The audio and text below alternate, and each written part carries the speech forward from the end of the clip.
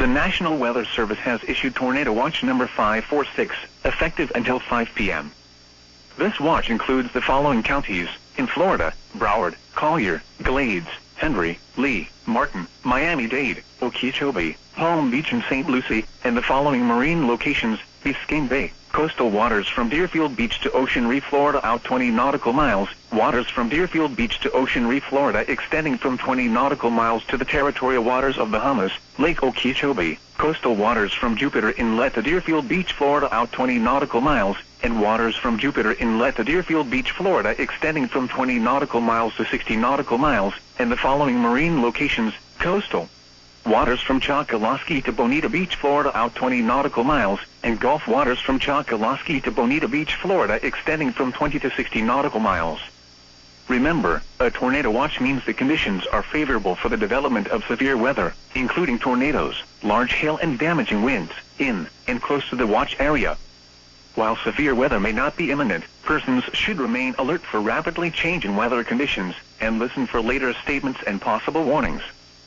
Stay tuned to NOAA Weather Radio, commercial radio and television outlets, or internet sources for the latest severe weather information. This is WSPC Albemarle. The following is a test of the emergency alert system. This is only a test.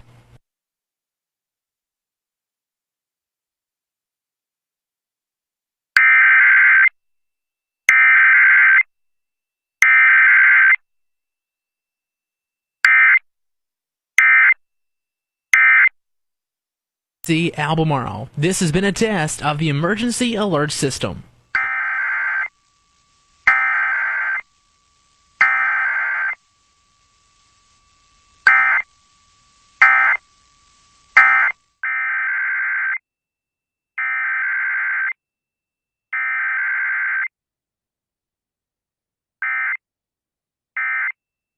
Warning for West Central Indian River County in East Central Florida, Southeastern Osceola County in East Central Florida, until 8:30 a.m. Eastern Daylight Time.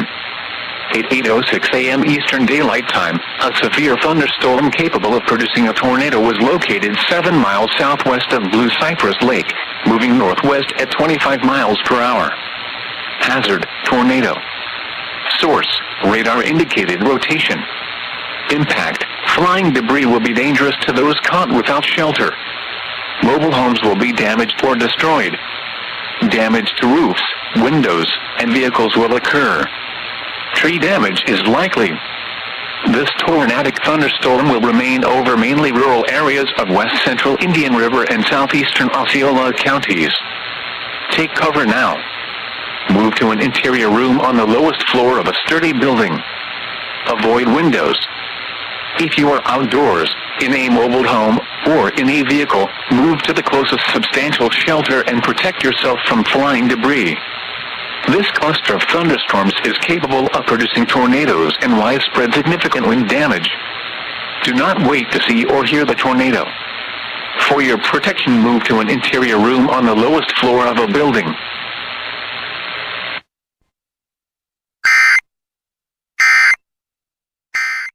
Florida, until 8:45 a.m. Eastern Daylight Time. At 8:16 a.m. Eastern Daylight Time, a severe thunderstorm capable of producing a tornado was located over Winter Beach, moving northwest at 30 miles per hour. Hazard: tornado. Source: radar indicated rotation. Impact: flying debris will be dangerous to those caught without shelter. Mobile homes will be damaged or destroyed. Damage to roofs, windows, and vehicles will occur. Tree damage is likely. This dangerous storm will be near Wabasso around 8:20 a.m. Eastern Daylight Time. Sebastian Highlands and Sebastian Inlet State Park around 8:30 a.m. Eastern Daylight Time. Roseland, Sebastian Inlet and Micco around 8:40 a.m. Eastern Daylight Time.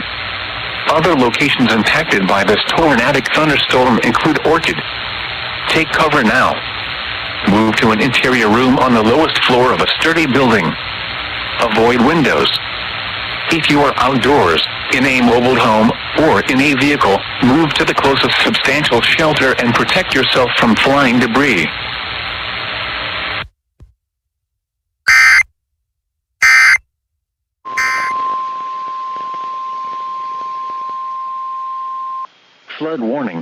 the following county: Brevard, Florida. Flood warning in effect until 10:45 a.m. Eastern Daylight Time this morning. What flooding caused by excessive rainfall is expected? Where? A portion of East Central Florida, including the following counties: Brevard and Indian River. When? Until 10:45 a.m. Eastern Daylight Time. Impacts: flooding of rivers, creeks, streams, and other low-lying and flood-prone locations is imminent or occurring. Additional details: at 8:48 a.m. Eastern Daylight Time, Doppler radar and automated rain gauges indicated heavy rain due to rain bands from Hurricane Ian. Flooding is ongoing or expected to begin shortly in the warned area. Between 3 and 5 inches of rain have fallen. Additional rainfall amounts of 2 to 3 inches are possible in the warned area. Some locations that will experience flooding include Palm Bay, Sebastian, Vero Beach, Fells Mare, Indian River Shores, Malabar, Sebastian Highlands, Roseland, Wabasso, Sebastian Inlet, Winter Beach, Barefoot Bay, Gifford, Vero Beach South, Vero Lake Estates, Sebastian Inlet State Park, Mico, Plank West, Grand Valcaria and Vero Beach Highland. http://www.weather.gov/safety/flood turnaround. Don't drown when encountering flooded roads. Most flood deaths occur in vehicles.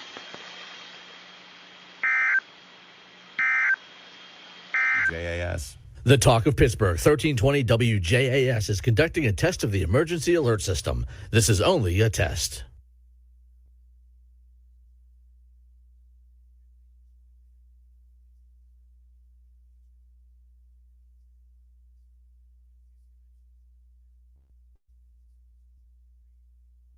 This has been a test of the emergency alert system on the Talk of Pittsburgh, 1320 WJAS. This was only a test. This is a test of the emergency alert system.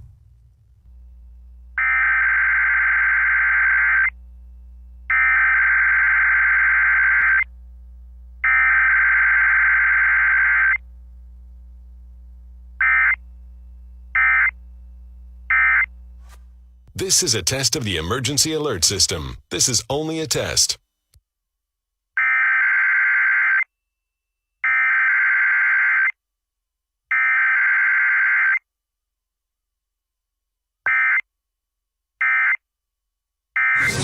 Mr. Baltimore.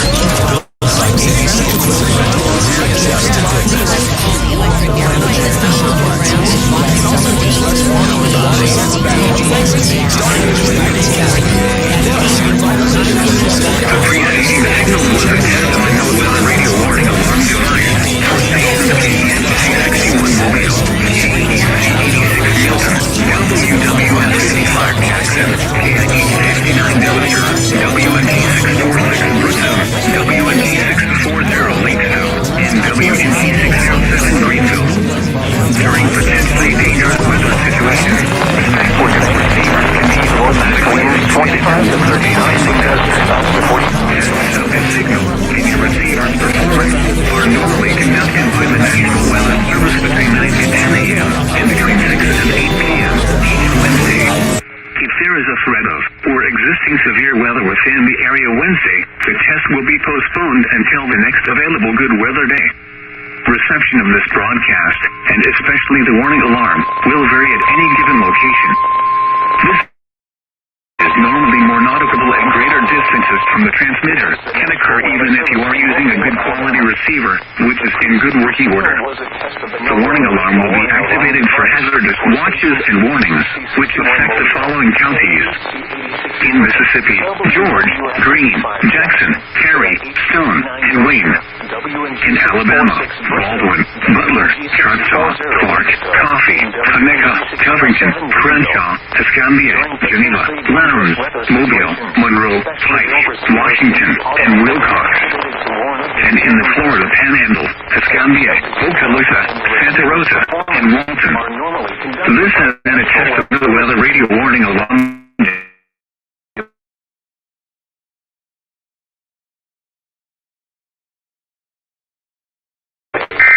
Will be postponed until the next available good weather.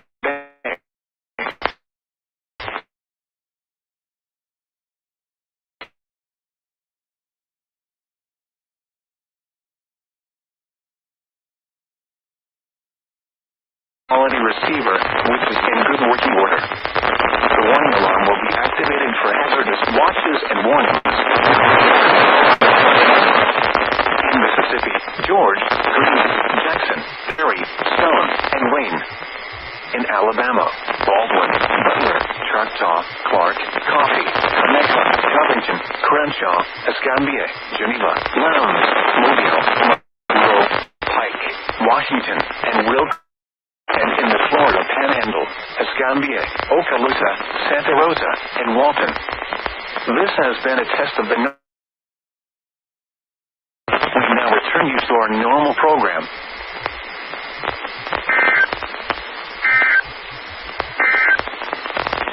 Here's your marine forecast.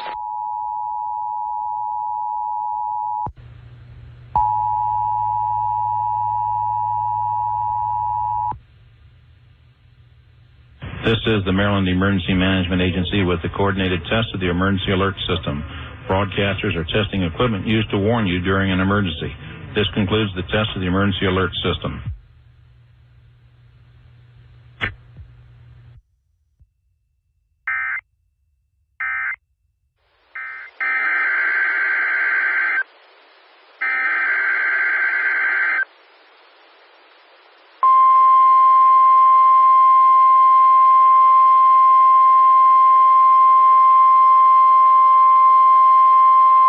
You're listening to NOAA Weather Radio in Parker, Pennsylvania, on a frequency of 162.425 megahertz. The preceding tone signals were a test of the alarm device of this weather radio station. This has been a test of the NOAA Weather Radio tone and same alert systems.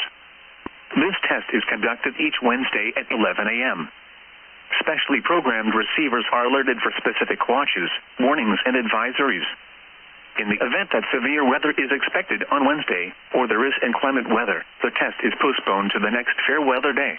Is reached by this weather radio station, Cabell, Wayne, the Ohio counties of Gallia, Lawrence, and Scioto, and the Johnson, Sullivan, Unicoi, and Washington. In Virginia, Lee, Russell, Scott, Smith, Washington, and Wise. And in North Carolina, Ashe, Avery, Madison, Mitchell, Watauga, and Yancey. Record low for today is... This is a test of the National Weather Service weather radio warning alarm for WWG57 for the Central Highlands of Ohio. Warn of impending hazards. Tests of this signal and receiver's performance are normally conducted by the National Weather Service at about 11 a.m. each Wednesday. If there is a threat of severe weather, the test will be postponed to the next available good weather day. Reception of the broadcast and of the warning alarm will vary at any given location. This variability, normally more noticeable at greater distances from the transmitter, can occur even though you are using a good quality receiver in perfect working order. We're using a good quality receiver in perfect working order. To provide the most consistent warning service possible, the warning alarm will only be activated for warnings in selected watches affecting the listening area. The ultraviolet index forecast for September 28th is 7, or high.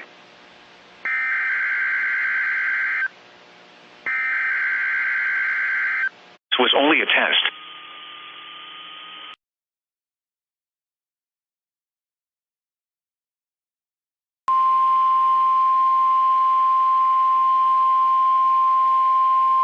And receivers' performance are normally conducted by the National Weather Service each Wednesday between 10 a.m. and noon, and between 6 and 8 p.m.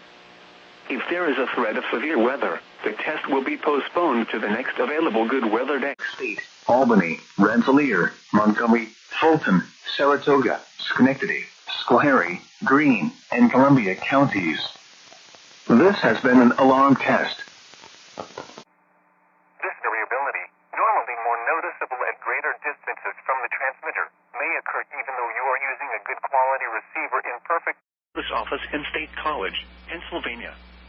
The tones you just heard were a test of the specific area message encoding and tone alert systems. During dangerous weather events, NOAA weather radio receivers can be activated by these systems. A message with information about a watch or warning would follow. Tests of these systems are normally conducted by the National Weather Service between 11 a.m. and noon each Wednesday. If there is a threat of severe weather, the test may be postponed until the next good. During potentially dangerous weather situations, specially built receivers can be automatically activated to warn of the impending hazard. Tests of this signal and receiver's performance are normally conducted between 11 a.m. and noon Eastern Time each Wednesday. If there is a threat of or existing severe weather in the area, we will postpone the test to the next available good weather day. Reception of this broadcast, and especially the warning alarm tone, will vary at any given location. The variability is more noticeable at greater distances from the transmitter and will occur even though you are using a good quality receiver in good working order. In order to provide the most consistent and dependable warning service possible, we will activate the signal only for the following counties which are within our broadcast reach: Adair, Casey, Clinton, Greene, Knox, Laurel, Lincoln, Marion.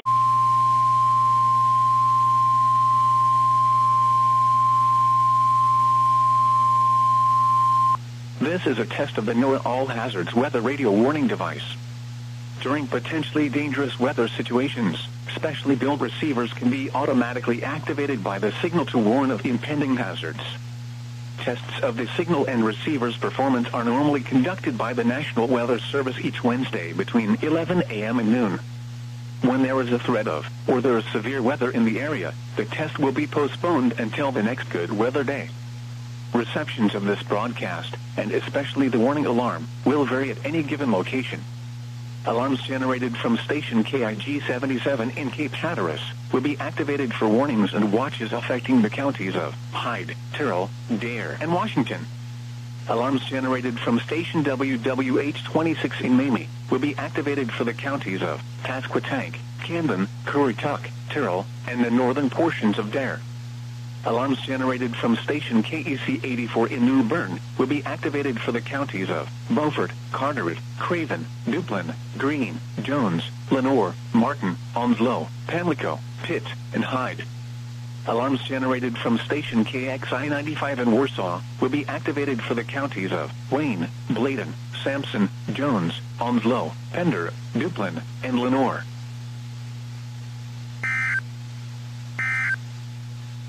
13 miles into sunny and 60 to 25 miles an hour.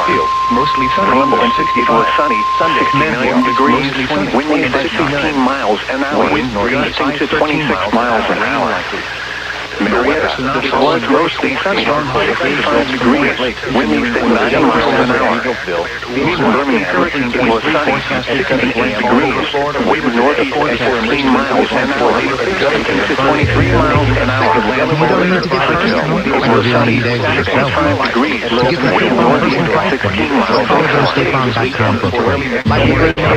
Weather outlook, this has now weather overseas proportions of north and central Georgia. Today, for today and tonight, no hazardous weather is expected at this time. 10 to 15 miles. This is a test of the NOAA Weather Radio Warning Alarm. During periods of testing severe weather, special receivers are activated to warn of the impending hazards.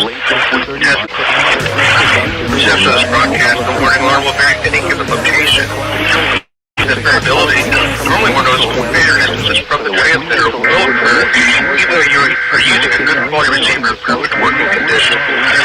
The tone will be activated for selected watches and warnings affecting the following counties: in Indiana, Porter, LaPorte, St. Joseph, Elkhart, Grange, Steuben, Stark, Marshall, Iosco, Noble, DeKalb, Whitley, Allen, Miami, Wabash, Huntington, Wells, Adams, Grant, Blackbird, Alaska, and Jay. In Ohio, Williams, Fulton, Defiance, Henry, Haldane, and Bayport. And in Michigan, Marion, Cass, St. Joseph, Branch, and Hillsdale.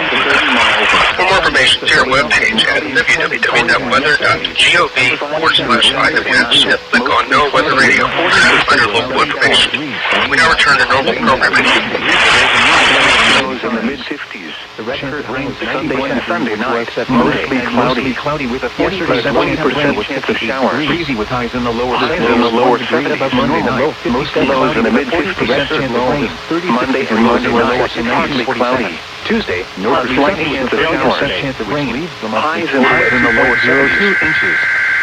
This is 1.9 reports for low than normal across the lower Chesapeake Bay and coastal waters.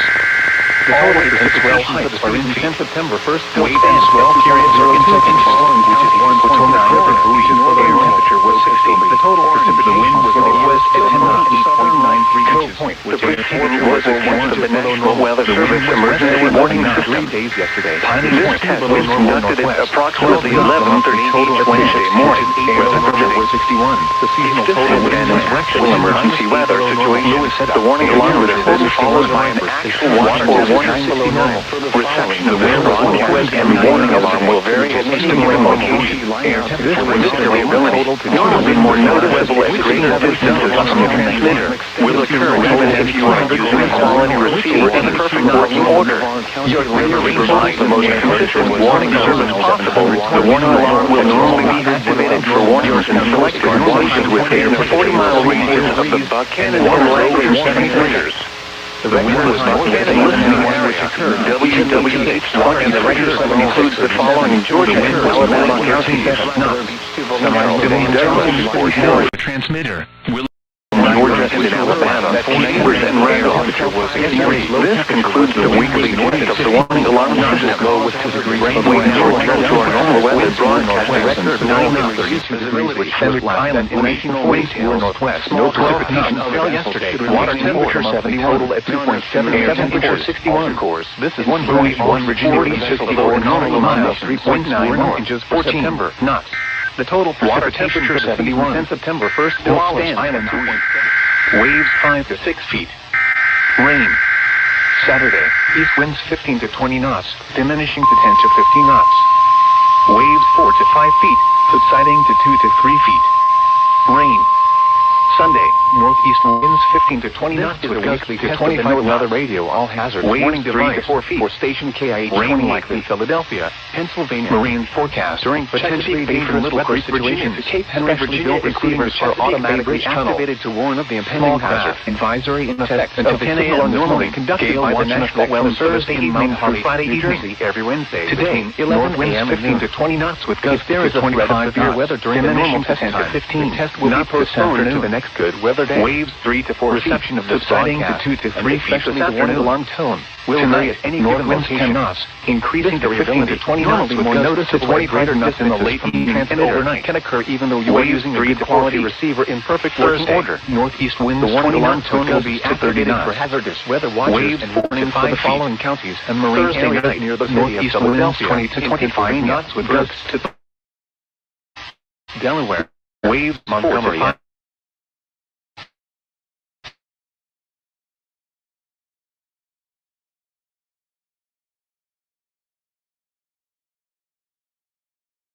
Knots, becoming east 20 to 25 Bay north of Pools Island. This concludes the weekly test of NOAA Weather Radio All Hazards, station KIH 28 in Philadelphia, Pennsylvania. Thank you for listening to NOAA Weather Radio All Hazards.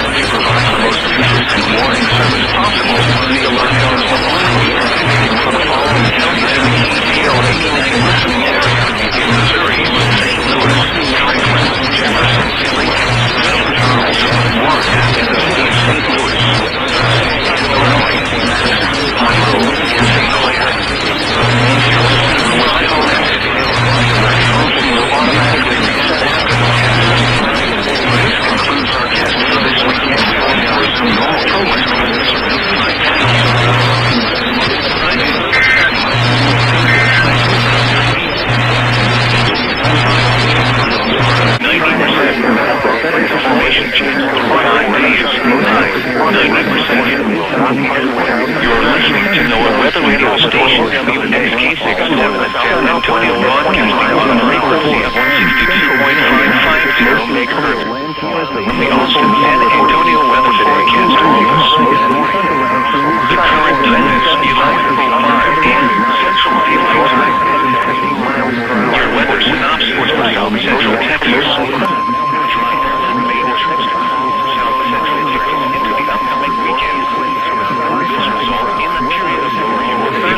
Starting each morning and afternoons. No rainfall is expected with sunny skies during the day and clear skies overnight. Some high clouds will filter into the area for Sunday and Monday. Your local forecast. Today, sunny. Highs around 90. Winds from 5 to 10 miles per hour.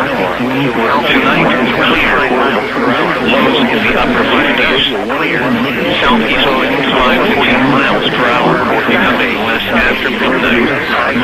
Thursday, sunny. Highs in the lower 90s. Winds around 5 miles per hour, becoming northeast in the afternoon. Thursday night, clear. Lows around 60. East winds around 5 miles per hour. Friday, sunny. Highs around 90. East winds 5 to 10 miles per hour. Friday night and Saturday, clear. Lows in the upper 50s. Highs in the upper 80s. Saturday night and Sunday, mostly clear. Lows in the upper 50s. Highs in the upper 80s. Sunday night, partly cloudy. Lows in the lower 60s. Miles per hour. Friday, sunny. Highs around 90. East winds 5 to 10 miles per hour. Friday night and Saturday, clear. Lows in the upper 50s. Highs in the upper 80s. Saturday night and Sunday, mostly clear. Lows in the upper 50s. Highs in the upper 80s. Sunday night, partly cloudy. Lows in the lower 60s. Monday through Tuesday, mostly clear. Highs around 90. Lows in the lower 60s. You're listening to NOAA Weather Radio Station WSK6 San Antonio, broadcasting on a frequency of 62.550 megahertz, originating from the Austin San Antonio Weather Forecast Office. The current time is 11 a.m. Central Daylight Time. Your weather synopsis for South Central Texas. Dry air will remain in transitory in South Central Texas into the upcoming weekend. This resulted in a period of humidity with cool start each morning and afternoons. No rainfall is expected with sunny skies during the day and clear skies for the night. Some high clouds will find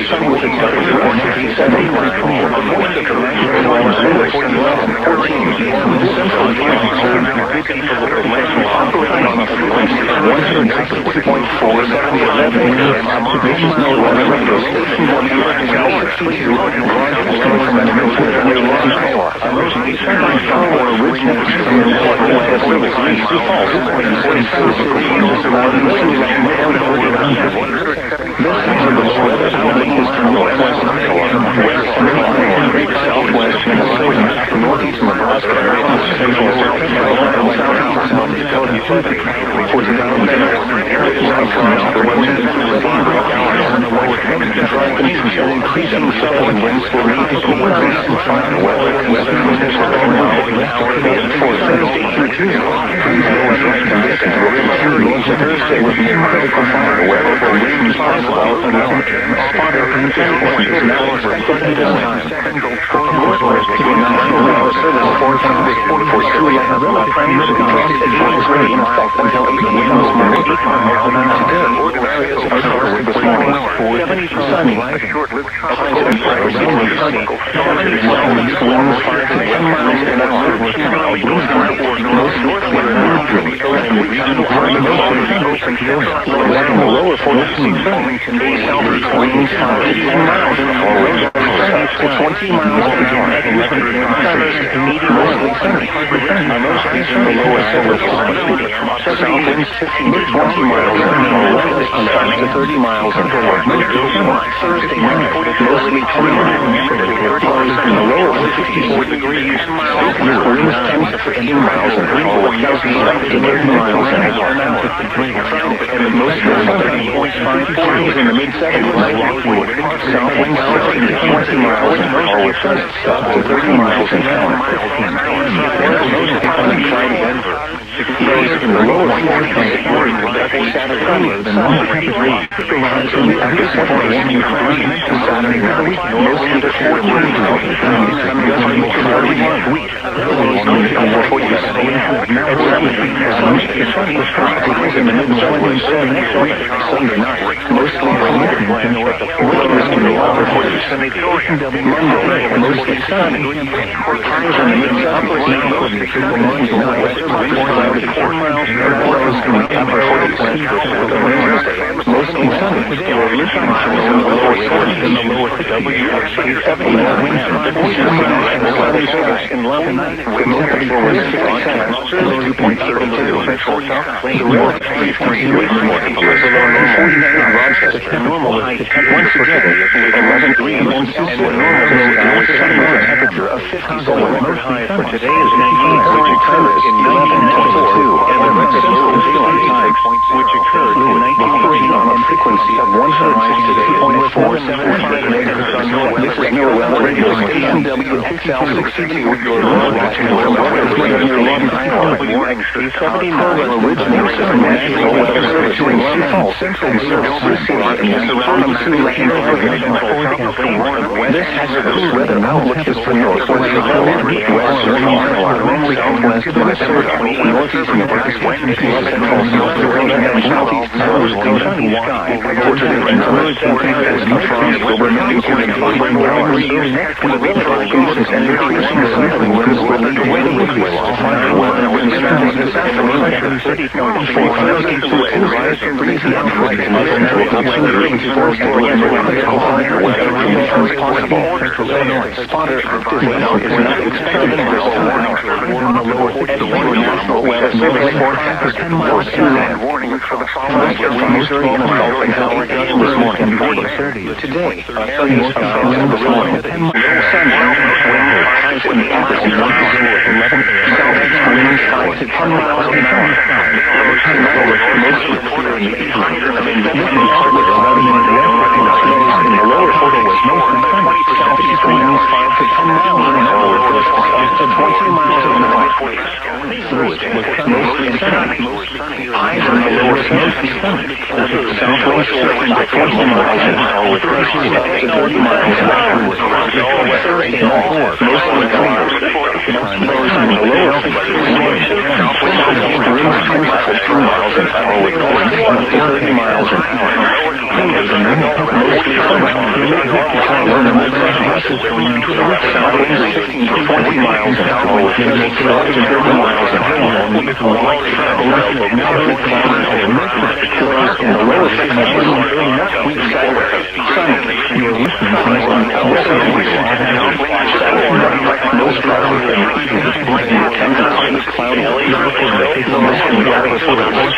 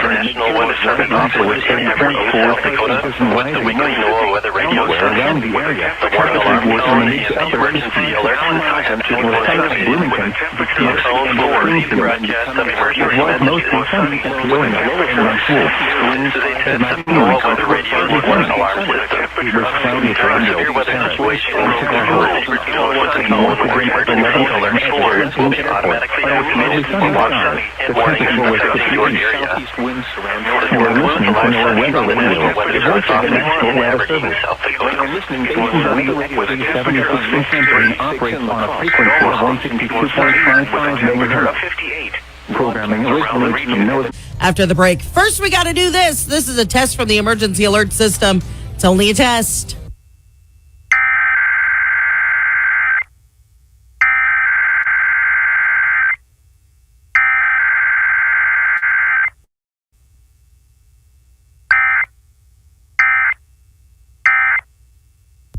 That was a test from the emergency alert system. Had there been a warning, we'd let you know about it on KSU. Osceola and Volusia. When? Until 4 p.m. Eastern Daylight Time.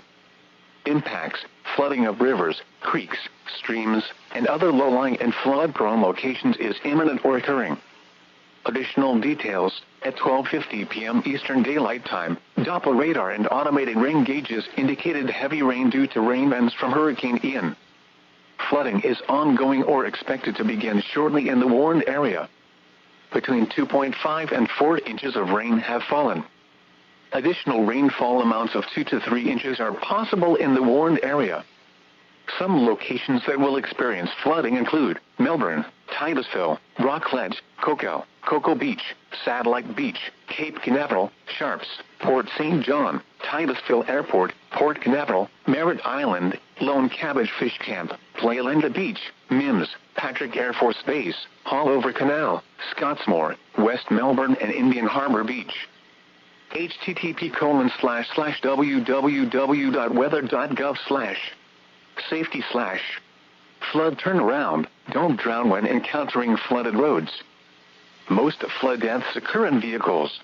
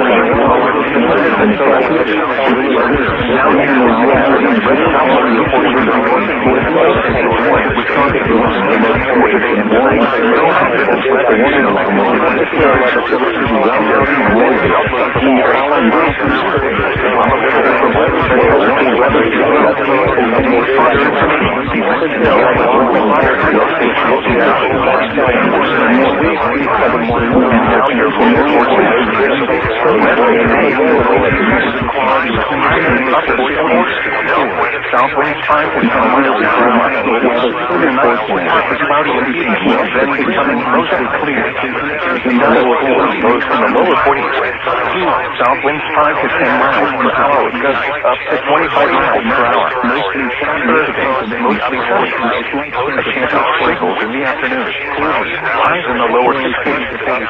South winds 10 to 15 miles per hour with gusts up to 25 miles per hour. Thursday night, mostly cloudy and evening, then clearing. Lows in the mid-40s. South winds 5 to 10 miles per hour. Friday, sunny.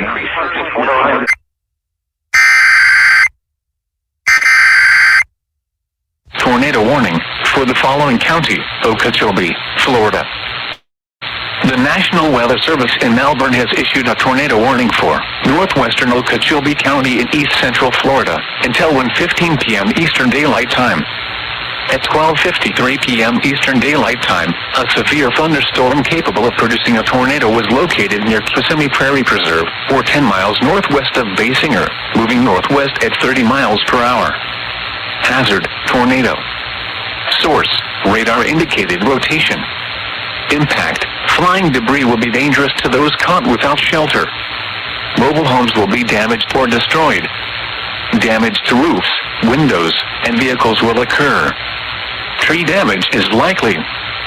This tornadic thunderstorm will remain over mainly rural areas of northwestern Okeechobee County.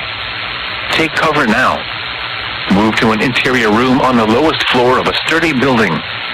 Avoid windows. If you are outdoors, in a mobile home, or in a vehicle, move to the closest substantial shelter and protect yourself from flying debris.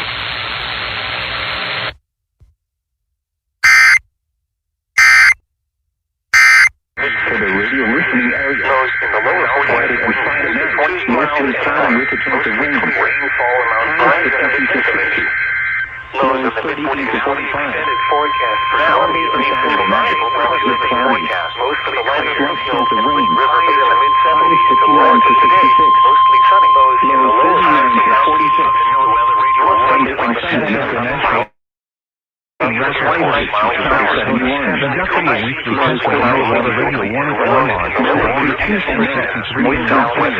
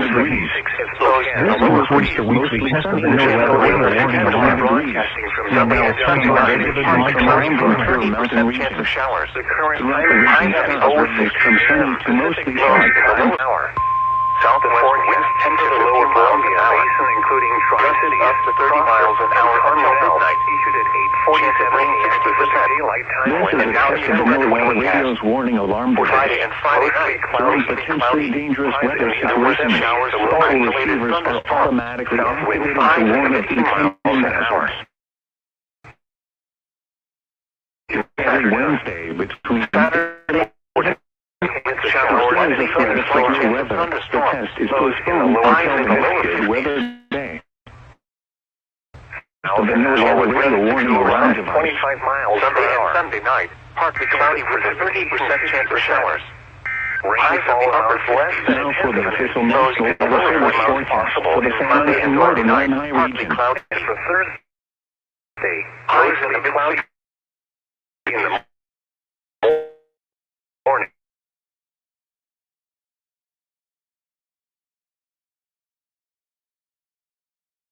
During severe weather, the routine broadcast is suspended in order to broadcast severe weather information. Daylight time around September 28th.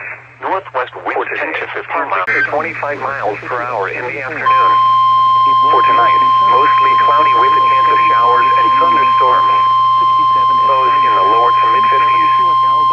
Southwest winds 5 to 15 miles an hour with Wyoming to around 25 miles per hour. Test of the NOAA radio warning system for central Wyoming. The following Southwest transmitters are covered by the test. Higher amounts possible in MontCoEAS by WXM 61. Thursday, mostly cloudy in the morning. County by partly cloudy 2-3. 20% brings County by WNG573. Highs in the lower to mid-70s and Converse counties by Southwest M57 in Johnson County by WNG642. For the Blue Mountain potentially dangerous weather situations, especially ill receivers, 47 automatically activate by the Wednesday to warn of impending hazards. For today, test partly cloudy in the morning, becoming mostly cloudy, conducted by the National Weather lower 11 a.m. and 1 p.m. Wednesday 5 to 15 miles an hour with winds around 25 miles an hour until the next official good weather day. Mostly cloudy. Reception of this broadcast showers and especially the warning alarm will vary in range showers likely in advance of thunderstorms overnight, even though you are using a good quality receiver. That is in good working order.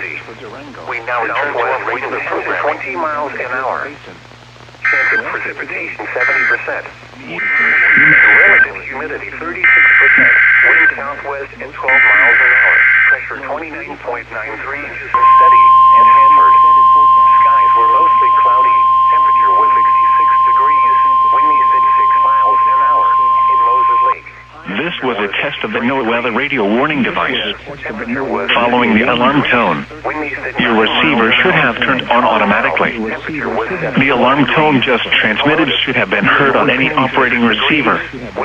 The alarm tone will be used to alert you in times of threatening weather and will be followed by a watch, warning, or emergency message.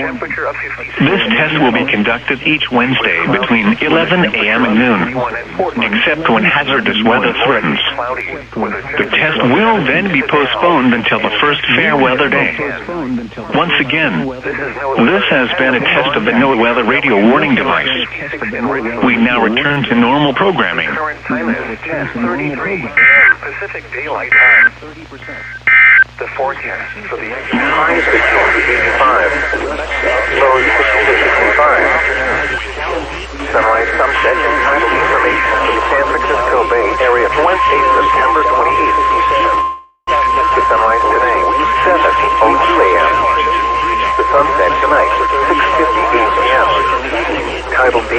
Golden Gate for today. High tide 1:44 a.m. at 5, 6 feet. Low tide 07 a.m. at 1.63 feet. High tide 1:37 p.m. at 5.95 feet. Low tide 7:53 p.m. at 0.27 feet. Synopsis for the Central California coast and bays, including the Monterey Bay, Greater Cerri, and Cordell Bank National Marine Sanctuary. Generally moderate to strong northwest winds will prevail today, with stronger winds along the coast south of Pittsburgh Point and over the waters south of Point Cerri. Behind a dry, sunny afternoon this afternoon, northwest winds will increase across all the waters. Strongest winds look to be along the Big Sur coast south of Point Cerri, where gale force gusts are expected. Hazardous seas also look to develop with wave heights potentially reaching 10 to 12 feet by Thursday evening. Winds and seas then look to diminish Friday through the weekend. The marine forecast for San Pablo Bay, Houston Bay, the West Delta, and the San Francisco Bay north of the Bay Bridge. Small craft advisory in effect from 3 p.m. Pacific Daylight Time this afternoon through this evening. For today, northwest wind 20 to 30 knots with gusts up to 30 knots. For tonight, west wind 15 to 20 knots with gusts up to 25 knots. For Thursday, southwest wind 5 to 10 knots. The coastal waters forecast from Point Reyes to Pigeon Point out to 10 nautical miles. Small craft advisory in effect from this evening through Thursday morning. For today, northwest wind 15 to 25 knots. Gusts up to 25 knots this afternoon. Wind wave 4 to 5 feet. West swell around 2 feet at 12 seconds and southwest around 2 feet at 15 seconds. For tonight, northwest wind 15 to 25 knots with gusts up to 30 knots. Wind wave 4 to 5 feet. West swell 3 to 5 feet at 12 seconds and southwest around 2 feet at 15 seconds. For Thursday, northwest wind 15 to 20 knots with gusts up to 30 knots. Wind wave 4 to 5 feet. West swell 6 to 8 feet at 12 seconds and southwest around 2 feet at 15 seconds. San Francisco bar forecast. In the deep water channel, combined seas of 3 to 4 feet at 15 seconds. Across the bar, combined seas of 4 to 5 feet at 15 seconds. Maximum wind current of 3.9 knots at 6, 25 p.m. Wednesday and 1.9 knots at 7, 25 p.m. Thursday. These are the 11 a.m. Pacific Daylight Time observations for the San Francisco and Monterey Bay areas on Wednesday, September 28th. Northwest wind strength at San Francisco Airport, increasing with temperature 69, dew point 56, relative humidity 72%, wet wind at 12 miles an hour, pressure 30.07 inches and steady.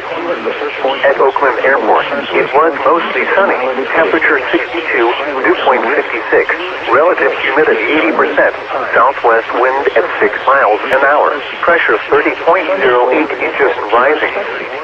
At San Jose Airport, it was mostly sunny, temperature 69, dew point 53, relative humidity 56%, northwest wind at 9 miles an hour. 11 a.m. Pacific Daylight Time. Low tide 0.4 feet at 5:43 p.m. Pacific Daylight Time. High tide 4.1 feet at 11:50 p.m. Pacific Daylight Time.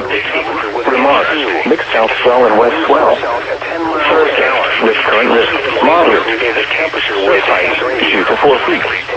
Thunderstorm potential. This is a test of the NOAA radio warning alarm and EAS signal. These signals are used to activate specially designed receivers when warnings or selected watches are issued for potentially dangerous weather situations. Tests of these receivers are normally conducted each Wednesday between the hours of 11 a.m. and 12 noon.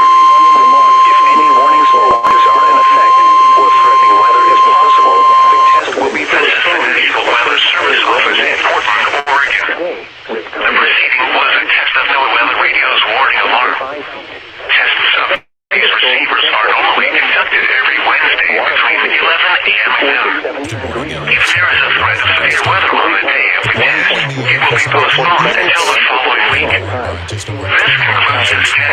We now return to our regular programming. Low tide, 0.4 p.m. Pacific Daylight Time. High tide, 4.1 is a test of the emergency alert system. Daylight Time. Remarks, mixed west swell and south swell. Thursday, with current risk, moderate. The following is a test of the emergency alert system. Storm potential, none expected. 3 feet tides, low tide, 1.7 feet at 5 days. Sunny. Highs to the north brings cooler conditions to the region. Cooler weather should last through the weekend with increasing night to morning low clouds and northwest winds. The forecast for the Los Angeles County coast, including downtown Los Angeles, today, Sunday. Highs in the upper 80s to mid-90s. Southwest winds around 15 miles an hour in the afternoon. 0.01 inches and rising. At Leno Naval Air Station, skies were mostly sunny. Morning low clouds and the temperature was 79 degrees, dew point 45, giving a relative humidity of 29%. The wind was north of 15 miles an hour. Around the valley, the temperature was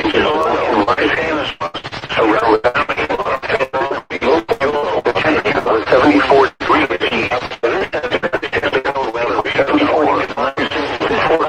Reportedly 76. At Madera, the temperature was 74. Otherwise clear. And reported 77 degrees. It was mostly sunny. 73 at the temperature was 80 and 66. At Santa Maria was 81. At Monterey, it was sunny with a temperature was 77. At San Francisco, was sunny with a temperature was 76. Once again, at Reno was 77 degrees. Mostly sunny with 86 degrees. Along Interstate 80 and across Central California to the coast, it was 69 at Blue Canyon. Wednesday, it was sunny with a temperature of 72 at Truckee and 72 at Sacramento. Weather in your area. San Francisco, it was partly sunny with a temperature of 65. This is a test of the National Weather Service's radio warning tone alarm and is being run in conjunction with a routine weekly test of the emergency alert system. During potentially dangerous weather situations, specially built receivers are automatically activated to warn of the impending hazards. Tests of these receivers normally are conducted by the National Weather Service every Wednesday between 11 a.m. and noon. When there is a threat of or existing severe weather in the area, these tests will be postponed until another day.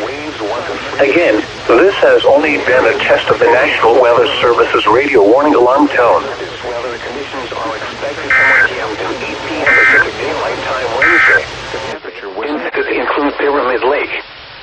The hazardous weather conditions are expected from 1 p.m. to 8 p.m. Pacific Daylight Time Wednesday.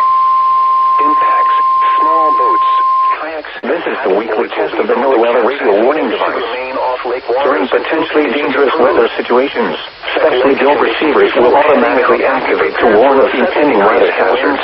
The weekly test of the NOAA radio warning alarm will normally be conducted by the National Weather Service on every Wednesday between 11 a.m. and noon. If severe weather is occurring or possible, the test will be postponed to the next good weather day.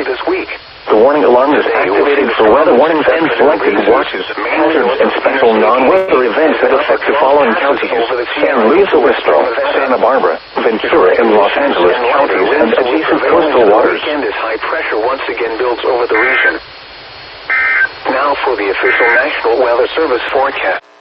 This has been a test of the NOAA Weather Radio Warning Alarm Tone, an emergency alert system. During potentially dangerous weather situations, specifically built receivers are automatically activated by these alarm tones to warn of the impending hazard. Tests of these receivers and the warning alarm tones are normally conducted by the National Weather Service every Wednesday between 11 a.m. and noon. Once again, this has been a test of the NOAA Weather Radio Warning Alarm Tone, an emergency alert system. To return to our normal programming, this message will be followed by 3 short bursts of digital data. Osceola County in East Central Florida until 3 p.m. Eastern Daylight Time. At 2:32 p.m. Eastern Daylight Time, a severe thunderstorm capable of producing a tornado was located 7 miles northeast of Kenansville, moving north at 20 miles per hour. Hazard, tornado. Source, radar indicated rotation. Impact, flying debris will be dangerous to those caught without shelter.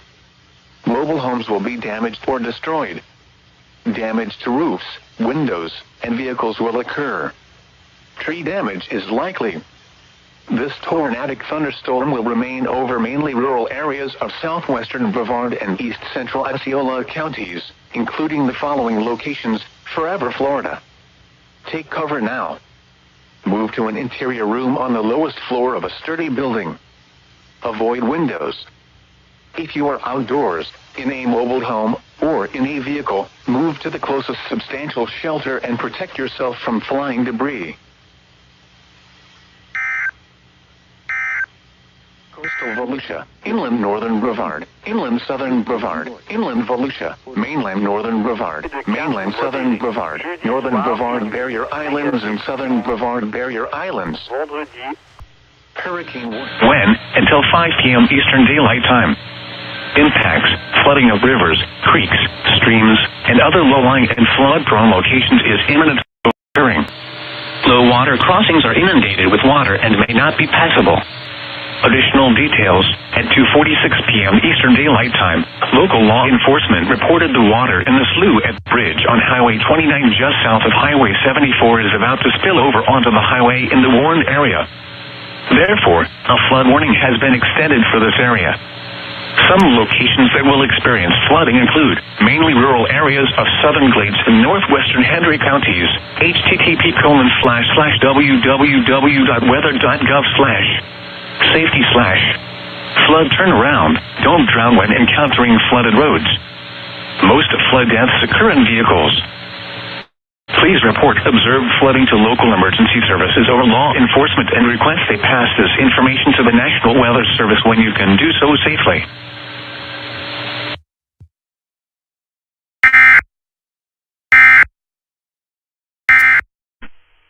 Source, radar and automated gauges.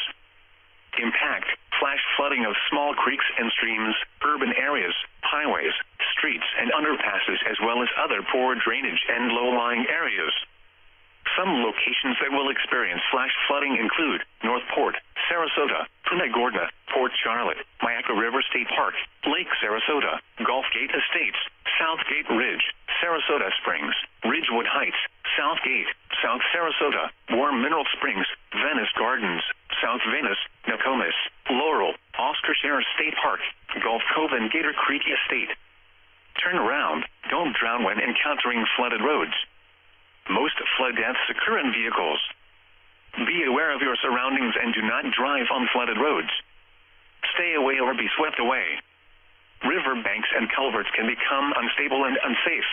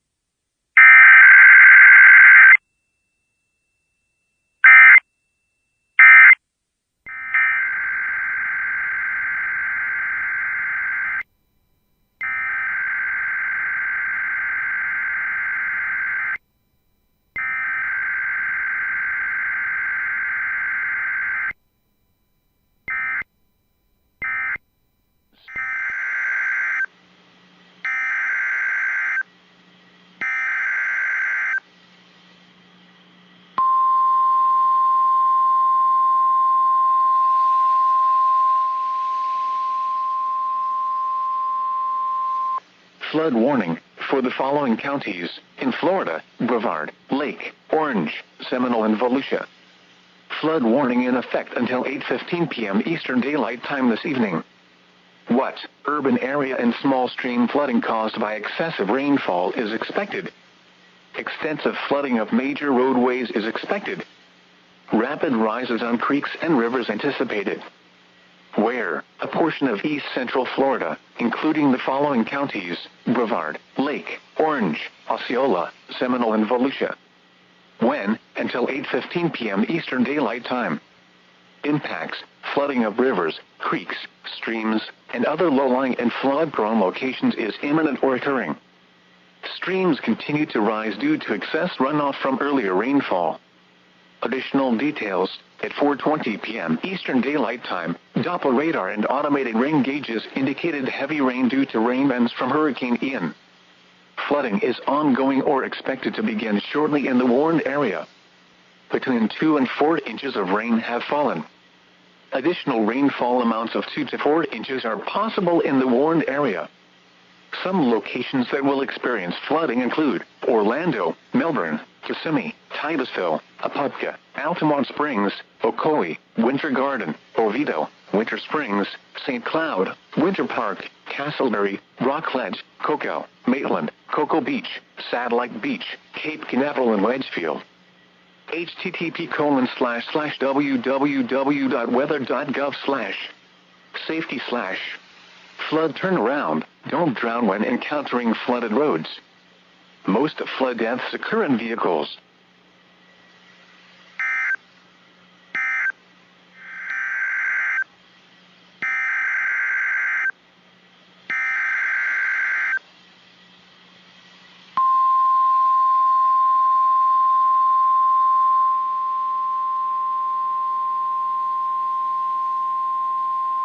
Tornado watch for the following counties in Florida: Brevard, Orange, Seminole and Volusia, and the following coastal waters from Flagler Beach to the Volusia-Brevard County line out to 20 nautical miles, and waters from Flagler Beach to the Volusia-Brevard County line extending from 20 to 60 nautical miles. The National Weather Service has issued Tornado Watch number 547, effective until 1 a.m. Eastern Daylight Time Thursday. This watch includes the following counties in Florida: Brevard, Orange, Seminole and Volusia, and the following coastal waters from Flagler Beach to the Volusia-Brevard County line out to 20 nautical miles, and waters from Flagler Beach to the Volusia-Brevard County line extending from 20 to 60 nautical miles. Remember, a tornado watch means the conditions are favorable for the development of severe weather, including tornadoes, large hail and damaging winds, in and close to the watch area. While severe weather may not be imminent, persons should remain alert for rapidly changing weather conditions, and listen for later statements and possible warnings. Stay tuned to NOAA Weather Radio, commercial and public radio and television outlets, or internet sources for the latest severe weather information.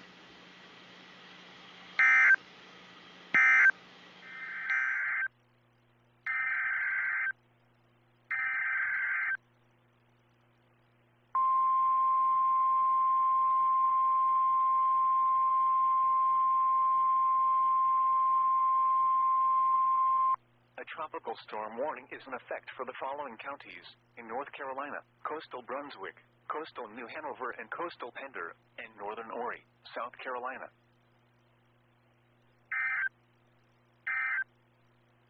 This is a test of the emergency alert system. This is only a test.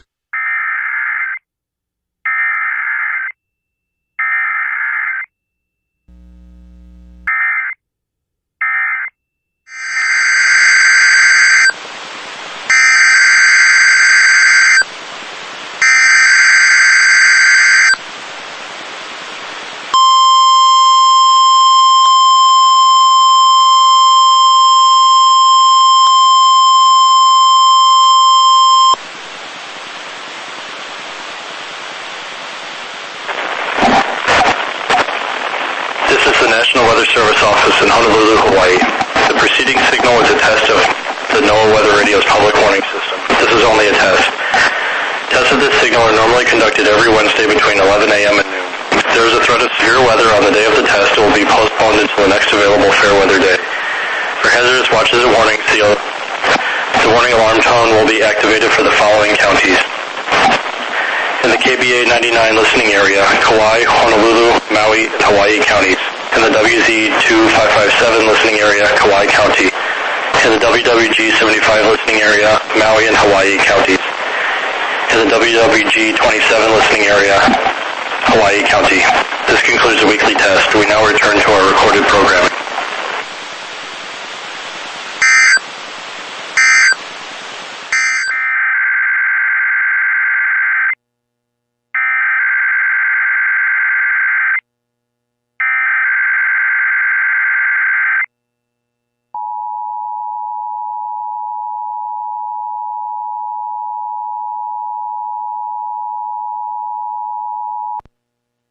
The civil authorities have issued a required monthly test for Churchill NV, Clark NV, Douglas NV, Elko NV, Esmeralda NV, Eureka NV, Humboldt NV, Lander NV, Lincoln NV, Lyon NV, Mineral NV, Nye NV, Pershing NV, Story NV, Washoe NV, White Pine NV, and Carson City NV, beginning at 2:50 p.m. and ending at 3:50 p.m. This is a test of the emergency alert system from the Nevada Division of Emergency Management. Federal, state, and local officials use CAAS to keep you informed in the event of an emergency or disaster through your local radio and TV stations and cable. The National Weather Service in Tampa Bay, Ruskin has issued a flash flood warning for Hardee County in Central Florida, DeSoto County in South Central Florida.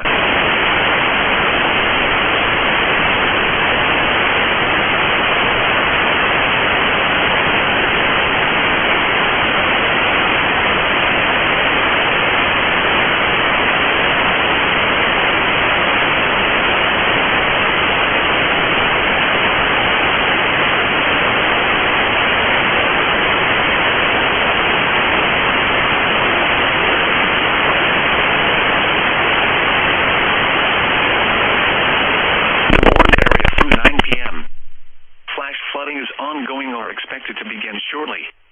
Hazard, flash flooding caused by Hurricane Ian. Source, radar and automated gauges.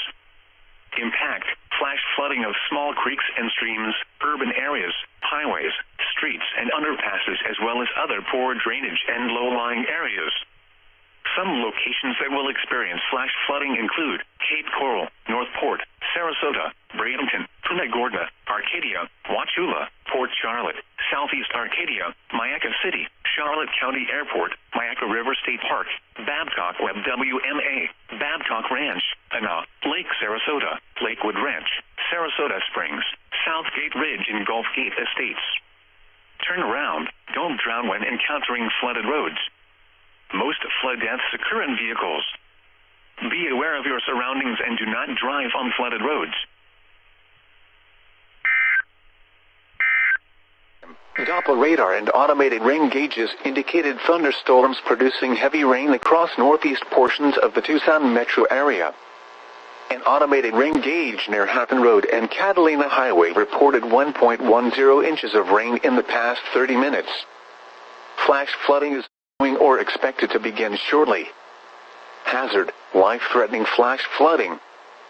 Thunderstorms producing flash flooding. Source, radar and automated gauges.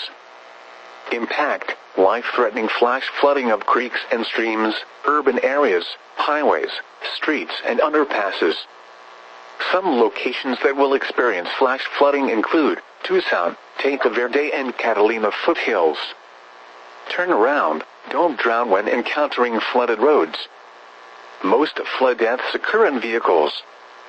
Repeating, a flash flood warning has been issued until 5:15 p.m. Mountain Standard Time for the following county: Northeast Pima, Arizona.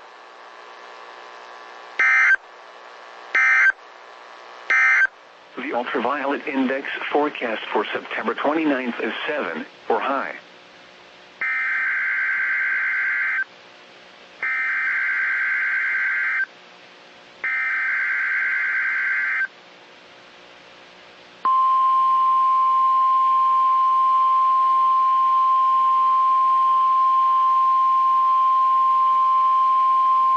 This is the National Weather Service office in Fort Worth. The preceding signal was a test of the public warning system for weather radio station KEAS 55. During potentially dangerous weather situations, specially built receivers can be automatically activated by the signal to warn of the impending hazard. Tests of the signal and receiver's performance are normally conducted by the National Weather Service each Wednesday between 10 a.m. and noon, and between 6 and 8 p.m. If there is a threat of severe weather, the test will be postponed to the next available good weather day. Reception of this broadcast, and especially the warning alarm tone, will vary at any given location. This variation, normally more noticeable at greater distances from the transmitter, can occur even though you are using a good quality receiver in good working order. The warning alarm tone will be activated for hazardous watches and warnings for the following counties: Bosque, Collin, Dallas, Denton, Ellis, Erath, Hill, Hood, Johnson, Parker, Somerville, Tarrant, and Wise. This concludes the test of weather radio station K-East C55.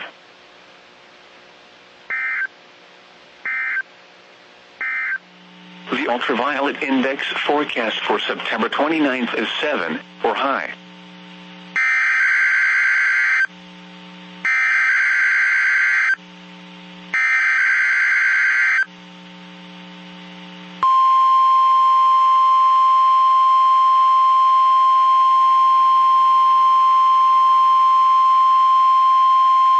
This is the National Weather Service office in Fort Worth.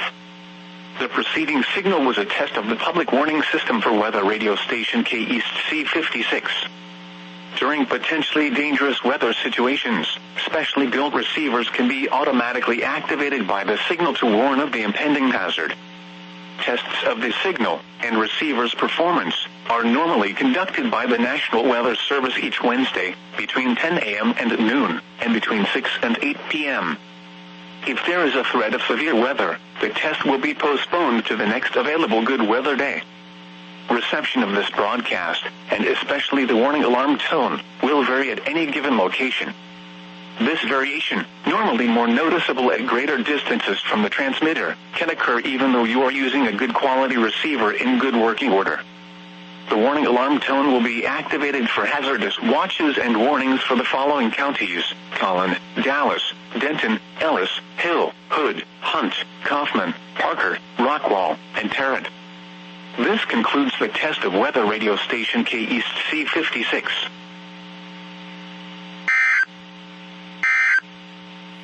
The ultraviolet index forecast for September 29th is 7, or high.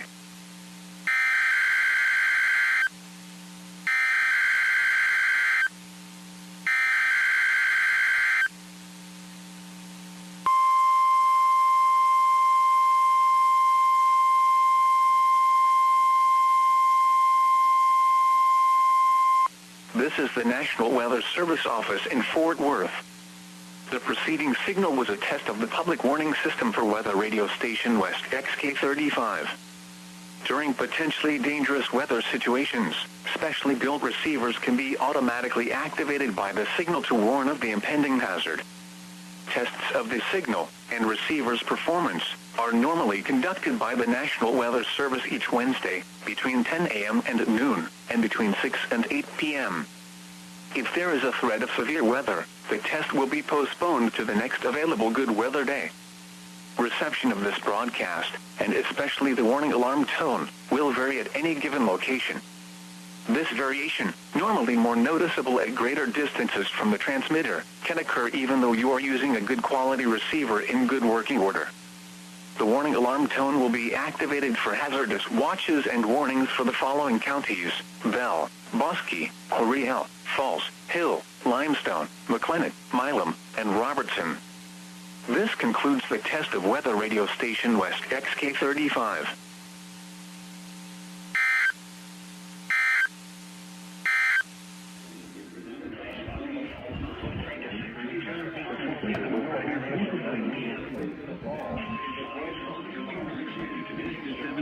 AM, WNDZ, Portage, Indiana, Chicago, and 88.5 FM, WSFI, Antioch, Illinois.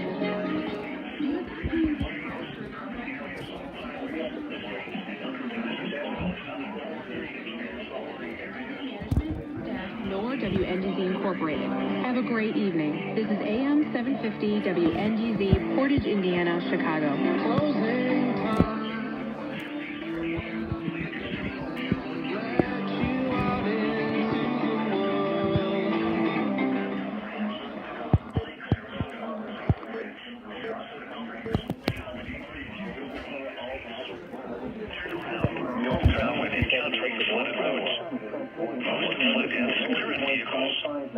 Be aware of your surroundings and do not drive on flooded roads.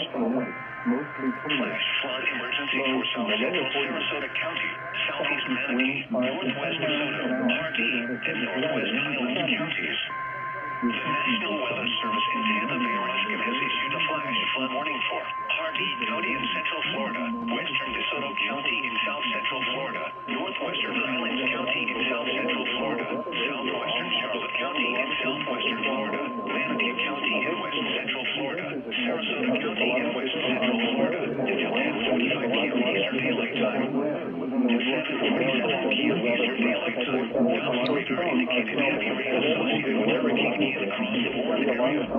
It's going to swell with 19 inches of rain have fallen.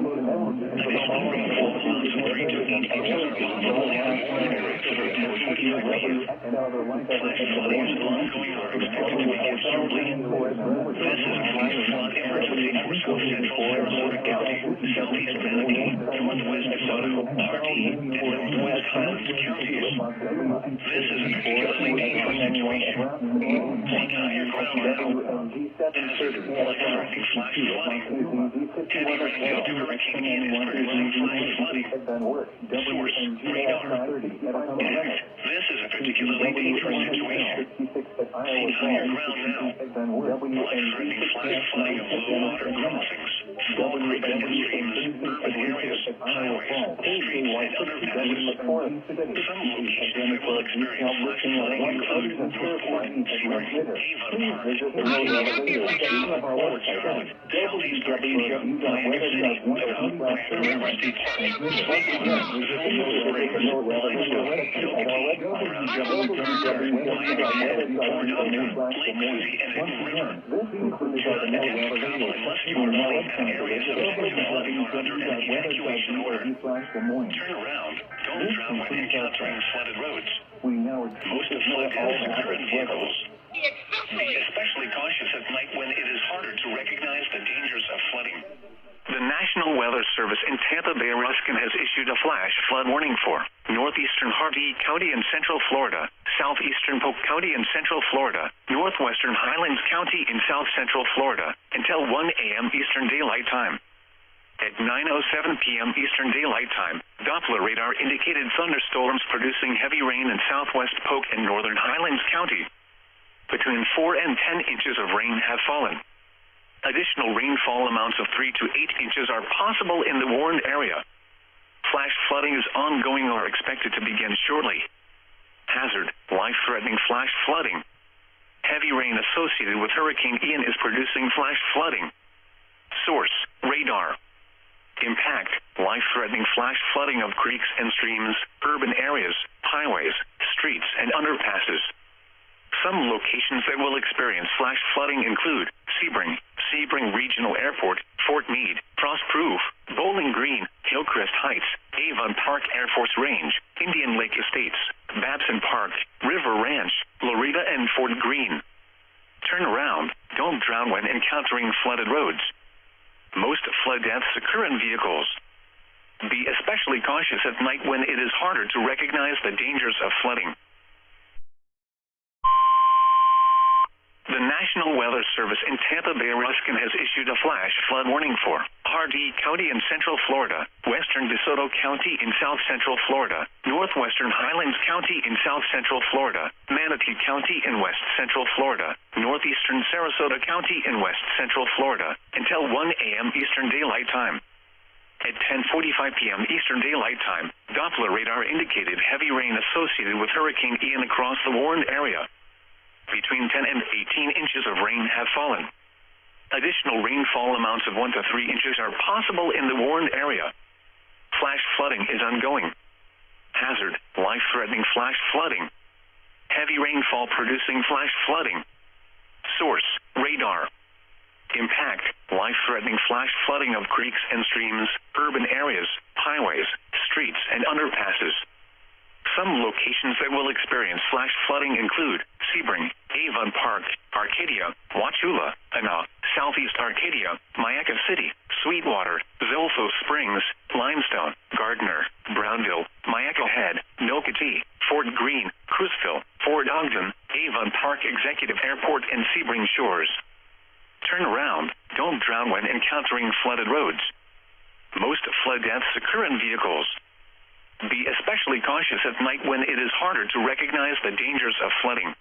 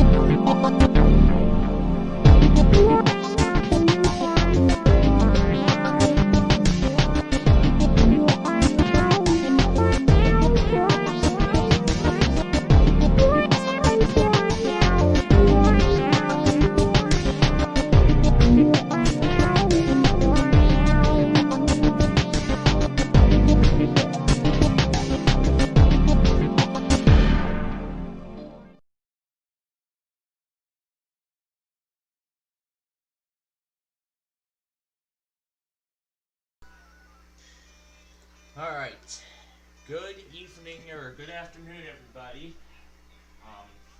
We're going to get going here with our programming here in just a moment, with our Minecraft show, sorry. We'll get going with that here in just a moment, but first, if you can hear, WJL1's right now relaying a severe thunderstorm watch, so we'll let you listen to it right here. The National Weather Service has issued severe thunderstorm watch number 553, effective until 9 p.m. Central Daylight Time. This watch includes the following county: Gwinnett, Texas. Remember, a severe thunderstorm watch means the conditions are favorable for the development of severe weather, including large hail and damaging winds in and close to the watch area. While severe weather may not be imminent, persons should remain alert for rapidly changing weather conditions and listen for later statements and possible. Stay tuned to NOAA weather radio, commercial radio and television outlets, or internet sources for the latest severe weather information. Yeah, not as informative. This emergency warning. Alright, so let me silence it so Discord doesn't scare the hell out of me while we're doing the program here. So actually, a few interesting things have happened as soon as we signed off last night. But first, let's see, how is this gonna play out? Yeah, Dallas is done. I see some severe weather is gonna get going around the Dallas-Fort Worth area later tonight. Let's see, where's this for? Looks like, yeah, Fort Worth has responded. And this is a pretty short watch, too. Although, I have a feeling it might get extended and expanded to the Fort Worth area later tonight. So, here's what I will do with this event. What I'm going to do is I'm going to put the iPause test in here. Listen carefully. Alright, so what I'm going to do is the Hawaii iPause test will be going in. However, the severe thunderstorm watch that came after it is currently is actually going to be going in a separate compilation here, and I'm gonna go ahead and turn off the Barrington Air 1 until they test. But first, let's go through a couple things that happened during the overnight scenes.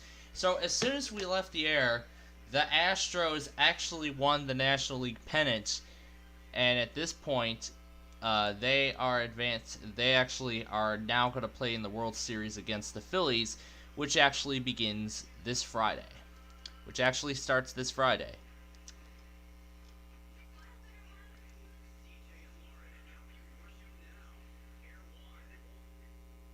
Yep, that's who's currently on right now. And then following the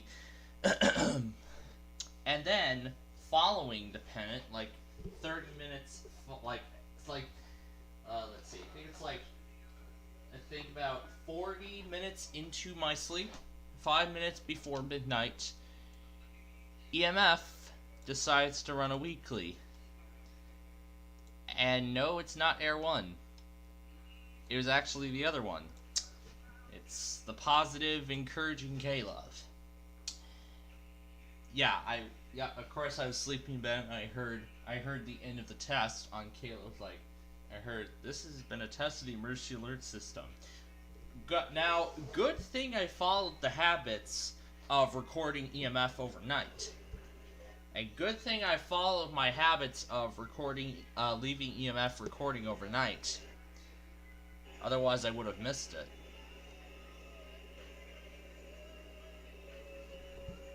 So here's where it happened. It was after Good Lord.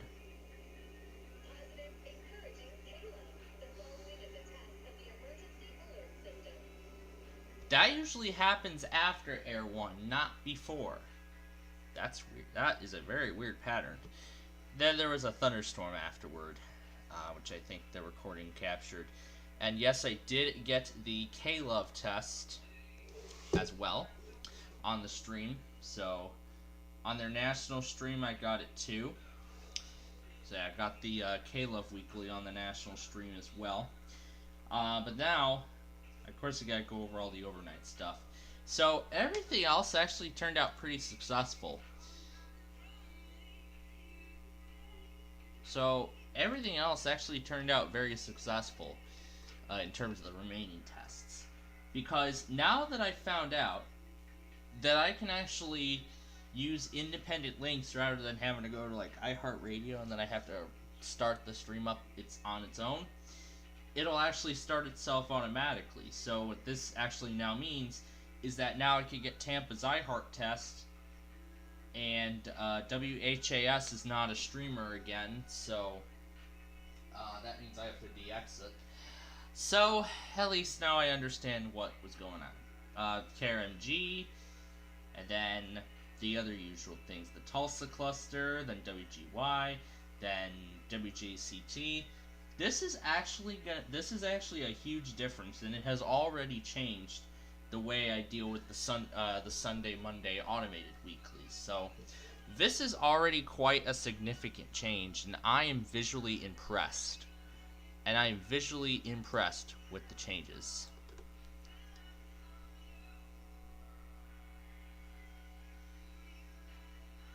Well, why is he calling my group if he's going to bed? That doesn't make any sense.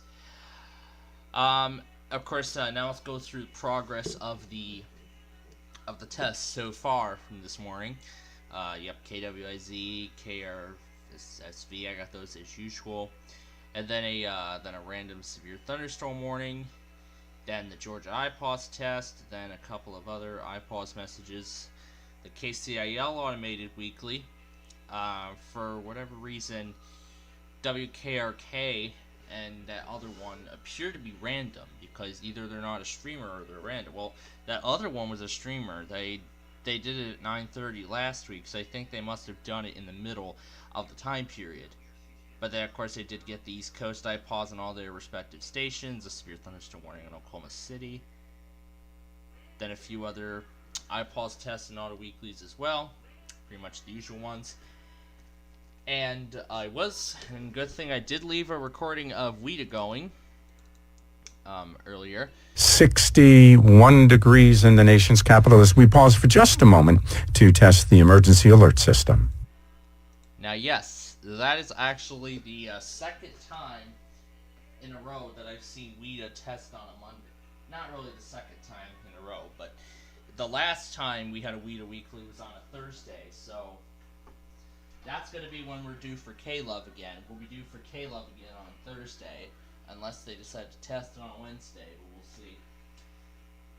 KFAV didn't test this morning. They should tomorrow. If WTOP doesn't do it tonight, then I would love to get WTOP and WETA out of the way, so that my nights will be not as stressful. And I should start monitoring WTOP at the 6:50 hour in case they decide to do it that early, even though they rarely do. So, yeah, now I understand.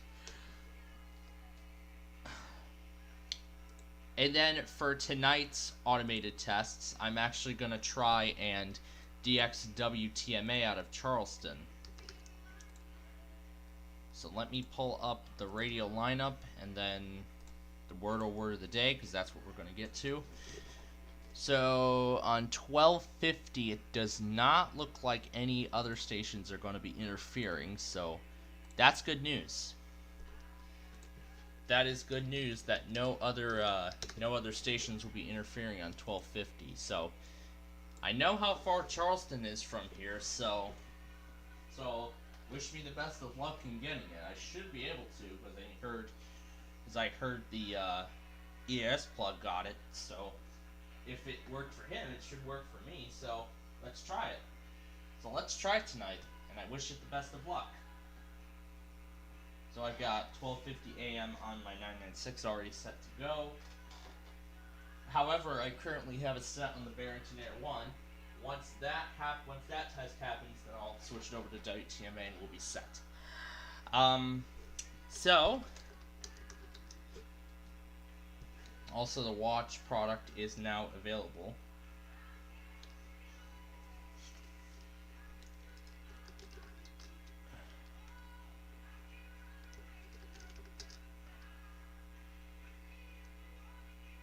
so some letters are still out of place. Let's try start. Okay, we got one of them in the right spot. Let's try ghost. This is fitting for Halloween, but...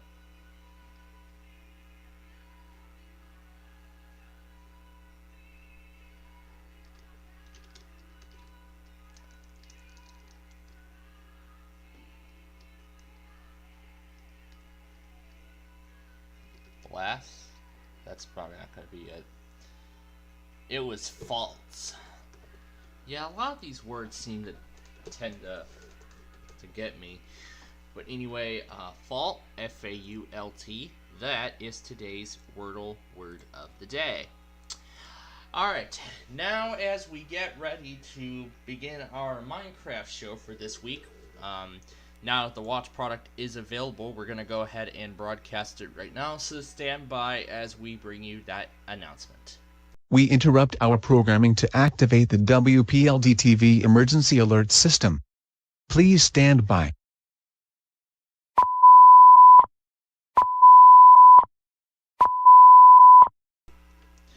We interrupt our programming to bring you an important weather message. The National Weather Service Storm Prediction Center has issued severe thunderstorm watch number 553 in effect until 9 p.m. this evening for portions of west central and western North Texas. Primary threats include gusts up to 70 miles per hour, large hail of up to $half size, up to ping pong ball size, and a tornado or two. Again, through early and mid-evening, strong storms will be capable of producing damaging winds and severe hail. Remember that a severe thunderstorm watch means that conditions are favorable for severe weather enclosed to the watch area, and persons in these areas should be alert for threatening weather conditions and should listen for later statements and possible warnings. We will bring you any and all updates as they come. This concludes this weather announcement, and we will now resume normal programming. So, I don't know if you saw my weather... I'm sure many of you were watching my weather scan stream this morning.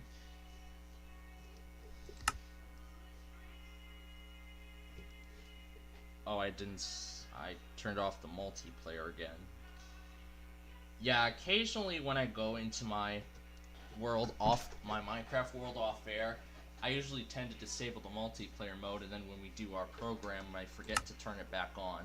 But there we go. We should be set now. So for those who saw my weather scan stream, the weather scan stream this morning, you'll notice that it looked pretty realistic now. Now that the weather scan itself looks very realistic. The animation is realistic. I love it.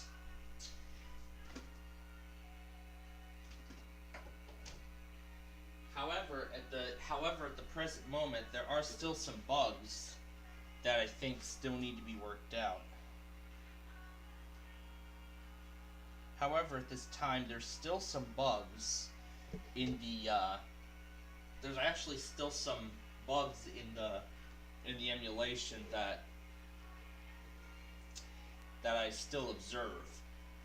One of them being that the current observations don't update. The airport conditions update. That's good. However, the current weather conditions don't update. And a new bug I think I just found out, it doesn't go into severe mode right away. It has to go through at least one part of the cycle or the main location, and then it'll go into severe weather mode. Where previously it would be in severe weather mode right away. And after looking back at the weather scan stream, I was thinking, you know what? I should overlap that Service Electric logo and put my logo in its place. I mean, I still haven't come up with a good composition of that yet, but if I do intend on doing it, I might. Oh yeah, and also when Air 1 tests, this is going to be a very different kind of goat that I'm going to send in the Club Sterling. I'm not going to send the usual goat. I'm going to send a different goat. I'm going to send a very different goat.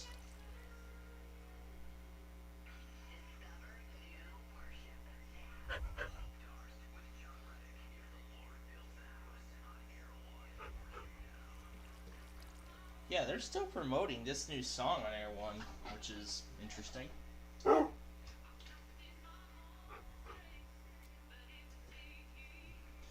So again, we'll bring you any and all updates on the severe weather event as they unfold.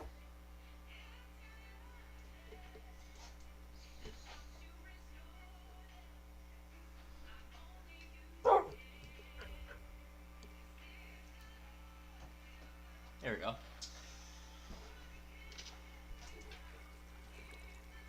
Alright. Yeah, of course I still had a lot of the usual stuff. I had my radio station going today, I had K-Love, I had some research project, and I was listening. I mean, I was all over the place with Air One today. I mean, I started at the Tucson Air One, somebody else took it, and now I had to go over to the LA Air One, for the first time, and now I actually did the Indianapolis Air One. So maybe when they test, I might do all those Air Ones at once. So, pretty impressive. So, anyway, we are going to continue on with a project that we actually started yesterday, last week, and this will be technically the beginning of the new realm that we're going to be putting up. I mean, I've already given the realm an official name, so now all we're doing here is we're just going to basically finalize all the elements.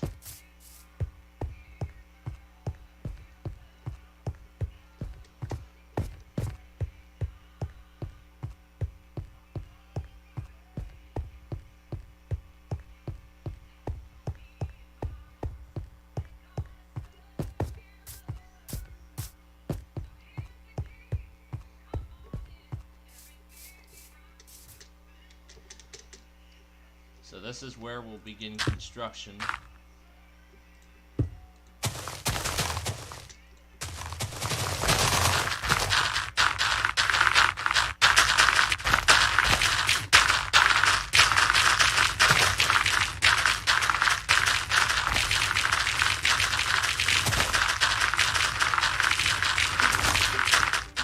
Hey Google, answer.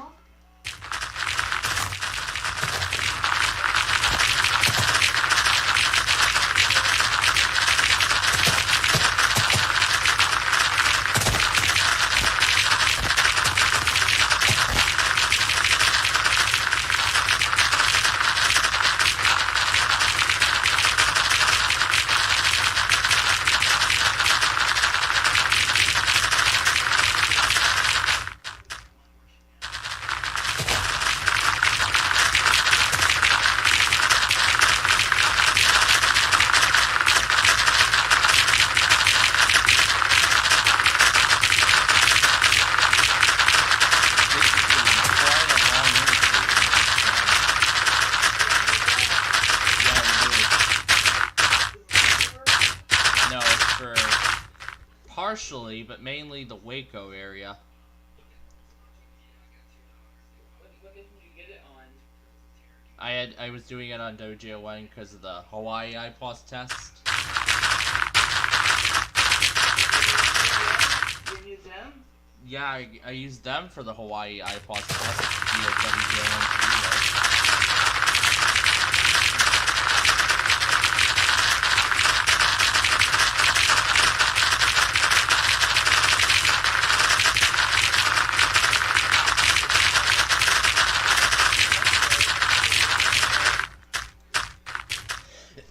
Oh, the anniversary of the Chester tornado?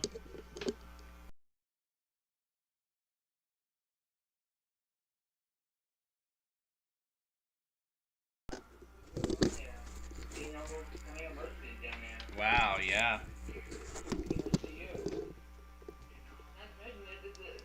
There's also our debut of cares to you. Yeah, the first day using that station, and we have been since then. Oh, and I see our leader coming. In about 45 minutes, yep, we'll begin the week of Mark Levin.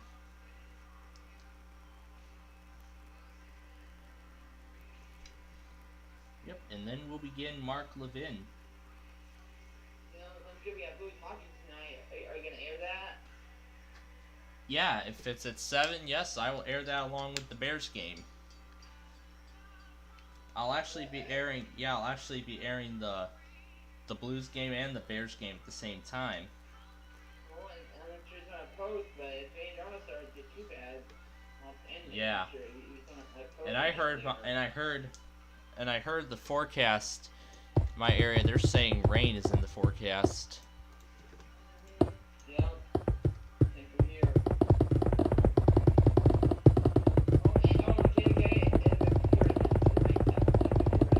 Oh no.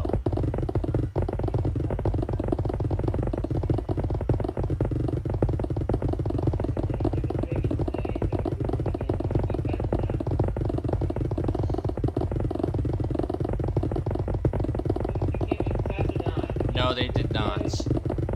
No, they did not.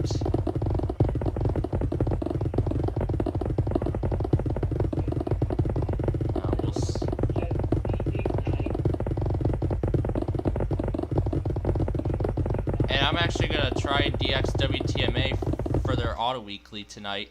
They're not a streamer, but I heard the EAS plug managed to DX them out of Arkansas. So I'm thinking, you know what? If he was successful in accomplishing that, I'll try it too. They're on 12:50 a.m. Yeah, they're on 12:50 a.m. We got Maryland. When is Florida's monthly? Florida's monthly is actually later this week. And your test is next week. Well, no, will it be next week or following Tuesday? It'll be the following Tuesday. It'll be next Tuesday, the 1st. It's a weird week next week. It's a month. Yeah, it's gonna be strange how I'm not gonna be home for my state's test, but the following Tuesday I will be home for Tennessee and Texas.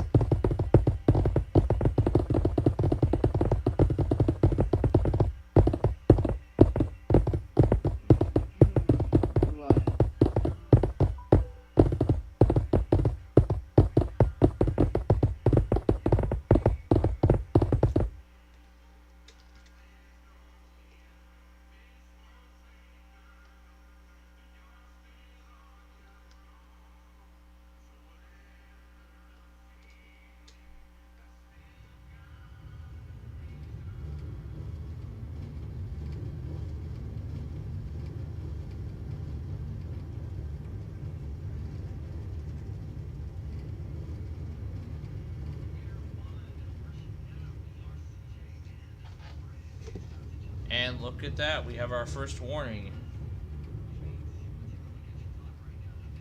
It's not even 4:30 yet, and they're already jump-starting the love. Dang. Sure you all know what that means now. We have a new warning, so... Sure, I would love to play all of them at once. But right now, let's turn our attention to this warning here. Alright. Yes, this is a familiar area.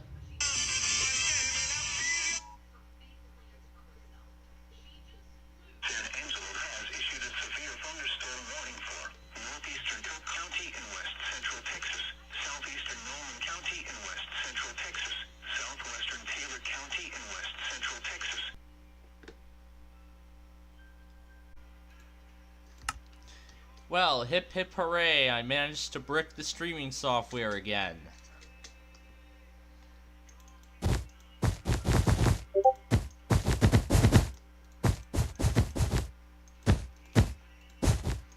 That's wonderful.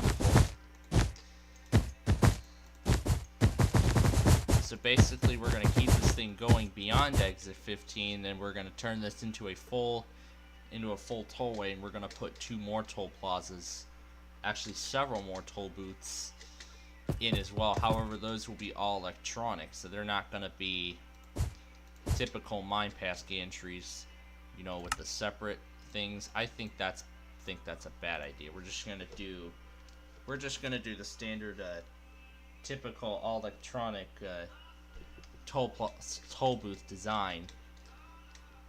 That's usually standard.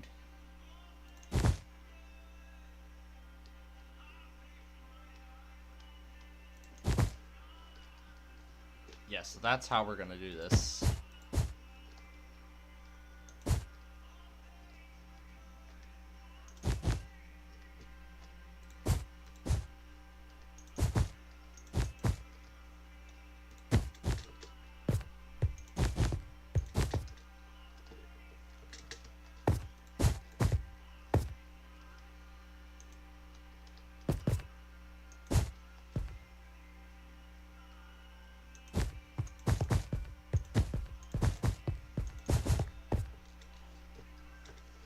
So basically this will be a continuation of southbound 202, and I'm not sure how we're going to end it.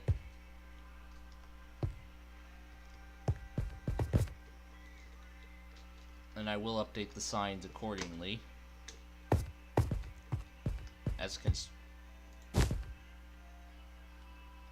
construction of this continues.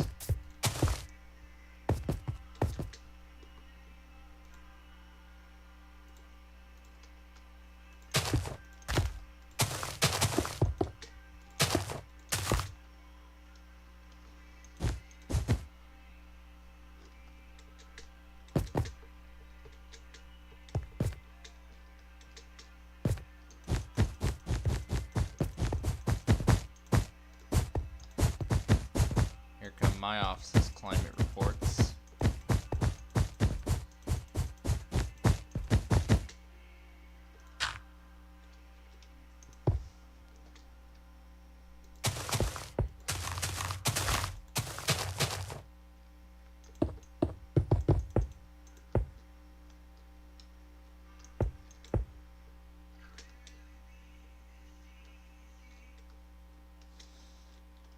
And then eventually, once we have a significant portion of this completed, we'll open it.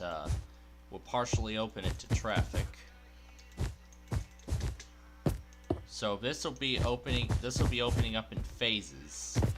So it's not really going to have a full opening just yet, because this will also be accompanied by a much larger project that will also be coming soon, which is actually going to be a freeway that's actually gonna loop around the entire world. You know how I had 302 set up as that purpose previously? I had I-302 set up as that purpose previously. Now, considering how much this world has grown, I think it's time for a change.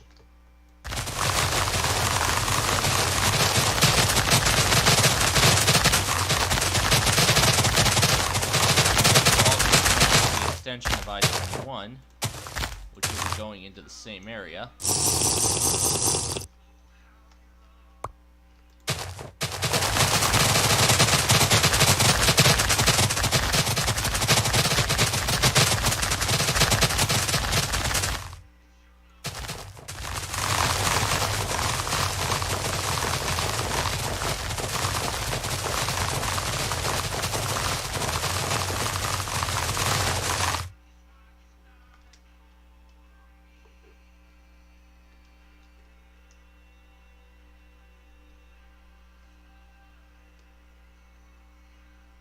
And so far, both are at accompanying distances. And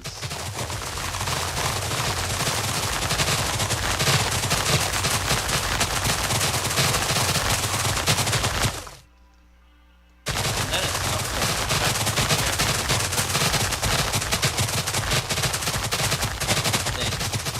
we'll probably do the we'll probably say like the residences for some of the other houses. We need to start making some notices for both.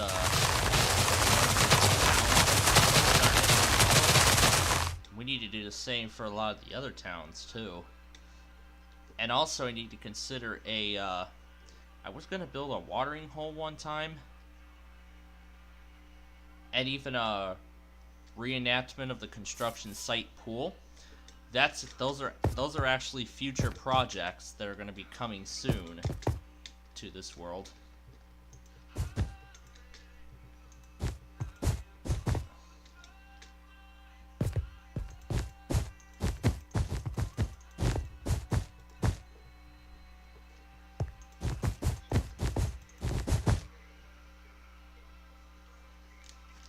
That's all. So yeah, all that is coming soon. Guess what Deal or No Deal did last night? It crashed. Nope.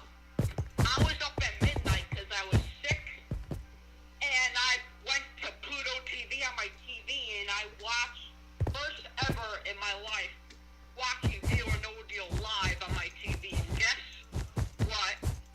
Guess what? One case was worth $500,000, and one was worth $1. And guess what he got? $1. You're correct. Wow. And the first offer ever in history, it goes this year.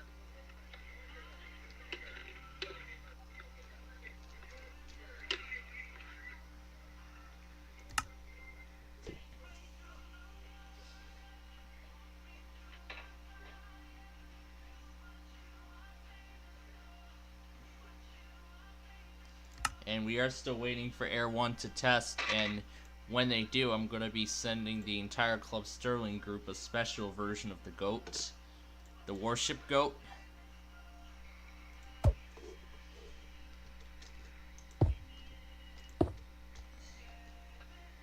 Hi, Sandy. How are you doing today? Yay, Sandy.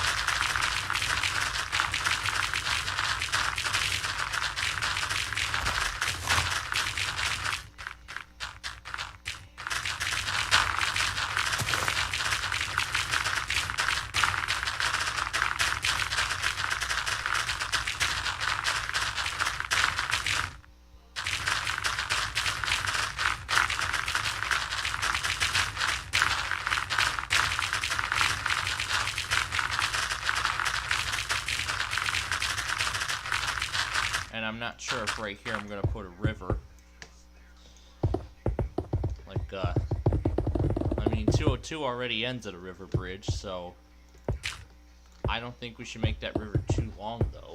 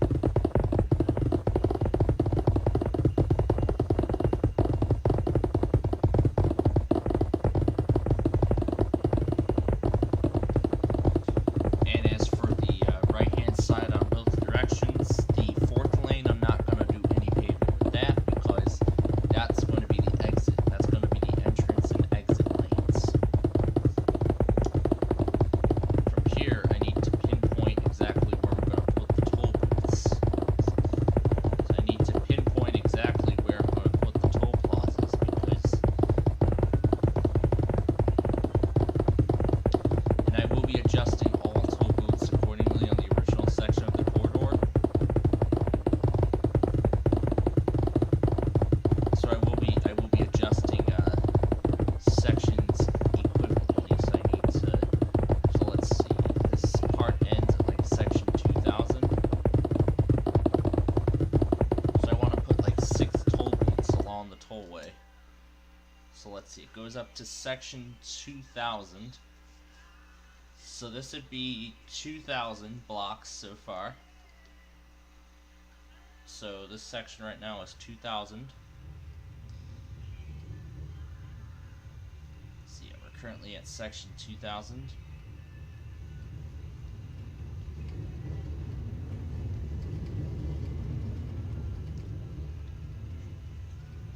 And this section, this 204 is likely set to be replaced with this project.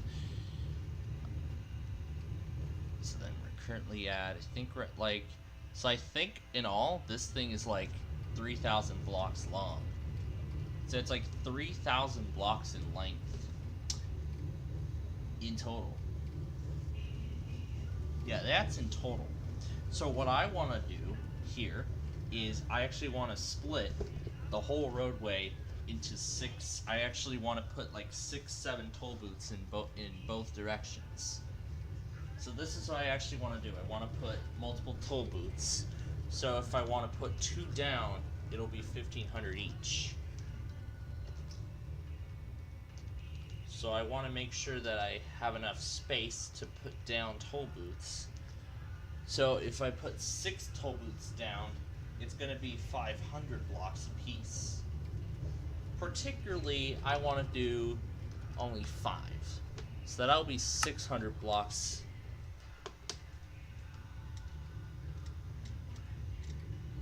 So if we do 600 blocks each, except for the beginning, then this is where we'll put down toll booths every 600 blocks. So if we do remove this original section, this toll booth will be decommissioned. The original 204 interchange will be reconfigured.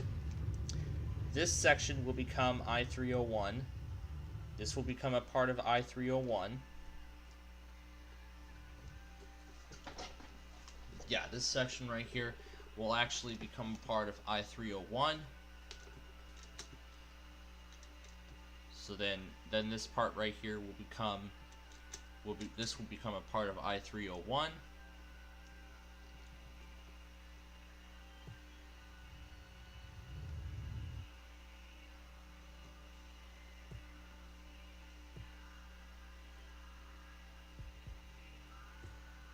That it'll become a part of 301, and then if the section needs to be adjusted, it will be done so accordingly.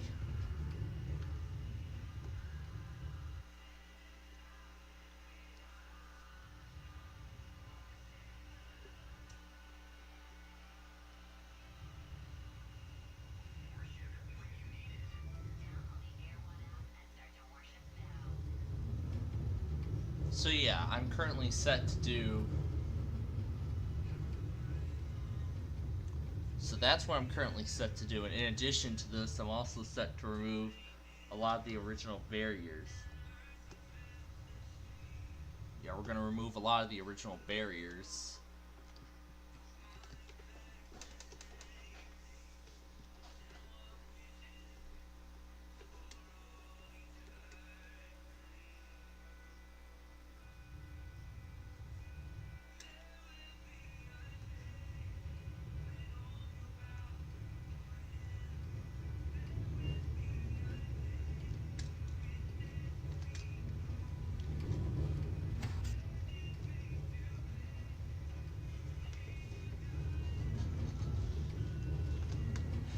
So yeah, this toll booth will be demolished and replaced.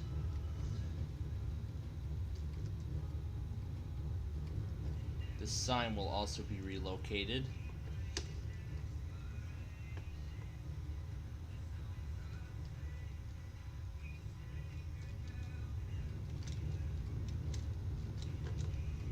So yeah, this will be a huge change for just a small length tollway. It's only like 15 exits. It's only 15 exits.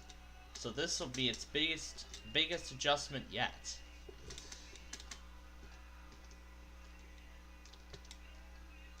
And I haven't named all the other roads on this section yet. But yeah, currently this is how we have it set to go. So it'll be 600 so it'll be every 600 blocks a toll booth will be placed. So 500 blocks. So I think the first like 100 or 150. So yeah, the first 150 on both sides, and then divide it by 5. So then it'll be every 540 blocks. I'll still round that up to 600. So it'll be every 600 blocks that a toll plaza will come up. So there'll be 5 toll booths in each direction. And it'll be one of those split concepts where one direction will get a toll and then the other direction will get it a few miles later. Kind of like the tri-state a little bit, where southbound 294 gets a toll near Irving Park Road, and then northbound 294 doesn't get its toll until after I-90.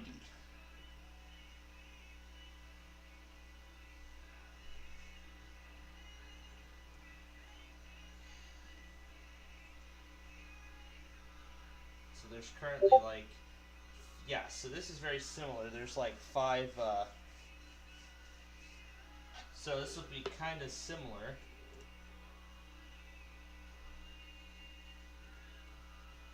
So this will be kind of a similar idea or concept.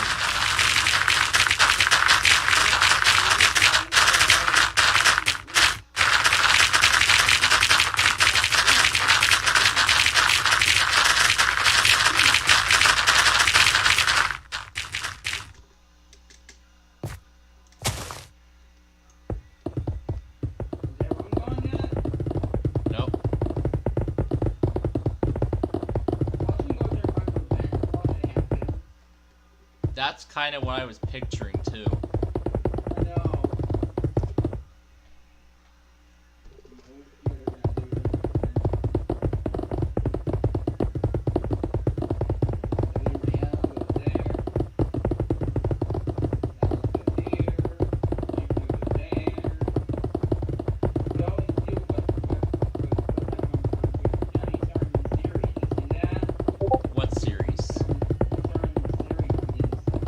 What series is he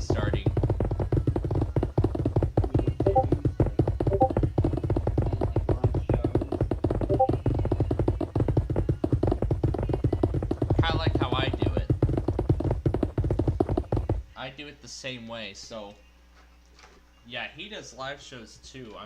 I'm impressed with the way he's going with that.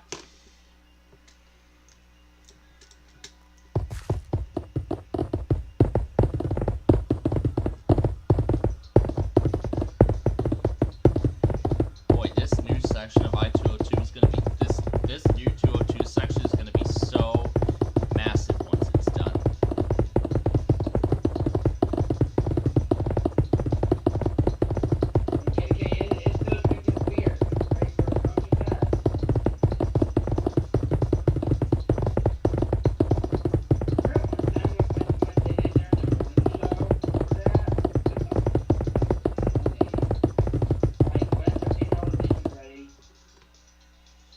Yep. So yeah, with that said, folks, it is time for us to pause for just a moment. I'm going to pull up KSGF and ArcLivin website. You can pull all of 81 you deleted last week. I dare you. Oh, we'll try it. Alright. We will try it. I'm Lisa Lacera, Fox News. The Justice Department says more than a dozen face charges of conspiracy, harassment, and other offenses. That's the small iPod test. Federal officials say they violated international norms. FBI Director Christopher Wray said in the 3 cases they announced that 10 of the 13 charged individuals we're discussing today are Chinese intelligence officers and Chinese government officials. 7 were charged out of New York with threatening a woman and her son, promising endless misery unless she returned to China. 4 were charged out of New Jersey with attempting to steal American technology using an academic institution as cover. And 2 more were charged out of New York with attempting to bribe a law enforcement official to get prosecutors' documents about a case against a Chinese telecom company. But the law enforcement official turned out to be a double agent, and the U.S. government provided fake documents to the Chinese. Jessica Rosenthal, Fox News. As ballots are being cast in early voting in some states, White House Press Secretary Karine Jean-Pierre says there's no concern about widespread foreign election interference. They assess that any attempts by cyber actors to compromise election infrastructure are unlikely to result in large-scale disruptions or prevent voting. The midterm elections are just 15 days away. A woman and a teenage girl are dead and 6 others wounded as they say a gunman broke into the Central Visual and Performing Arts High School in St. Louis this morning. Police chief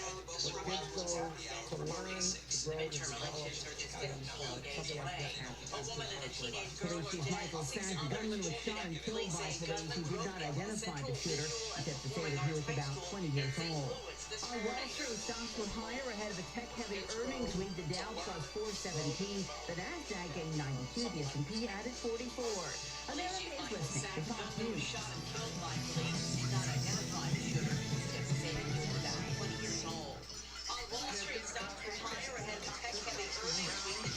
Nearly 1 in 2 U.S. adults have high blood pressure. That's why it's important to self-monitor your blood pressure and 4 easy-to-remember steps. It starts with a monitor. Be nice. Talk to your doctor about your blood pressure numbers. Get down with your blood pressure. Self-monitoring is hard. Visit ManagerBT.org. Brought to you by the Ad Council, the American Heart Association, and the American Medical Association, in partnership with the Office of Minority Health and Research and Services Administration. I'm going to make a lot of bags for you and make money and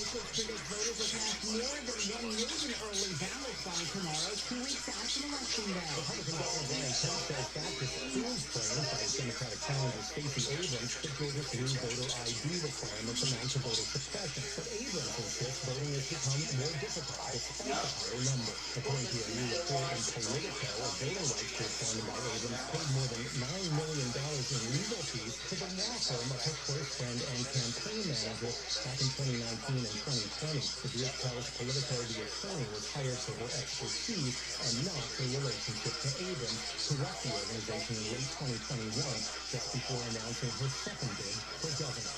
In Atlanta, John Cerri, Fox News. Halloween's just reaching today, and a new survey takes a look at favorite candy. America's #1 Halloween treat, according to a survey out. Reese's Peanut Butter Cup, which has the highest sales nationwide on CandyStore.com. In second place, Skittles, followed by M&M's. The online candy store also publishing popular candies by state. People in Colorado are going for the Hershey's Kisses and Twix and Milky Way. So we're also all chocolate top 3 lists are Iowa, Arkansas, and Mississippi.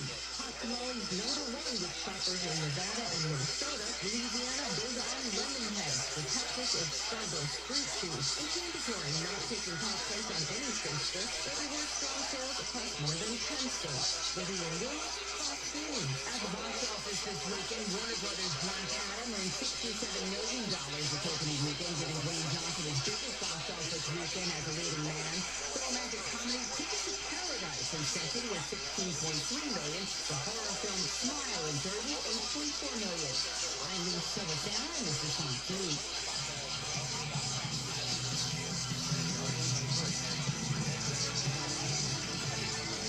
Alright, it's going to be the last station we'll have time to launch.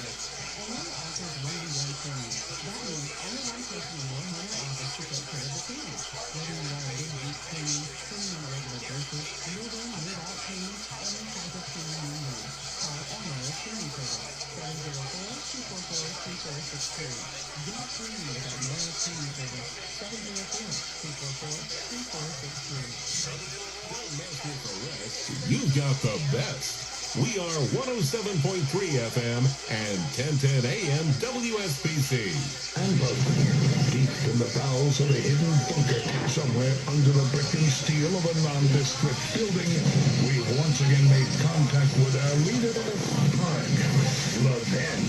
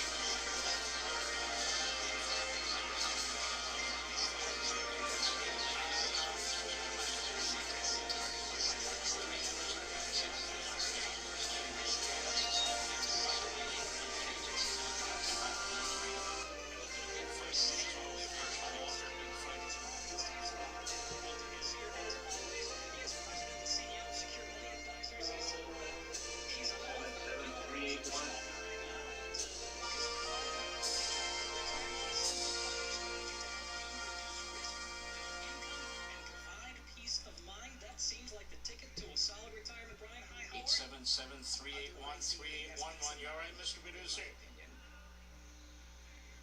Had a little bit of audio error. Had a little bit of an audio error just before the show began. But anyway, folks, that's it for the iPause tests. Now to put the last one in.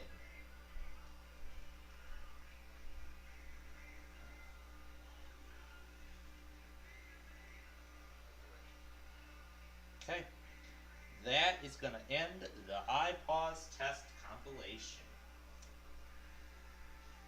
Coming in as a final duration of about 15 minutes. Kind of the per usual stuff.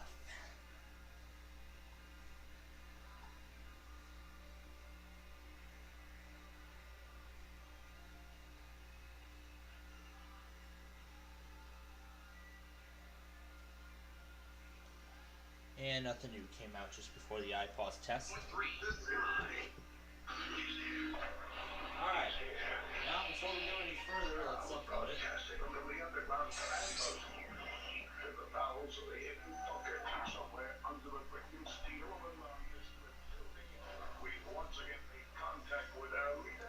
Mark Levin! Mark Levin! And here goes Gage on the xylophone, like he always does.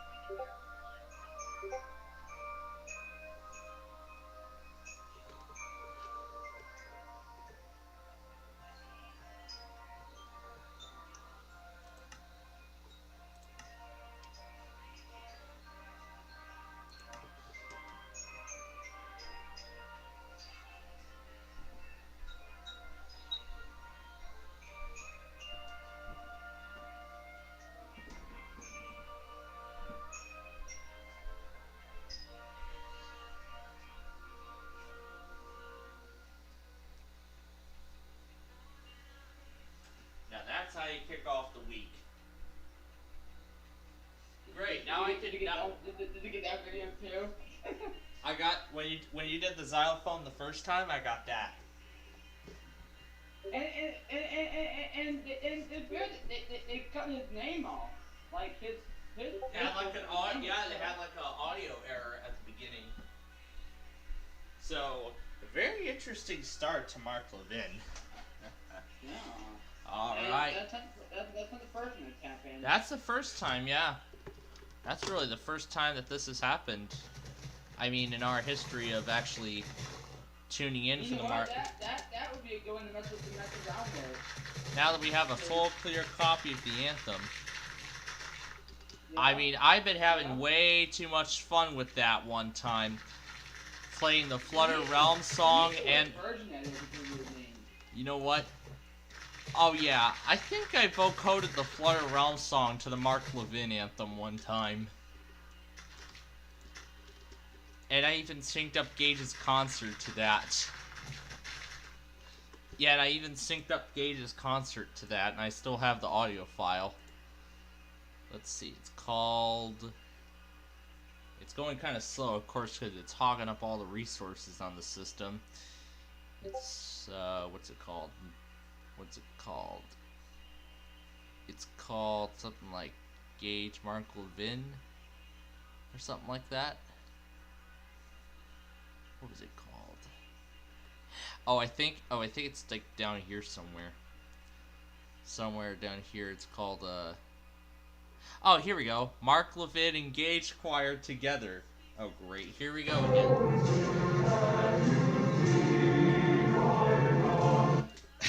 I left that at low pitch when All My Praise was playing earlier.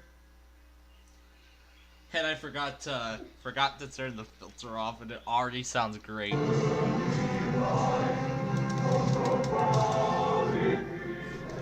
Oh, this is great.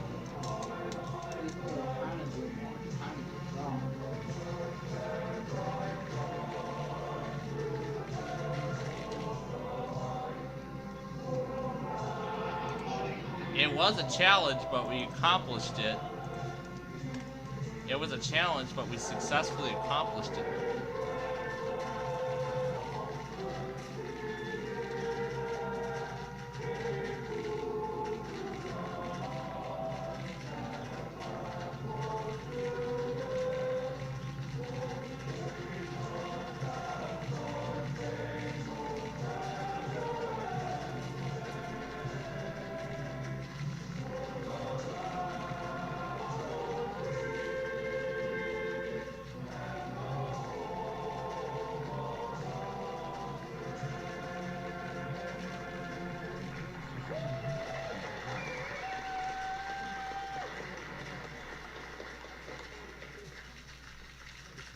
Yeah, it's kind of definitely. The beginning part they were kind of going off, but the beginning perfect. The beginning and end like really perfect. Right in the middle though, it needs to be. Yeah, those are a little difficult to time. Yeah. And they're good in the video. Did you see it? Yep, I just got the. Oh yeah, look at the iPod stuff too. Yeah, I just rendered that. You see that on my drive. Man, my drive is so full now. Oh my god. Got like 30 things on it. Yeah, my drive gets full a lot when I have like all this stuff. Yeah, usually when I leave like several compilations alone and then I try to send over audio files to use on my school laptop, play around with Audacity on it, and use Audacity to play around with those files on there and whatnot. Every time I try to do that, I get storage full of messages.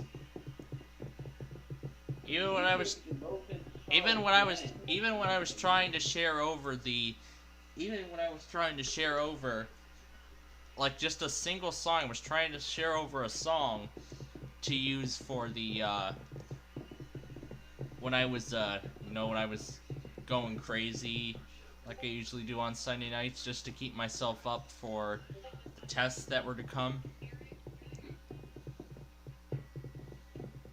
Yeah, that's usually what I like to do. I just like to play a whole bunch of audio files at once.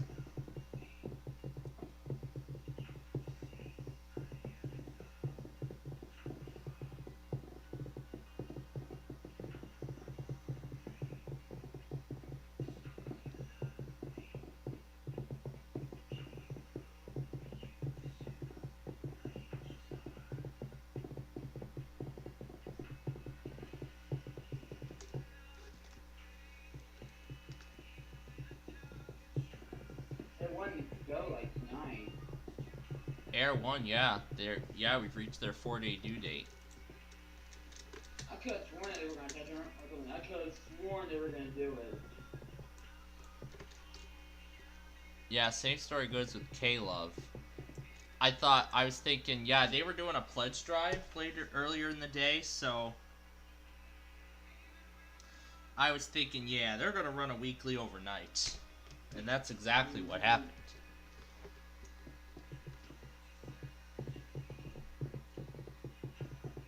Well, and Cam West, I was waiting for them. They're doing donations for a Blues game earlier. I'm surprised. I mean, that's the thing that they used to broadcast on, but then they switched it over to ESPN.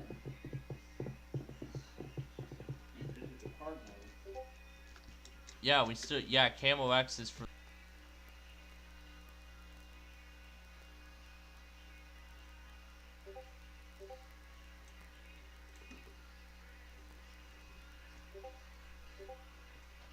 He tried getting the WMDT again. He tried getting theirs on yet again, and tried.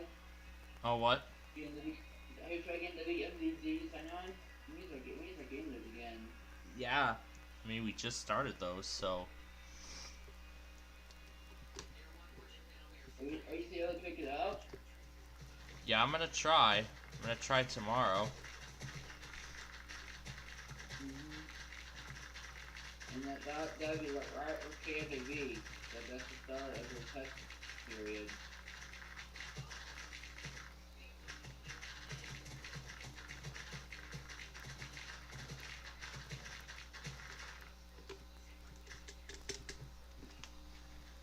And I figured out that the guy that does the KFV techniques is actually the guy that I talked to on KWRE. It's them that read out the test messages.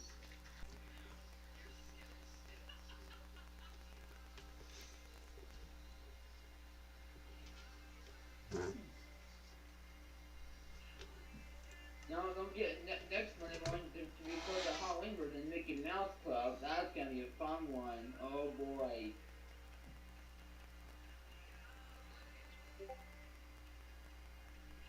Alright. I cannot wait to get that next week. That's gonna be fun.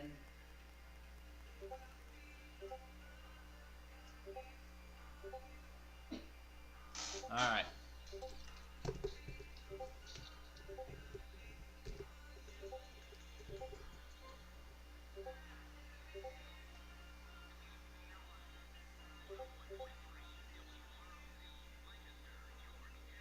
Previously, Fun 101.3. Was that iPod you just sent? Yep.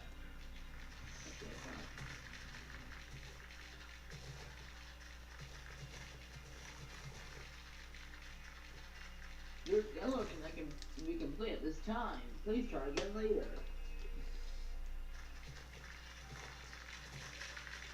We're both having problems. You're having problems getting my alerts, and I'm having problems trying to run this Minecraft show.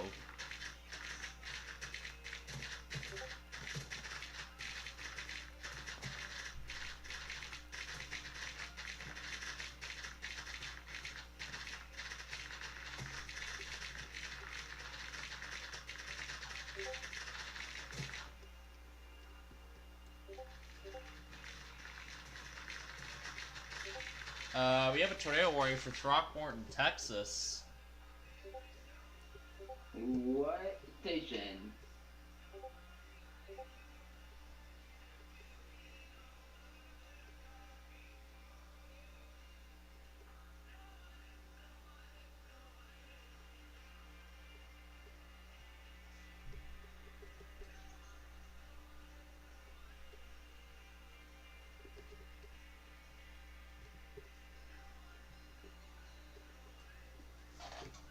Jeez. New England related out your station. Oh, we're probably gonna find it right here. What station can we get, do you know?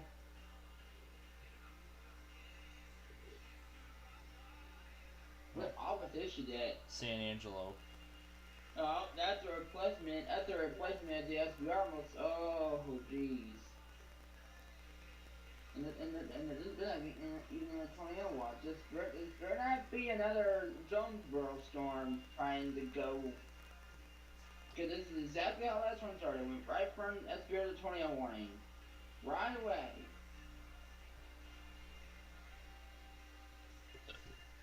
Alright, I don't see any that serve Shackleford.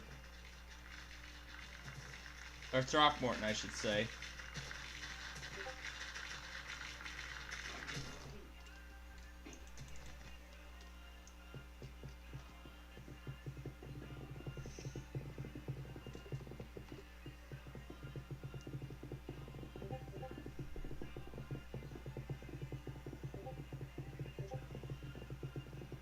Richmond, Virginia hit 73.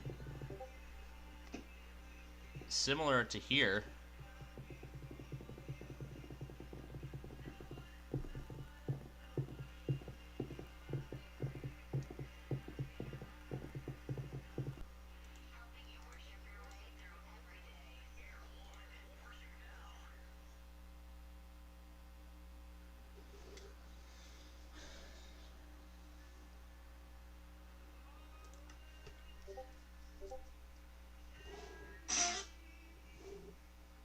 At least L'Oreal's not humming anymore like it needs to. At least they finally fixed that. humming noise on the radio.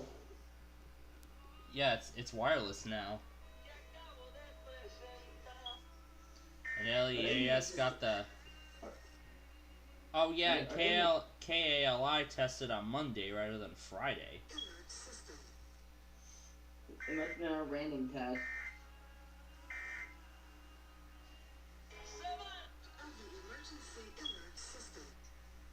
Friday night, mostly clear.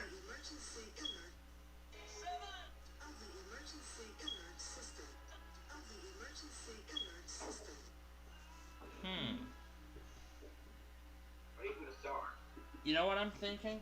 They'll probably test. They tested right when the Mountain iPause test was going out. Oh geez. So you know what I'm thinking? They could probably test on the. They could probably test. You know what I'm thinking? They'll probably test any time at the top of the hour. There goes Harrison during his thing with his music stuff. So you know what I'm thinking? KALI probably tests at the top of the hour anytime during the weekday.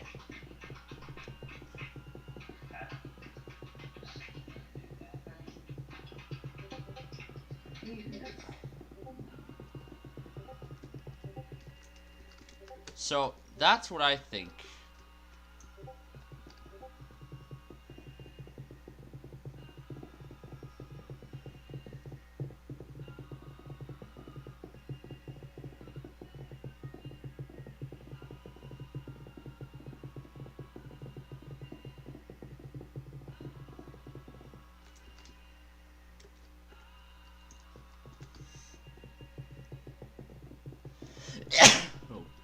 Oh gosh.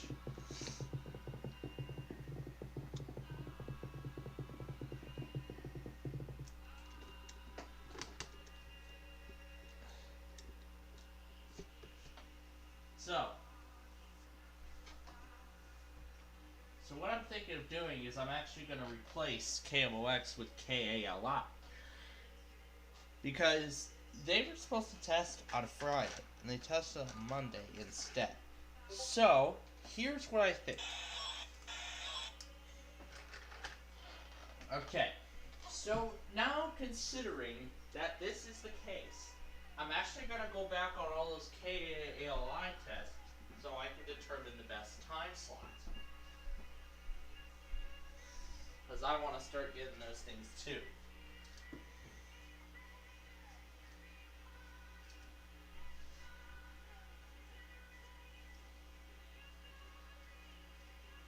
So, what I'm thinking now is KALI can test at the top of the hour anytime between 8 a.m. and 10 a.m. So I'm thinking KALI can test anytime at the top of the hour between 8 a.m. and 2 p.m. So anytime at the top of the hour. Last time it was at 11 a.m. This time it was at noon. So of course I missed it, but we're still trying to get these new tests worked out here. We're still trying to get things organized here because we already have a few stations that are no longer streamers. Like we have 3 Kentucky stations that are no longer streamers. We have 3 Oregon stations that are no longer streamers, and then we have a new test that we still have a test. We still have a couple tests we're still trying to confirm. And I just realized we went through that KHJZ. That one's probably not a streamer, so. And KLZA I don't even think is a streamer at all. So is that station out of Colt, Arkansas. So what I think is that station isn't a streamer, and I think I actually may have a good time slot for that Christian station out of Idaho. I actually have a good particular time slot for that station. So it doesn't necessarily go between 8:57 and 9:57. I think it actually goes within the last 10 minutes of their time window. So that would mean between 9:50 and 9:57. They tested right at the end of the time window. So that's where I think that station will go for their weekly.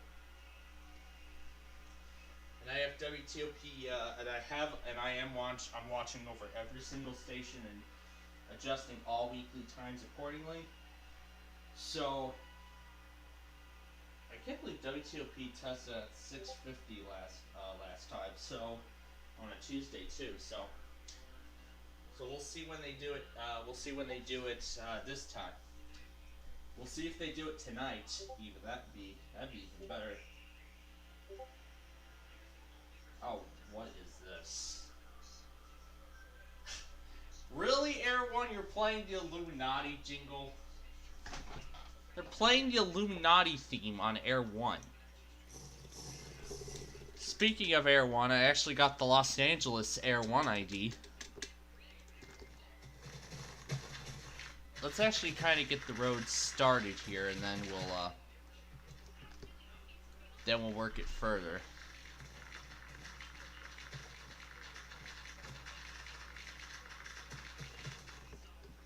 So here's what we will do. So after we're through all this, here's what we're gonna do.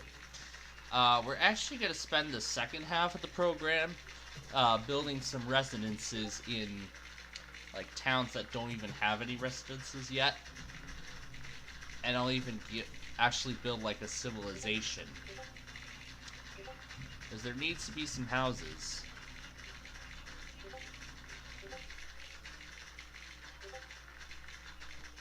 I mean, the roads are very bare, so there needs to be some houses.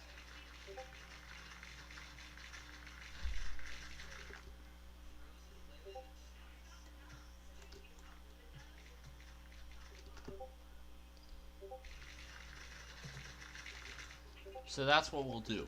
We'll partially pave the road first. So what we'll do is we'll partially pave the road first. So what we will do is we will partially pave the road.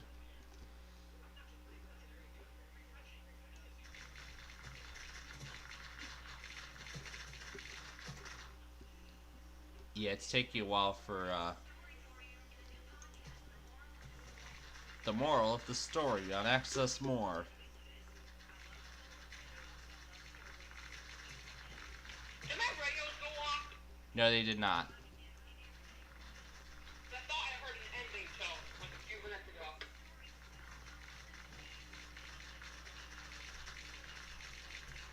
Was it you? Yeah, it's probably Gelatin Spam calling me.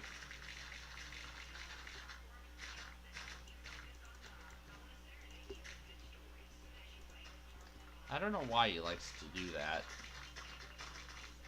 I don't know why, but he likes to. For some reason.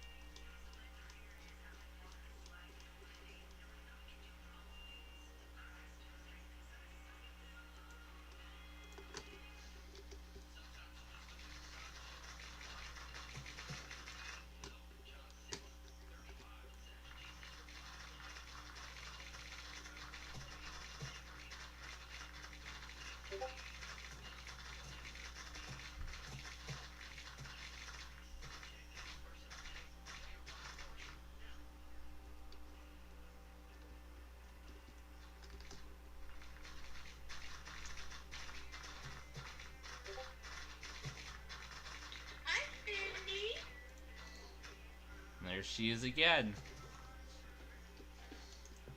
How are you doing today?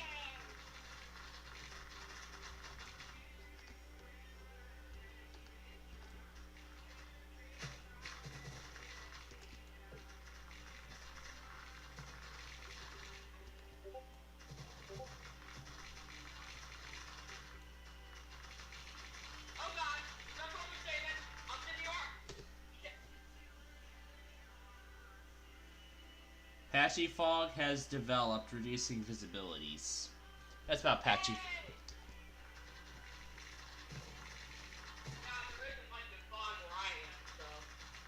So it makes sense too. I got over 2 inches of rain today. You know, that's actually what my office is calling for tomorrow, some rainfall in the area. My office is calling for rain tomorrow. And it's going to rain all day, unfortunately.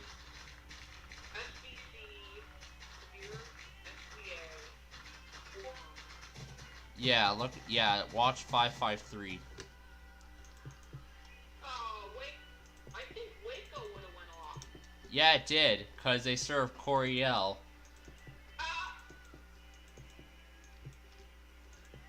The watch is for Waco for only one county. That's so lame.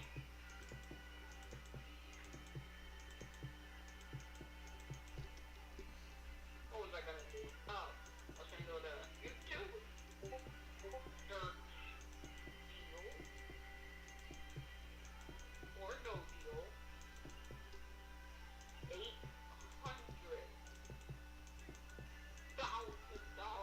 deal. Wait, somebody actually took an $800,000 deal on the show? Yeah, I'm trying to find which one.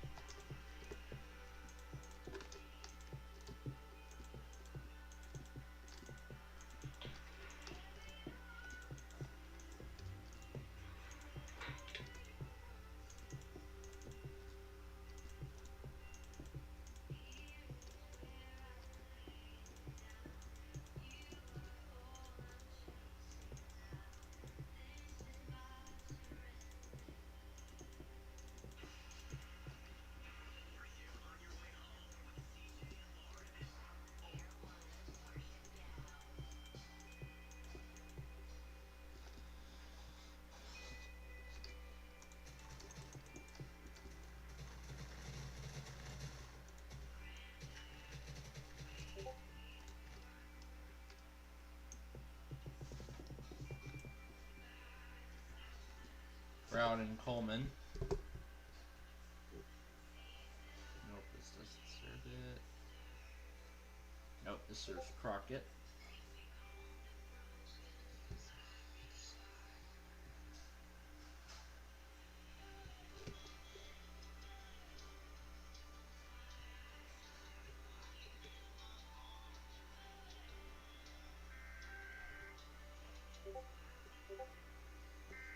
KBWD is relaying.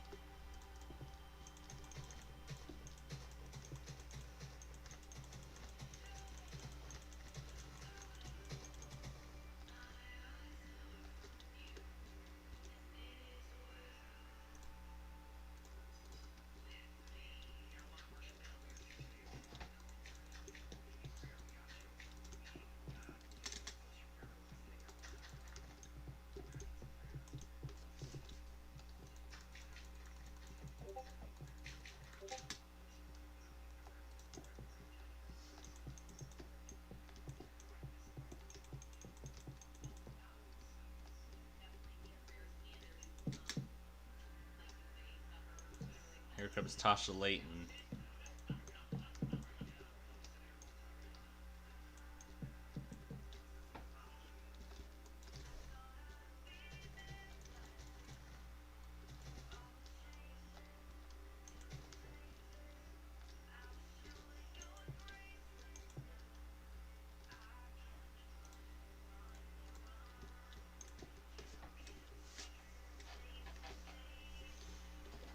So my hope here tonight is to get 2 exits open.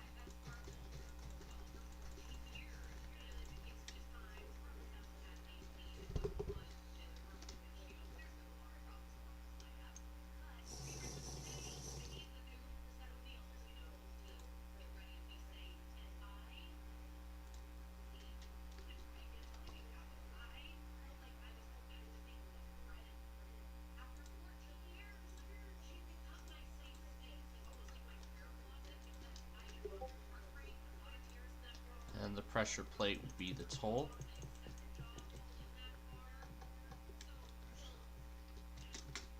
Those pressure plates represent the toll gantry.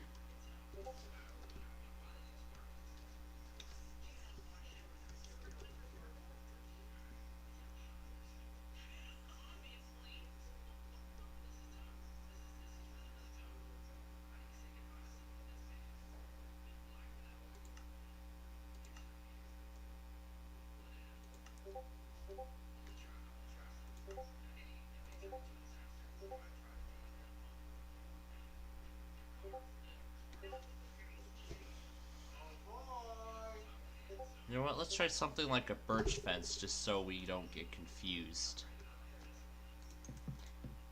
Just so we don't get confused by... Just so we don't get confused by toll gantries and overpasses. This is so we don't get confused by overhead signage or trusses, so... That, I think, is a good idea. Alright, my dinner is ready, so we're gonna have to pause again. But we will be back. Oh, is it charged already? Oh, it's charged. Nice. Alright, we're gonna pause again. But we will be back, but don't worry, we're gonna make sure that we have enough time to complete all this.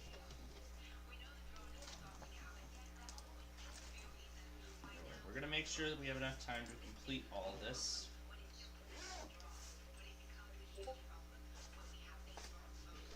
And I'll leave this recording in case everyone tests while I'm at dinner. Alright, I will be back.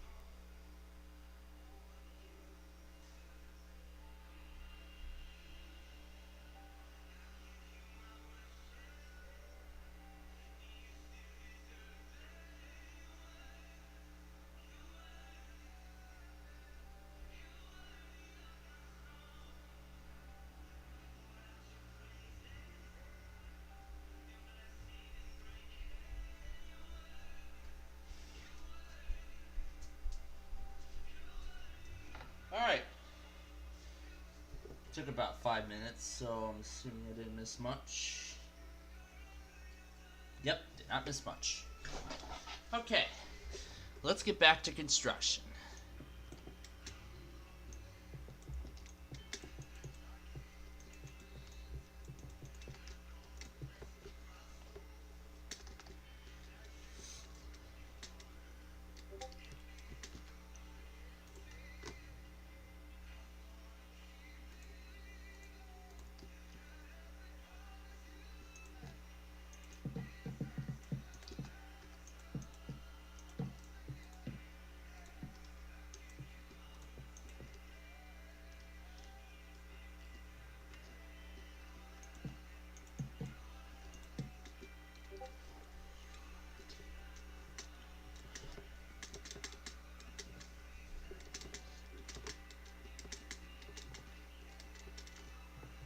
And I'll actually put lights on this section this time.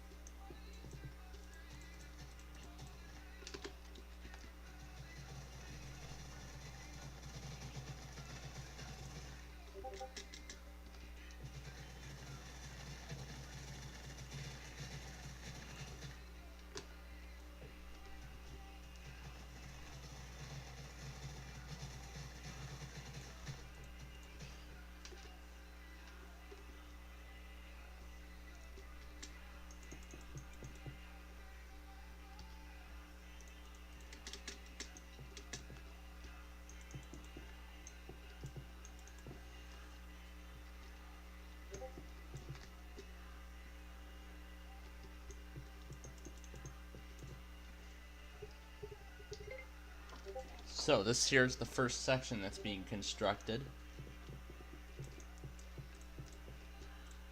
And what we'll do is we'll actually open this interstate up in increments. So we're not going to open it up all at once. We're going to open it up. We're going to open it up at parts at a time.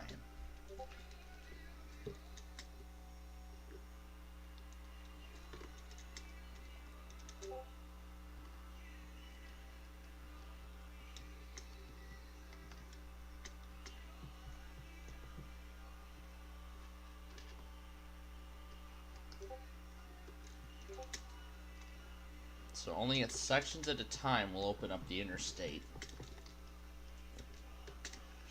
And then once it's done,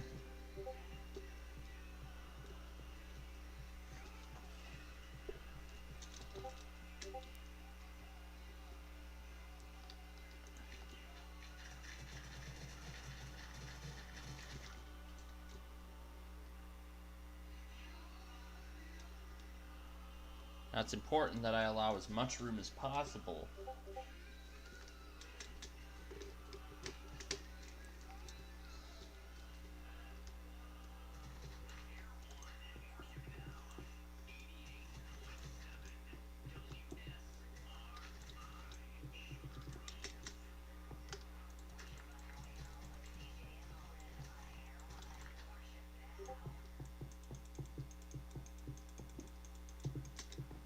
We got the CJ and Lauren ID.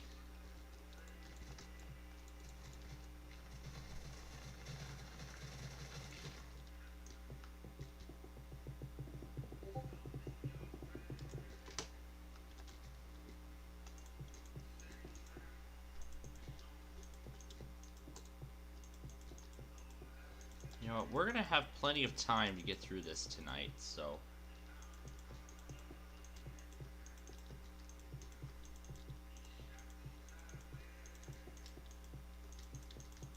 So just like the Veterans Tollway, the concept is still the same.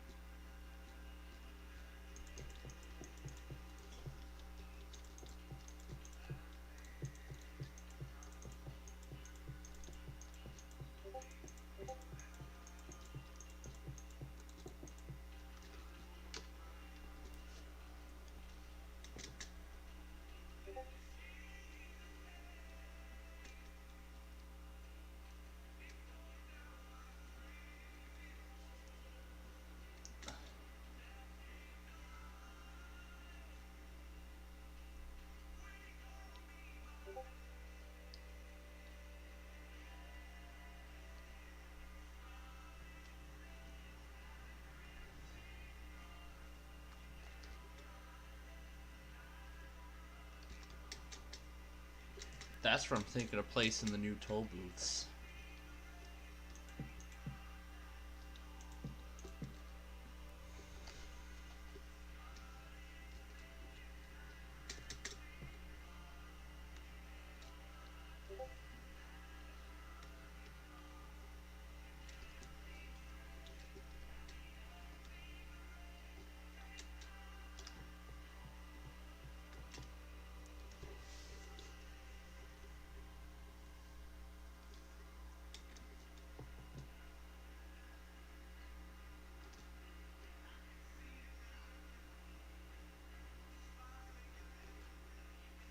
So that right there, I'm thinking that's where the new toll booths are going to go.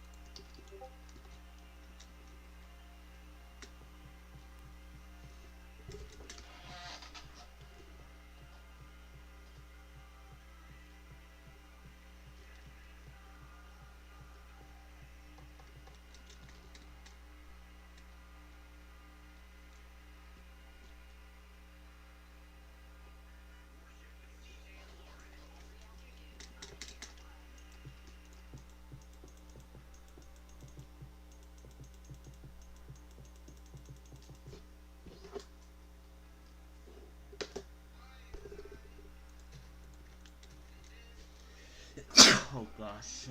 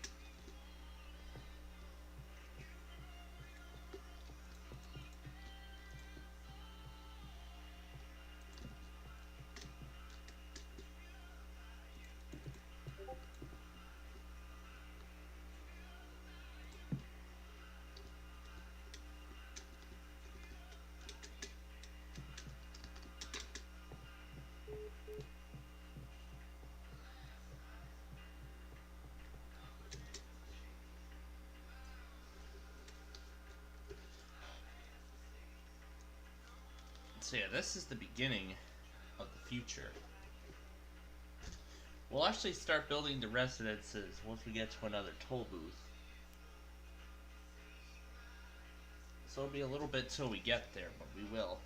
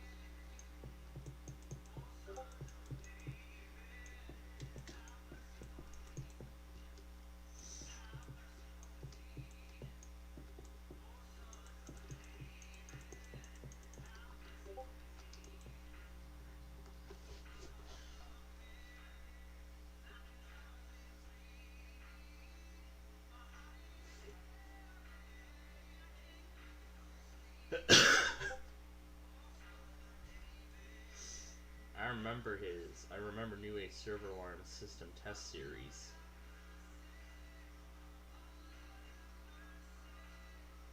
Especially his loud system video, where he had a Simplex 4030 horn in the basement, and it shook the whole floor.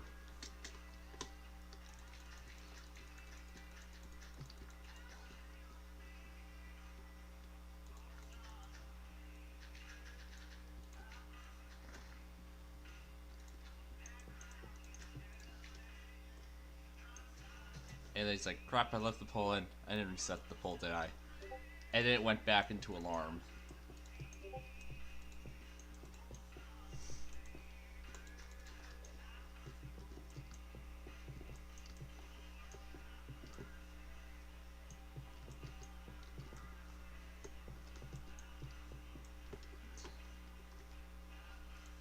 That's insane. How this guy's parents could actually get used to him setting off fire alarms in the house.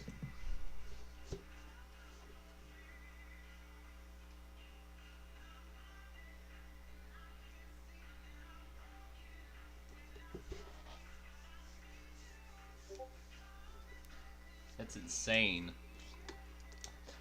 I mean, picture if I was in that myself. That would be something.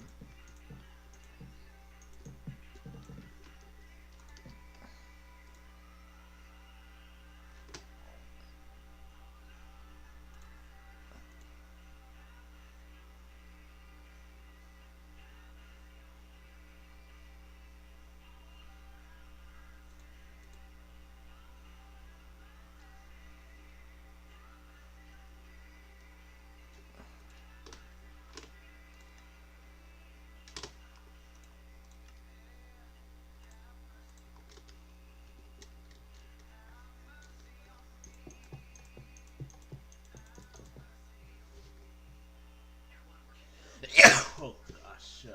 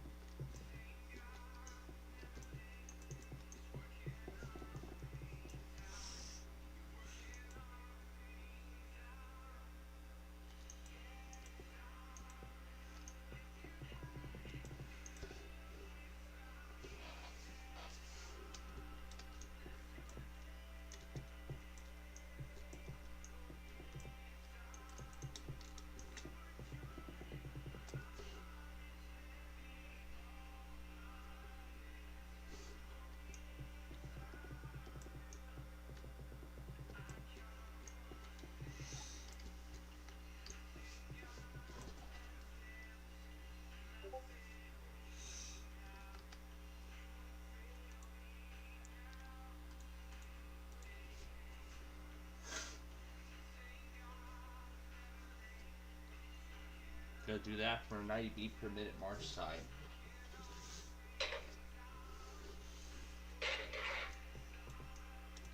My great grandmother is almost dead.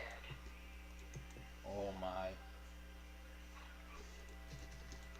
Yeah, that's definitely very sad news.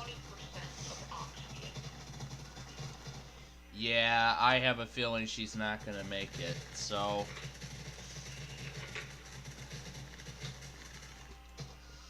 Yeah. I'm pretty sure that's gonna be I'm sure that's gonna be a very devastating loss for WeatherPro's family. I've already lost my grandfather years ago, so I lost my grandfather like 2 years ago, and then I lost my great grandma a really long time back.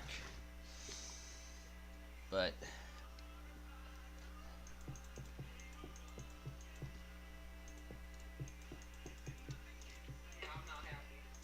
yeah, I do understand that. But the good news is that he and I, and that's or I have to do or something, but... Yeah, but still I am very certain she's not gonna make it. She definitely won't make it through, which is definitely what's sad, but you know, Everybody has an expiration date. exactly. So Me, you. yep. All of us. It happens at some point in their life. Discover new warship now. Where do we go?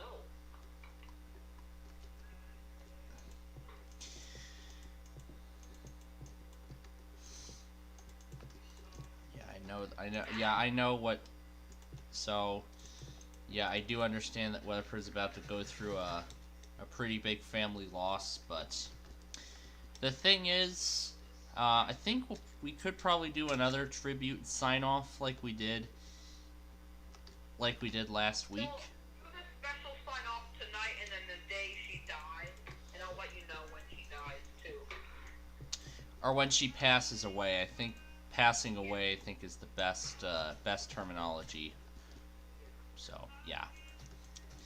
So, yeah, our sign-offs over these next few days are going to be tributes to WeatherPro's grandmother, because we were told that I don't think she's going to make it, and at this point she's pretty much going to pass away very soon. So our sign-offs tonight and all this week will be a tribute to her. She's been in some of WeatherPro's videos, kinda, but... Yeah, remember the cat, my cat video that was attacking me? That was her house. Yep. So...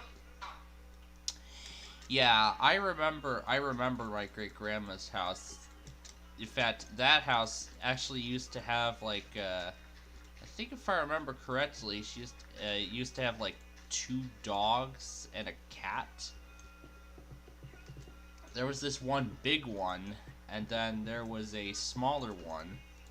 Or I think it was just one, but that dog doesn't bark as often as... That dog doesn't bark as often as a lot of the other dogs I've seen do, so... So yeah, this gray here is gonna be where the toll plaza is going up. This is gonna be the southbound toll plaza. This will be the southbound toll plaza.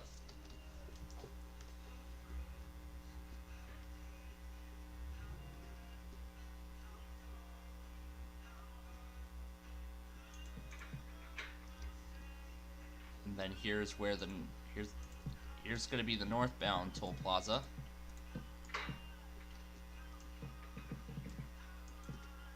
So here's where the northbound toll plaza is going to be, and this is where 202 will end for the time being.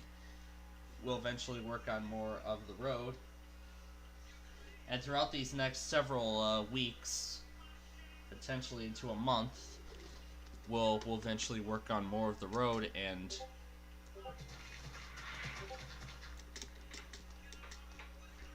we'll get through.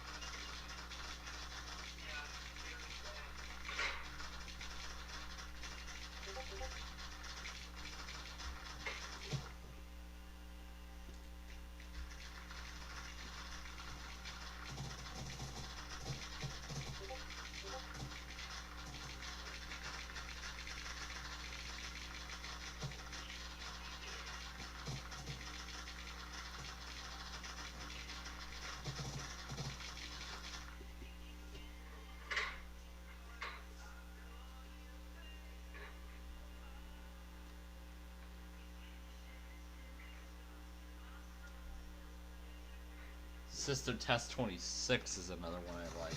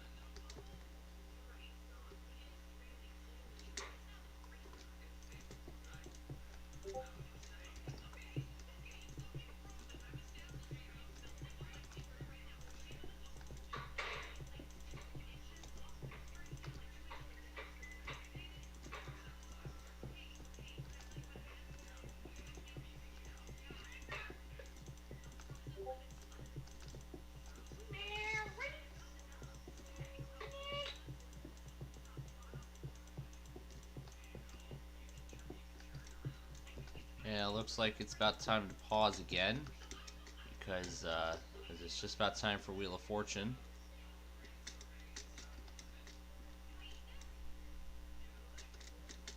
Which one do you like better, Wheel of Fortune or Deal or No Deal? Actually, I like both, but I actually like Deal or No Deal the most. Me too! Because it lasts longer and it's more fun. Yeah. Alright. Time to pause, because it's time for America's Game.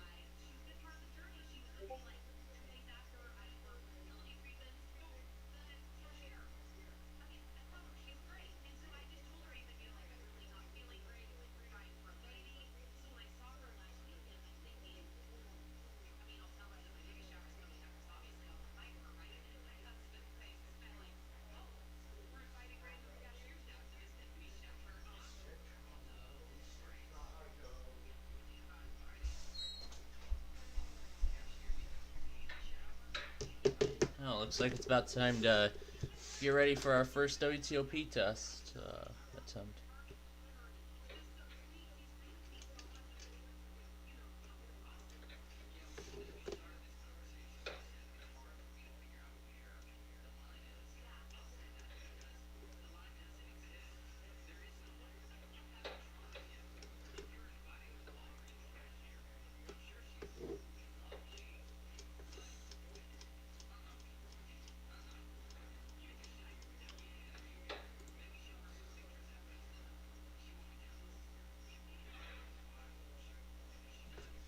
Alright, I'm going to go ahead and switch my tablet over to...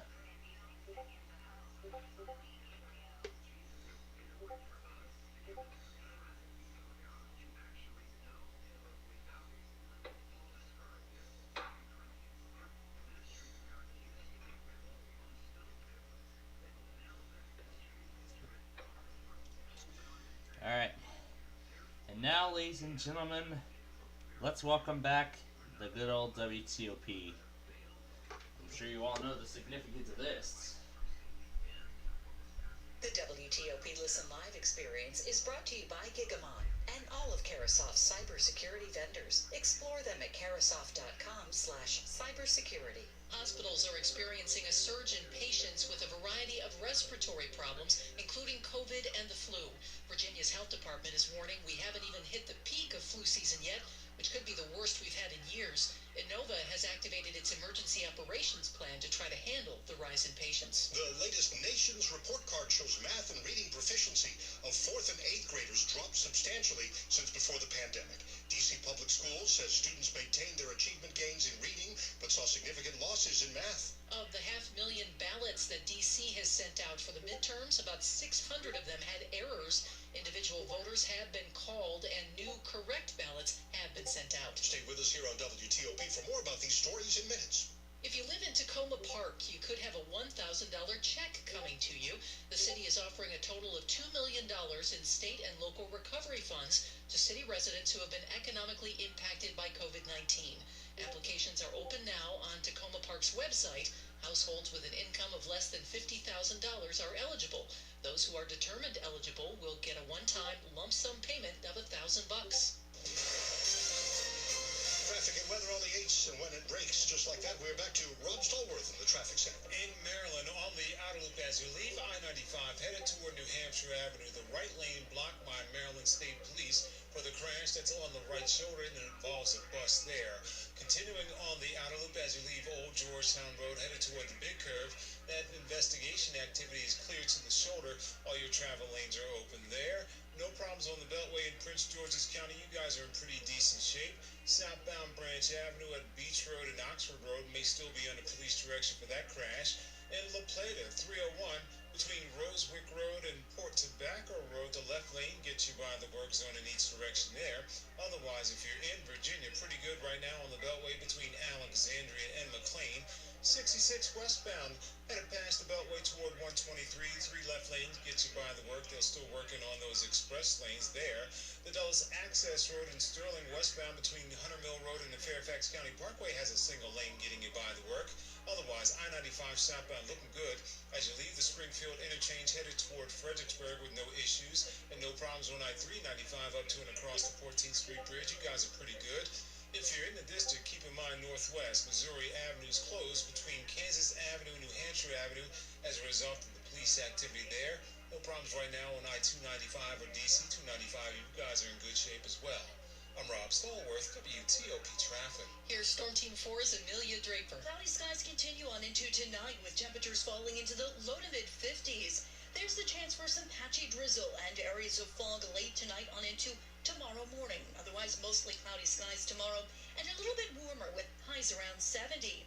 Plenty of clouds again on Wednesday with the chance for a passing shower, mainly around the midday and early afternoon hours with a cold front. We'll have highs in the low 70s. Partly sunny skies on Thursday with a bit of a breeze and temperatures warming into the upper 60s. A chilly Friday and weekend with highs in the low 60s Friday and Saturday and mid-60s on Sunday, but it is looking completely dry for Friday and the weekend. I'm Storm Team 4 meteorologist Amelia Draper. Upper Marlboro at 60, Centerville 62, DC at 62, some of us dropping about 10 degrees to 52 degrees overnight. We're brought to you by Dulles Glass. For all your glass, mirror, and shower door needs, visit DullesGlass.com. Dulles Glass. Love your glass. Still to come on WTOP, the latest from Ukraine and accusations that Russia is planning to use a dirty bomb. It's 7:51. Hey ladies, ready to order appetizers? I don't think I should. I'm trying to cut back on spending lately. Didn't you download that Upside app I told you about? The one that gets you cash back. Huh? No, I didn't. Is it really worth it? Yes, because of cash back from Upside, I haven't had to cut back, even with prices getting extremely high lately. Wow. And what do you get cash back on again? You get money back on gas, groceries, and it works at restaurants. Look, I get 37% cash back on this meal, including on drinks and apps. All right, I'm sold. You order the apps, I'm buying and getting the cash back on Upside. Oh no, I've created a monster. Download the free Upside app and use promo code APPS for an extra $10 on your first purchase of $10 or more. That's promo code APPS for an extra $10 on the free Upside app. Remember, use promo code APPS for an extra $10 on your first purchase. Don't cut back. Get cash back with the free app from Upside. 1877 Cars for Kids. KARS Cars for Kids. Donate your car today at carsforkids.org. That's cars with a K. Your car, running or not, can be picked up as soon as the next day. You'll get a maximum tax deduction and a vacation voucher. 1877 Cars for Kids. Donate your car today. Now accepting donations of land, homes, buildings, or any kind of real estate. Eric was way behind on his taxes. I owed a lot of money to the IRS, almost $15,000. Eric called Optima Tax Relief. When Optima Tax got involved, the calls would stop, the threats would stop. It was easy like 1, 2, 3. Optima Tax Relief took care of Eric's problem. And now my debt is clean. I don't owe anything. Call Optima Tax Relief for a free consultation. Call 800-893-4133. 800-893-4133. Optima Tax Relief. This is WTOP News. It is 7:53. The top diplomats in the U.S., Britain, and France have put out a joint statement that rejects Russia's accusation that Kyiv is preparing to use a so-called dirty bomb on its own territory. Ukraine's strongest supporters call it a pretext Moscow has made up in order to escalate the war. In the statement, the three governments confirmed their defense leaders have each spoken with the Russian defense minister and rejected what they call Russia's transparently false allegations about a dirty bomb. The approaching winter in Europe is being weaponized by the Russian military, and it's going to have a major impact on the direction of the war in Ukraine. WTOP's national security correspondent J.J. Green with more. Winter in Europe is going to be very difficult. And there are going to be voices saying that we need to, the costs are too high to sustain continuing to support Ukraine. We need to settle this conflict with Putin now. That's Eric Brackberg. He's a senior vice president with the Albright Stonebridge Group, speaking with me at the Riga conference in Latvia. There is some danger in doing that. While it may give us a ceasefire, there are no guarantees that Russia will not continue. So what's the best option? Our best policy should be to continue supporting Ukraine and let them determine when it's time to sit down and negotiate. And the question is, when will that time come? Will it be in a month, 2 months? Will it be in a year or 5 years? That's the big question. WTOP national security correspondent J.J. Green. A man who died from gunshot wounds after a shooting near Nats Park yesterday afternoon was targeted.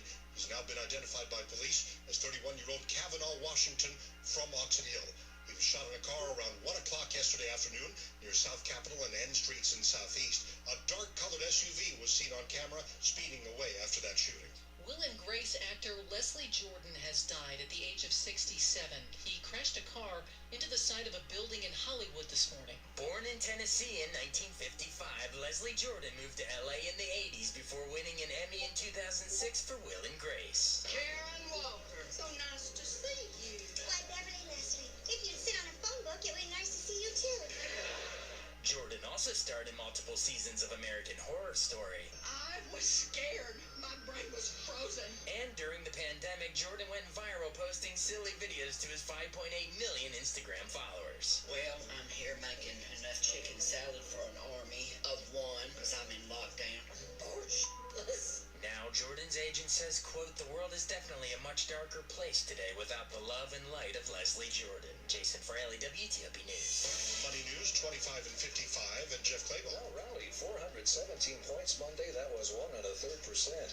Business activity for service-providing companies fell to the second lowest reading since May 2020 last month. The district's unemployment rate fell to 4.7% last month. It fell to 4% in Maryland. Virginia's unemployment rate was unchanged at 2.6%. The IRS has raised the maximum retirement account contributions next year to $22,500. Jeff Claiborne, WTOP News. Still to come on WTOP, 3 people are dead after a former student opens fire at a high school in St. Louis. Also, the U.S. warning Russia about the use of a so-called dirty bomb in Ukraine. It's 7:56. There's a reason Comcast Business powers more businesses than any other provider. Actually, there's a few. Comcast Business offers the fastest, reliable network, the peace of mind that comes with Security Edge, helping to protect all your connected devices, and the most reliable 5G mobile network. Want me to keep going? I can. Whether your small business is starting or growing, you need Comcast Business. Technology solutions that put you ahead and give you serious savings. Comcast Business, powering possibilities.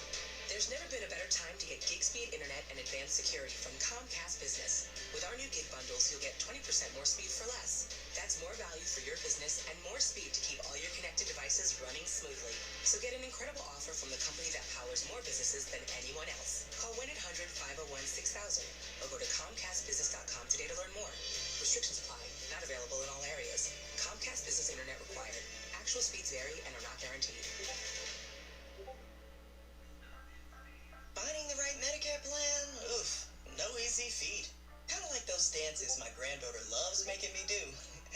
But then I found Walgreens FindRx coverage. Lets you compare plans online, over the phone, or in person. Made Medicare shopping so easy. Plus, I found plans with low-cost copays. I can get down with that. All right.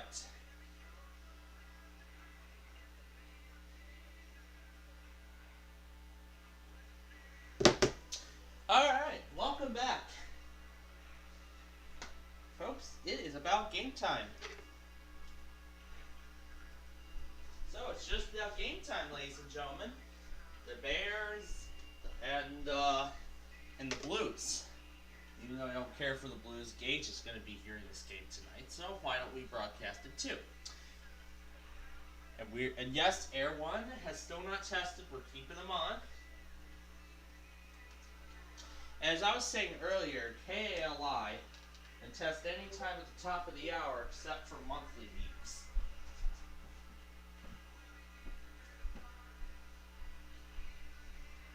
Now this is only my first time getting that kind of weekly, and I'm still trying to... this is my first time getting KALI. I'll have to go back through Los Angeles' channel. I'll have to go back through LA EAS' channel, and I'll make some corrections to the board at the end of the show tonight. The Bears doesn't start until 7:15, but the Blues are about to. So that being said, hey Google, play 101 ESPN. Streaming 101 ESPN from TuneIn.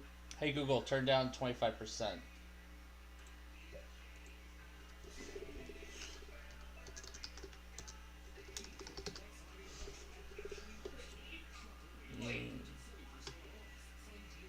And the Blues are going to play against the Jets at the Canada Life Center in Winnipeg, Canada tonight.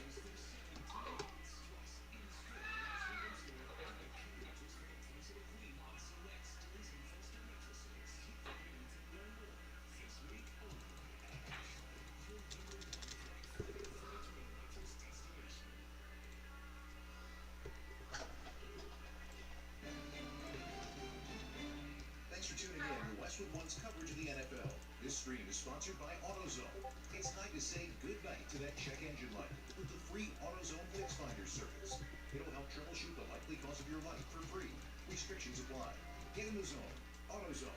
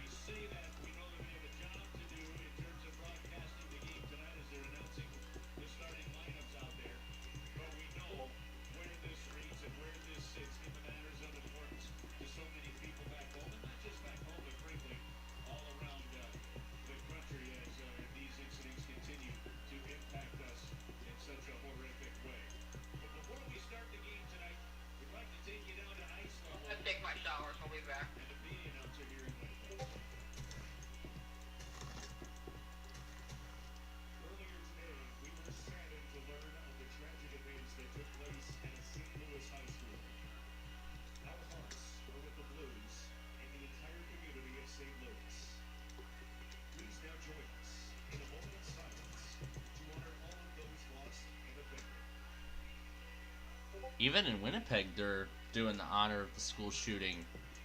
Wow.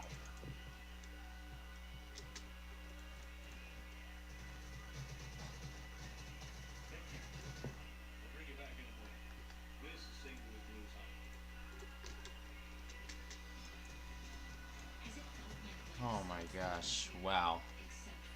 Yeah, I heard about it all happening.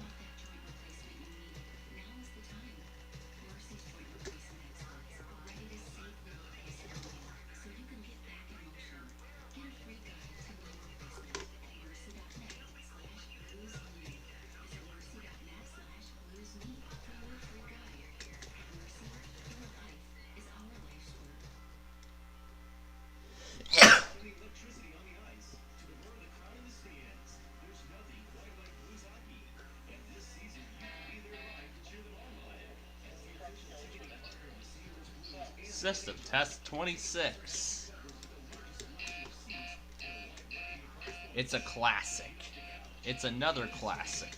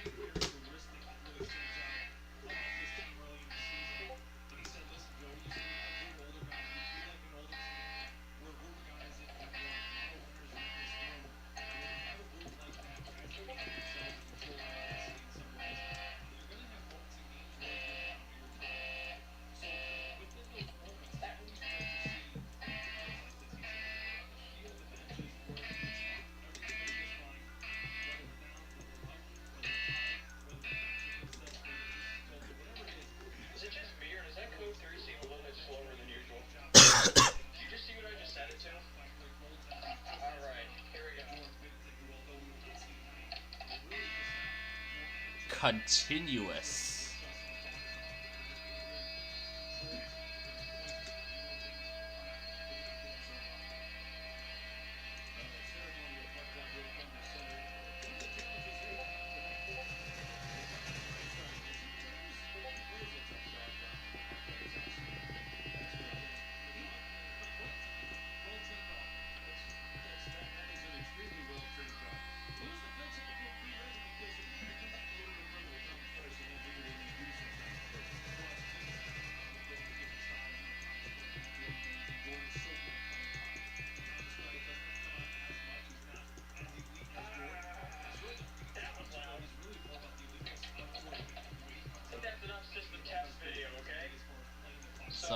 have a nice day.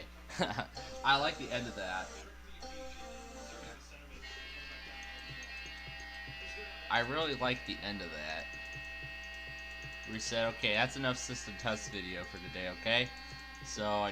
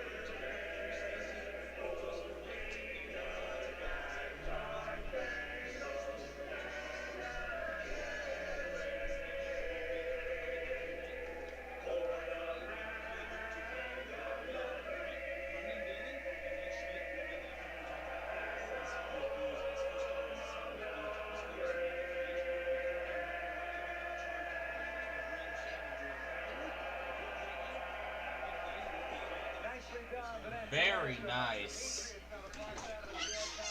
Very nice. The Voices of Hope performing the national anthem tonight at Gillette Stadium in New England. So, our game with the Bears is about to get underway. The Blues game is off. So the Blues have just gotten underway, and now the Bears are about to get underway.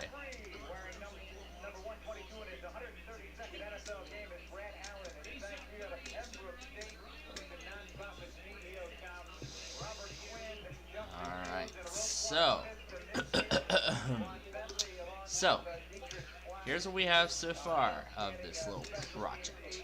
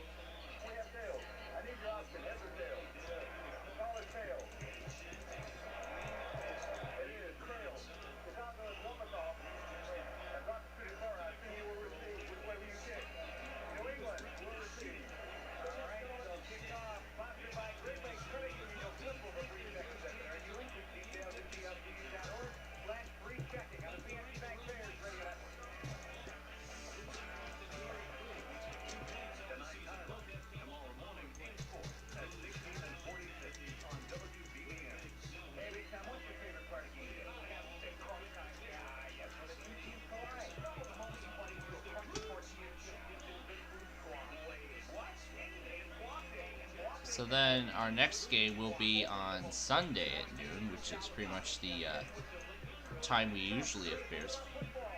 We usually have Bears football at that time, so.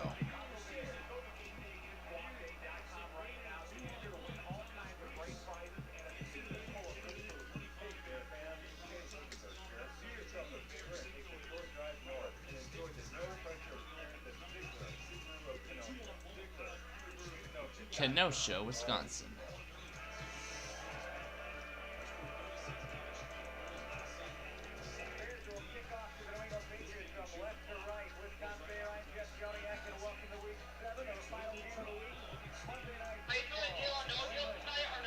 No, not tonight. We're doing Minecraft. We're gonna do Minecraft all night tonight until yeah, this whole night will be our Minecraft program.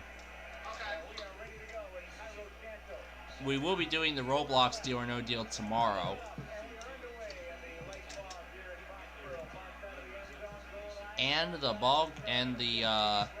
football game is underway. Actually, both football and hockey are underway.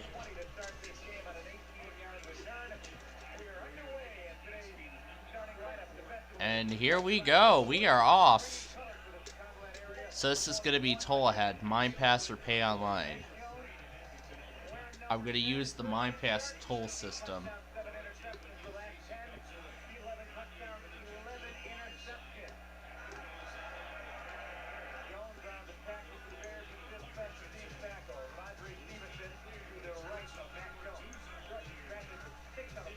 We'll go right here and then we'll stop on here so we can build some residences and then we'll continue on.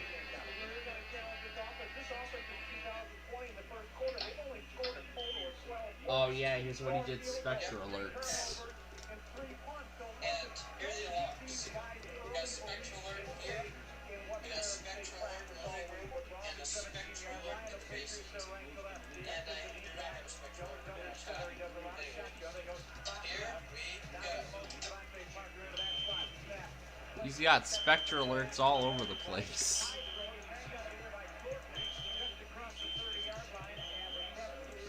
Oh god, watch that thing be on continuous.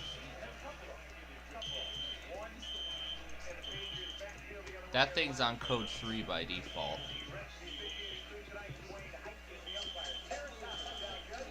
I can't believe how he set those Spectre alerts to be on March time and continuous.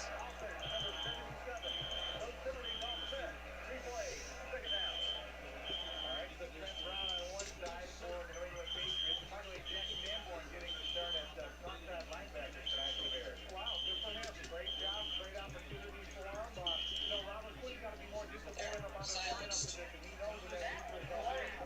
So yeah, this is Spectre alert. What do you expect? Anyway, we got my Spectre alert ceiling remote strobe here in the shop. And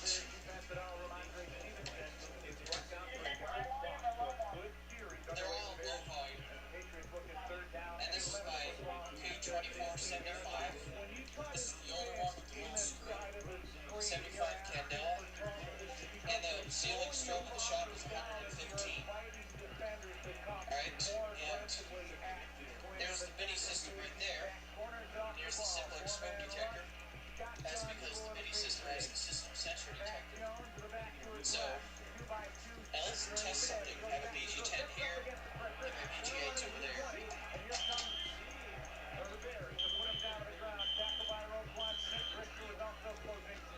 Okay, it won't reset because the ESL pull upstairs needs to be reset. Whoa.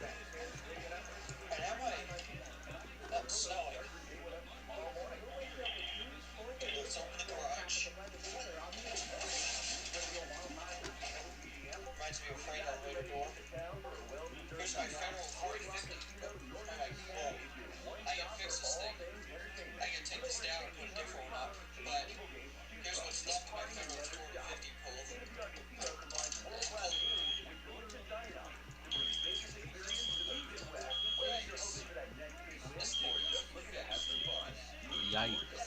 This thing needs to be fixed.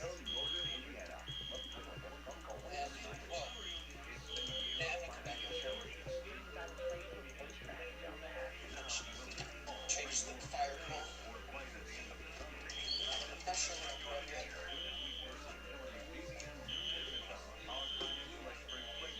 Almost done.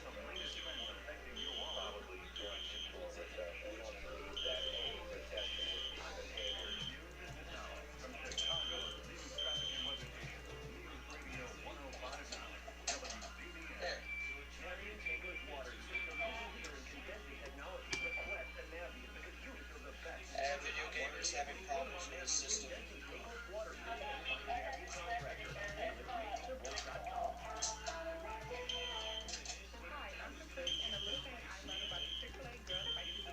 They're trying to do every little section of the system in this video. Kill it. Reset.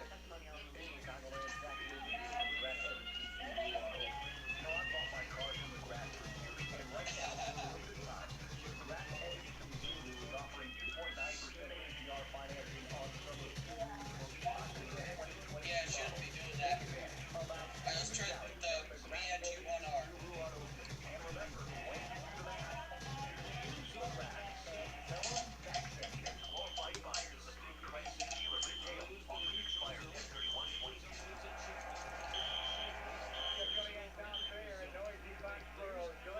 I can't believe how many spectral alerts he put in that on that system. Dang.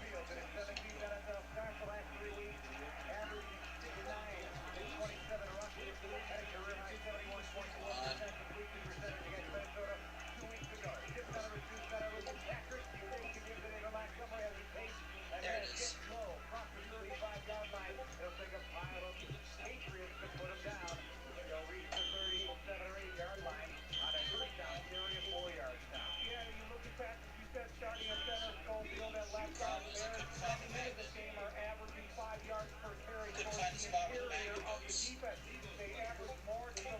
the spot where the magnet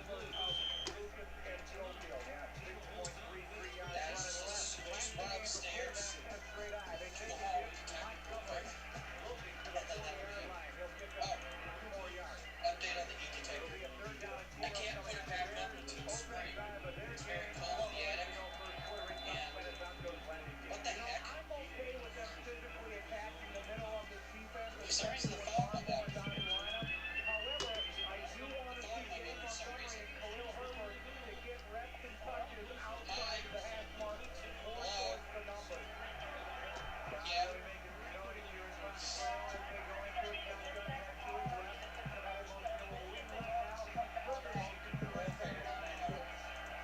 Anyway, the spectral alert here.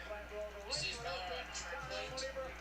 That's to hide signals because there's a hole like right behind there from the back box I had up there once. And it's real ugly, so I used the trim plate to cover up the hole. And I can't find my magnet, so I'll just skip the hallway detector. But I will assure you it works. And oh wait, let's do the I3. Forgot about the I3. So little hole.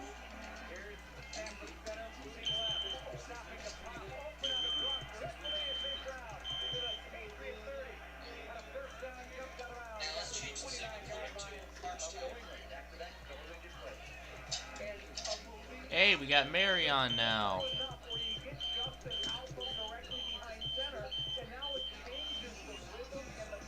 Settings. And reset. Yeah, go ahead. Oh god, here we go. Spectral alert on continuous.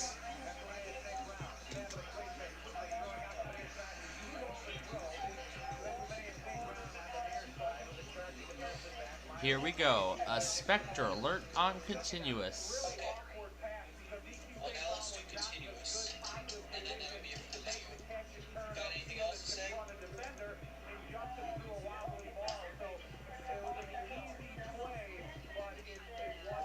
I actually am planning to put a system with nothing but advances.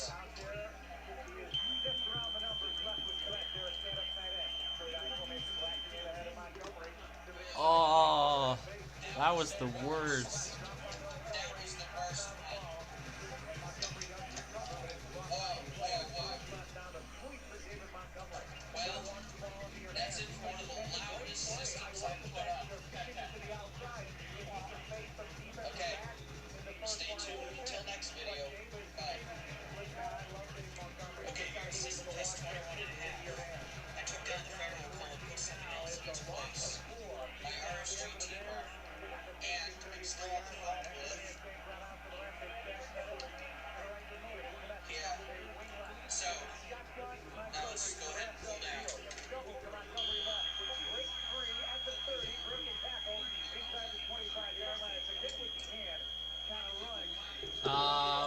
Well, this is interesting.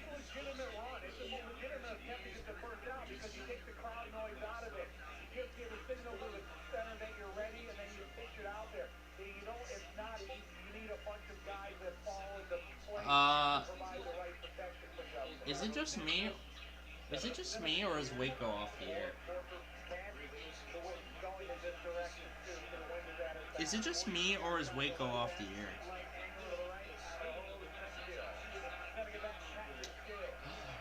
Uh-oh. Waco is off the air. That's not good. But we have Palestine at least.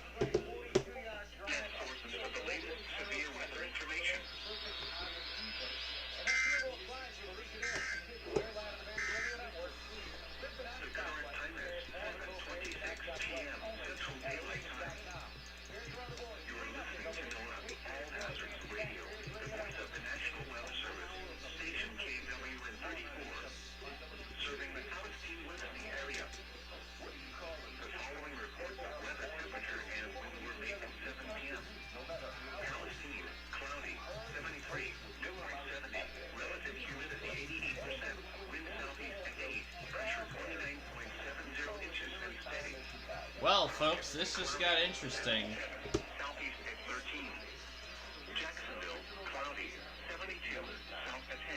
Now we have tornado watch number 554 in effect.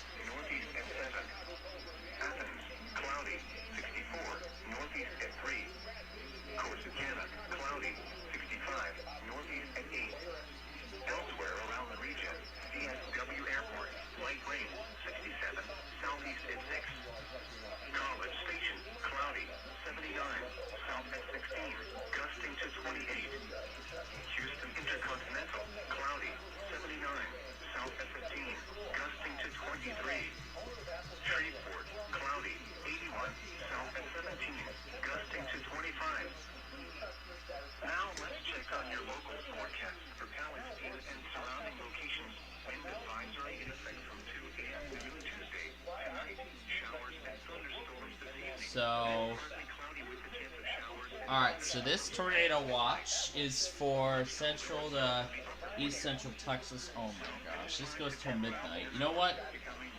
You know what? I think that makes perfect sense. That makes perfect sense where this is going. So, I mean, there was a second line. Yeah, that looks to be capable of producing tornadoes. You know what? That actually reminds me of something. Let's DX WBAP for the alerts this evening. Let's try that.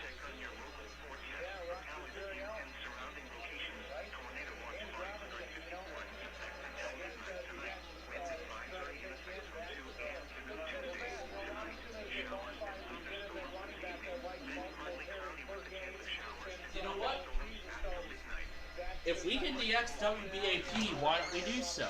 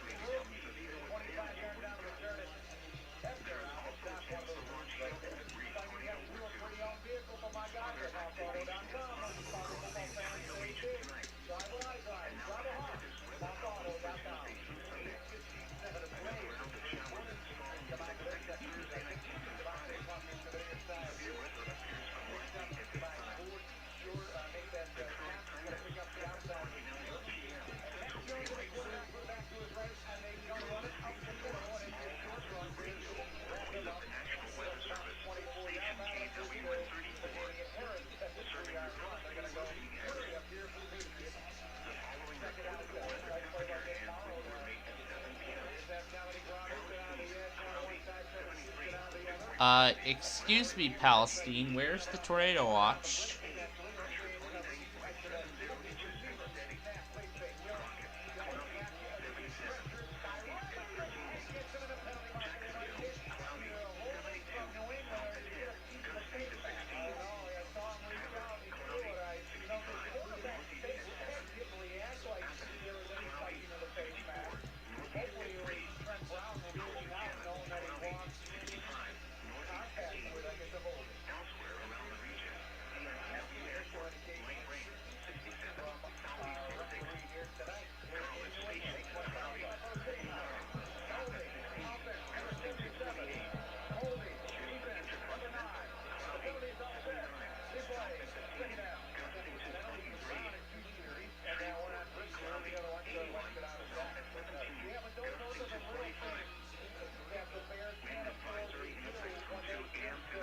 Okay, it's gonna be after this.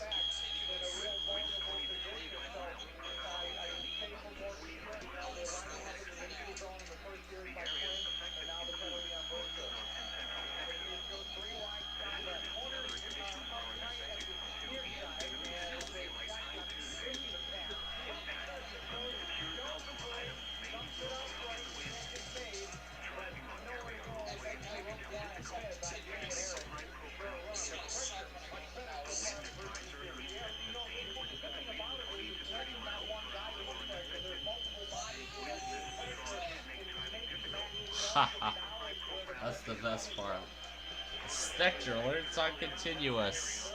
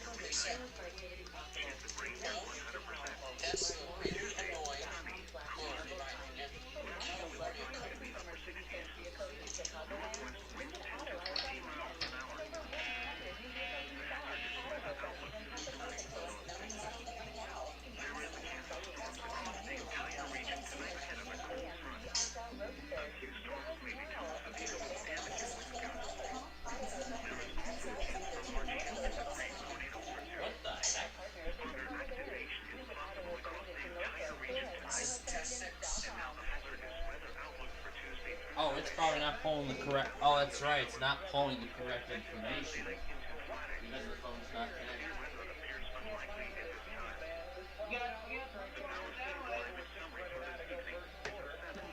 Yeah, and the Google Home was not pulling the correct information because the iPhone was not connected to the same Wi-Fi network. The phone was not connected to Wi-Fi, so that's why it's not pulling the correct information.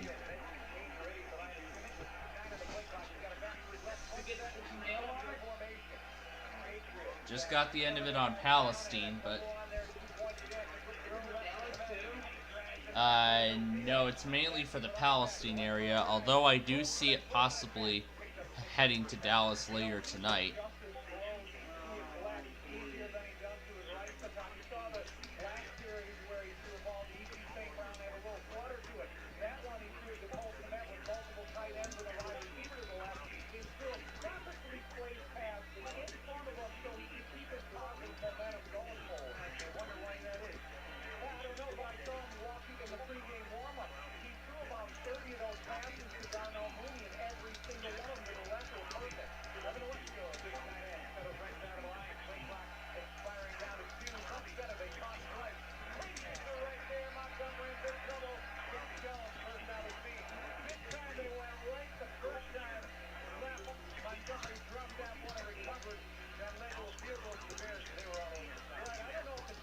Hey Google, play 101 ESPN.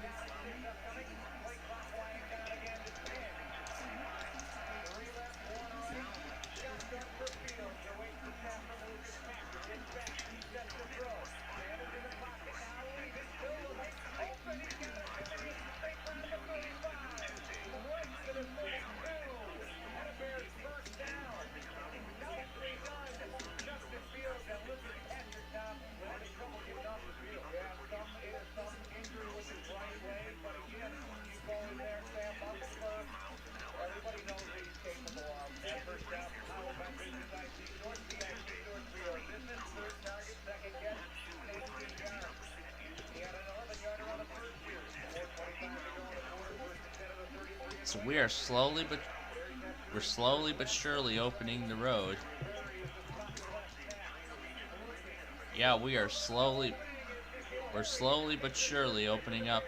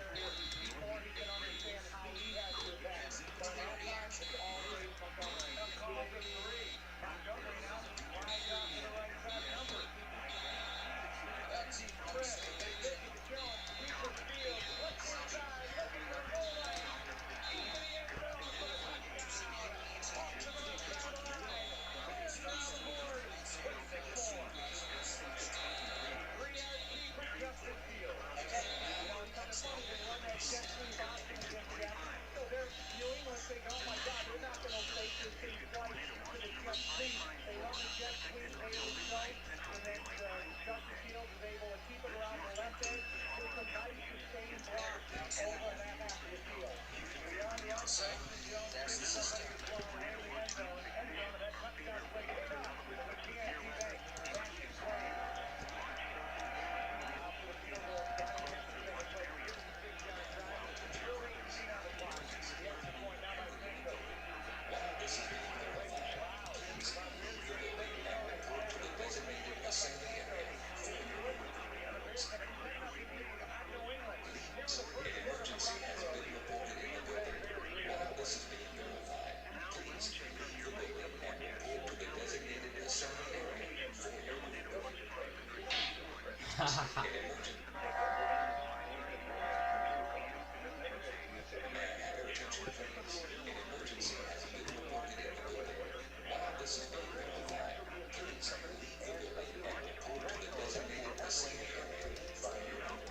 For your group. Report to the designated emergency area for your group. For your group. This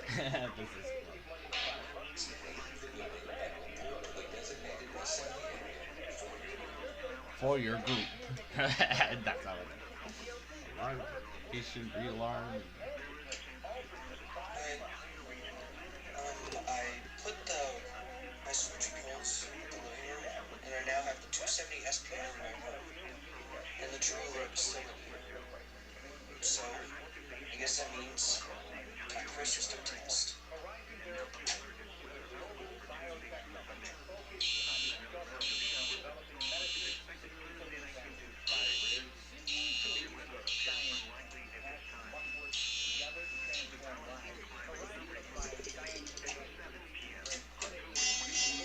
And then the sped up version.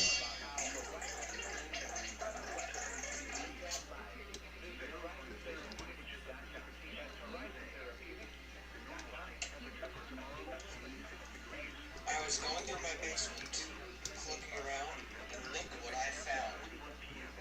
Look what I found. Yep, this is my homemade fire alarm pull station. The very first one. Do you remember this? From my very first video?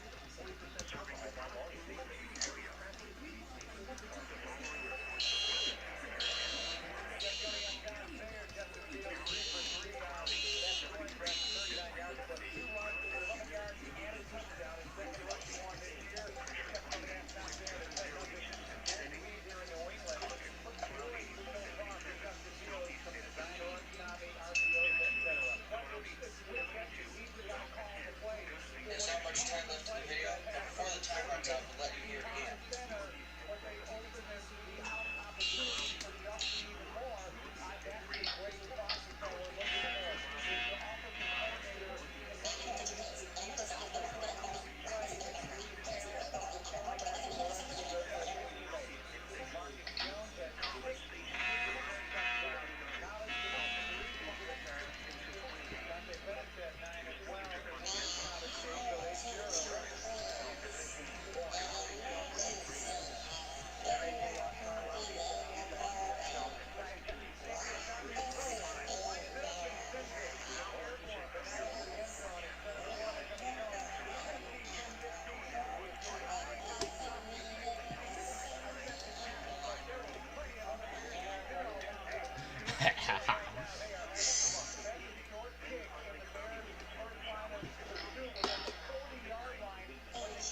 Please. An emergency has been reported in the building. While this is being verified, please leave the building. Report to the designated assembly area for your group.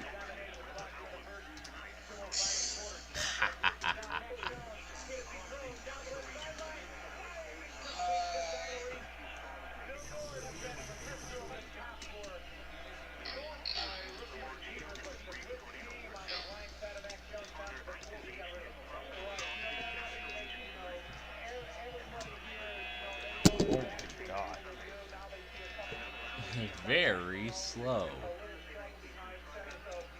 I have your attention, please. An emergency has been reported in the building. While this is being verified, please leave the building and report to the designated assembly area for your group.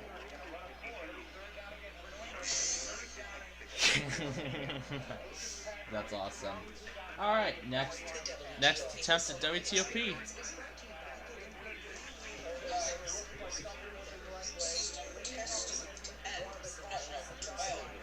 Here we go. Many changes. First, that's just their representation. But when I get some, put up some smoke, put up real smoke tokens. This is just I'm putting that to represent where I'm connected right here. So we'll go right here. See, that would be an I3, a Central, a SPCPlainfield or something else. I don't know what I'll have to look on eBay. And good news, I can now use eBay. Now activate the ASS button. Formerly D, now S, 8700S to it. And changes the system. Can you guess what this is? No? Not gonna guess what it is? Well, if you can't guess what it is, this is and up here is the integrity of the sewer. I believe more some flaps. It's under 10 candela, and it's replaced integrity, which makes it secret. Other returns. I'm planning to get another integrity store.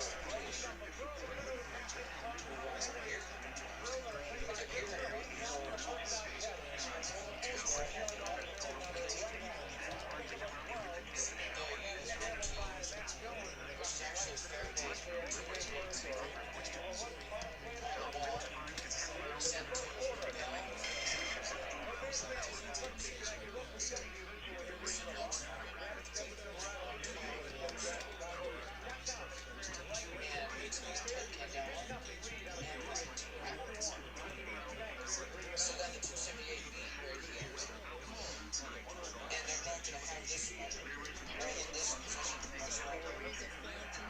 I'm going to have the 278S go at a time, and over there, where the recording is now, is where we're going to have the 278B. So I'm not going to pull this together.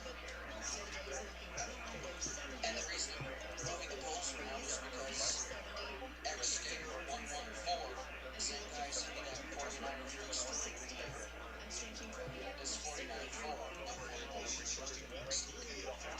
Is going to be sending me a G10L, so I'm going to decide what I want. So now, go ahead and hold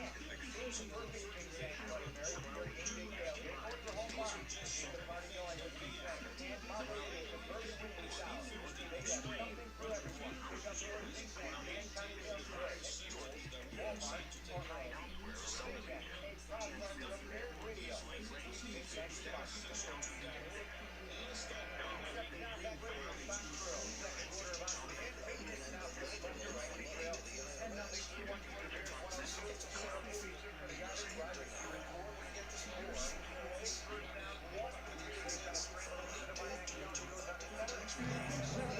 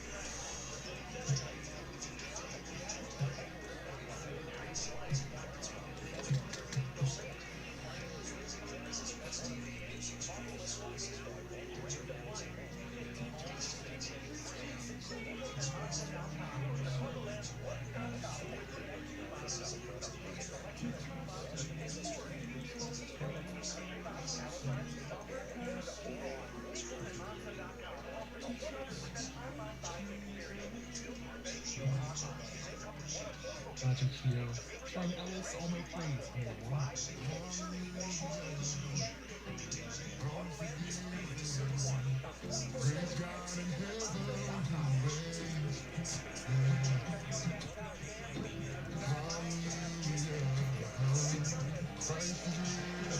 Alright, here we go. I'm putting up the lights.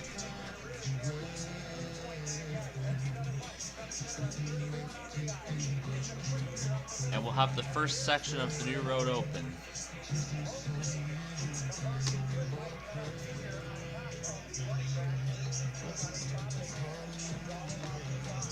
And we will have the first section of this new road open.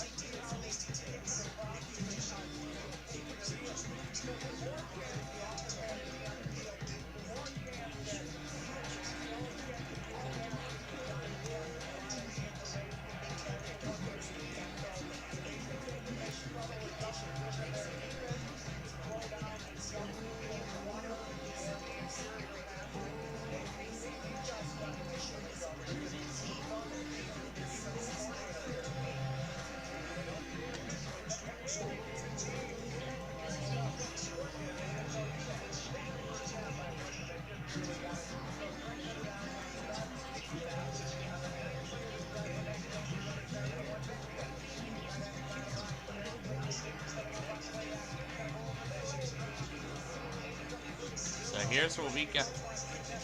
Here's what we got so far. Look at all that lighting. Look at that beautiful lighting.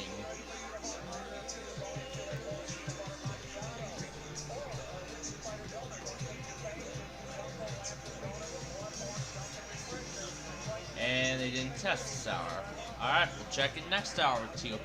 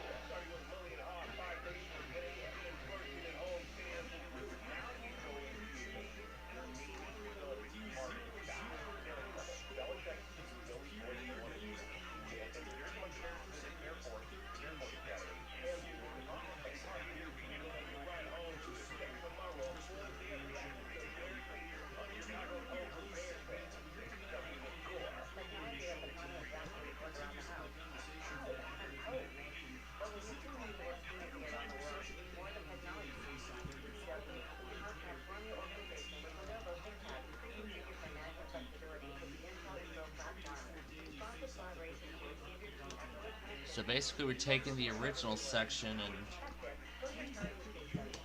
this is like bridging the gap between the original section and the new section.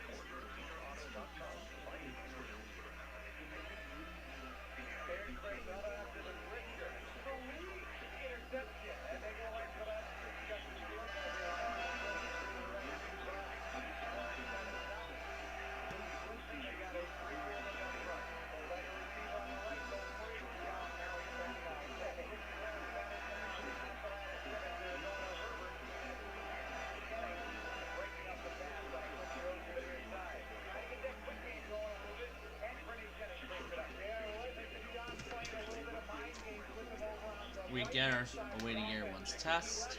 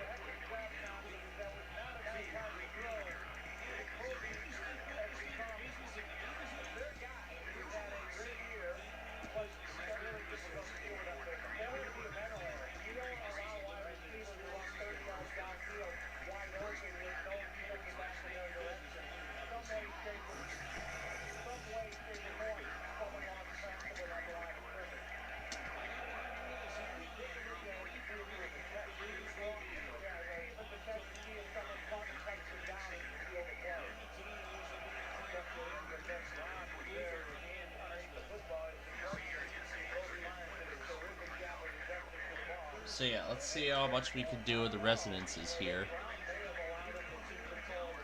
And then we'll decide what the next course of action is.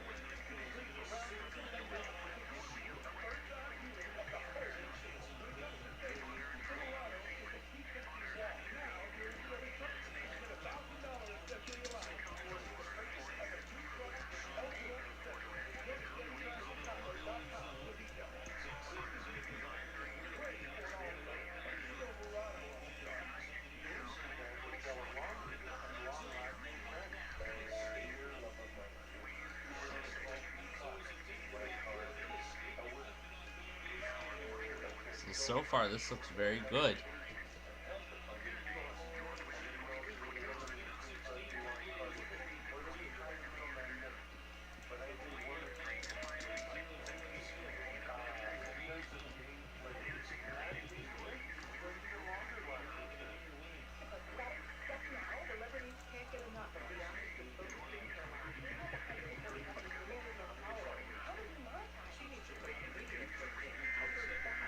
Uh-oh, here we go again.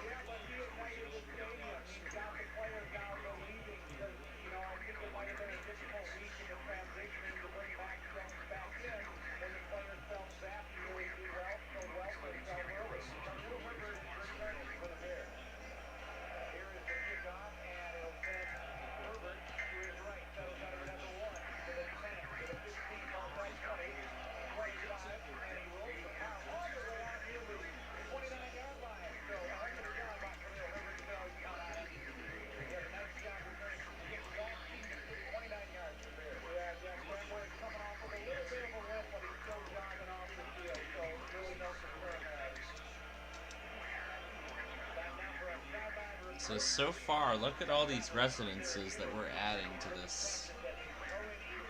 Dang, that's a lot of resonances we're adding.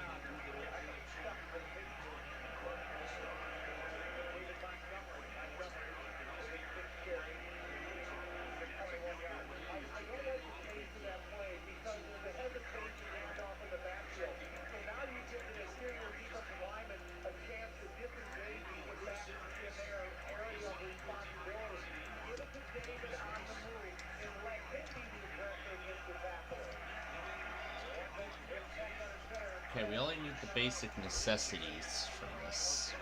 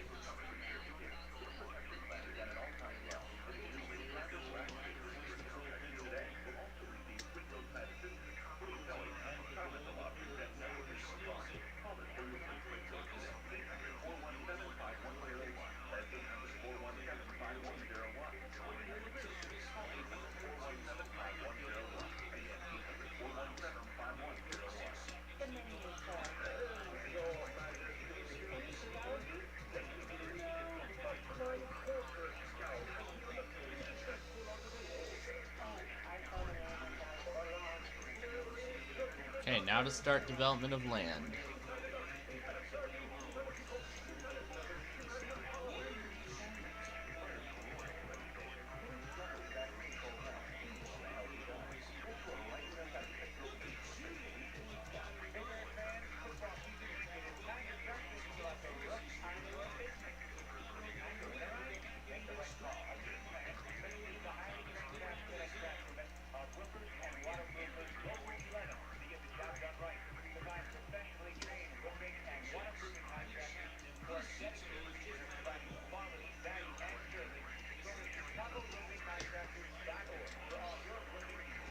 We're keeping this McDonald's up, it's iconic.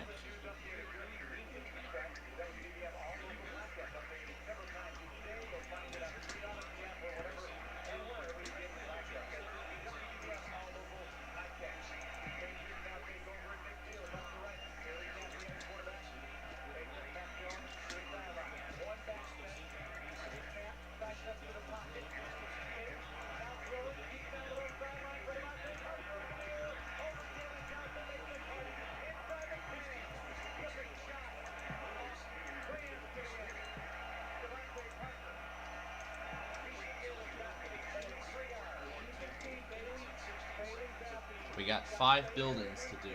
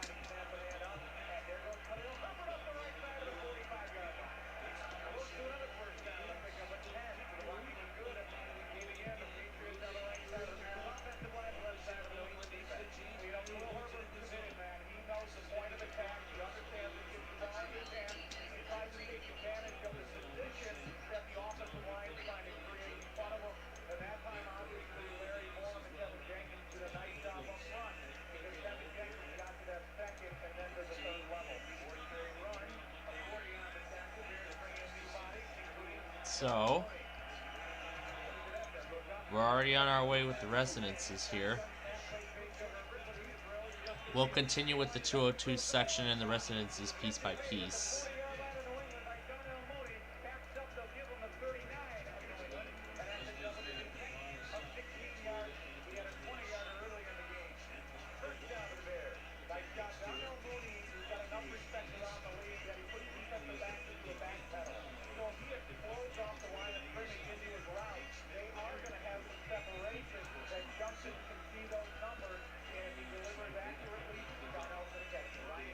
There's a lot of undeveloped land on this territory here.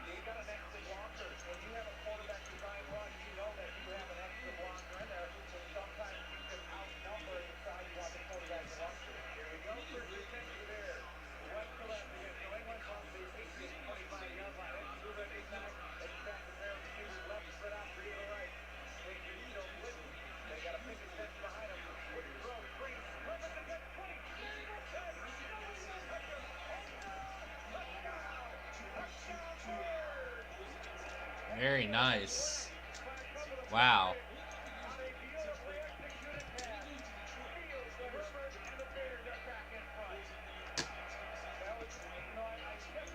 Well, our Bears got to keep.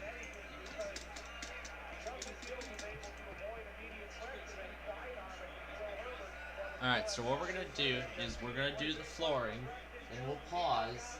I'll go out for a little popcorn snack break, and then we'll come back. We'll apply the roof to all these houses, and then if time allows, we'll do another exit of the 202 tollway, and then we'll be done for that. And then we will be done for the evening, so we don't have much time left to go, so we're nearing the end here.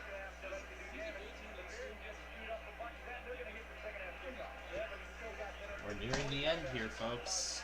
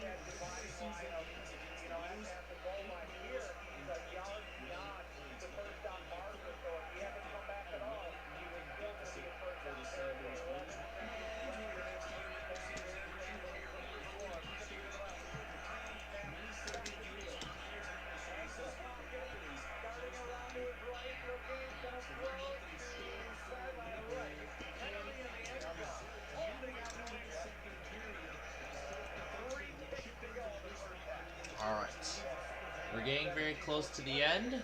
We're going to need to pause again. And we will be back.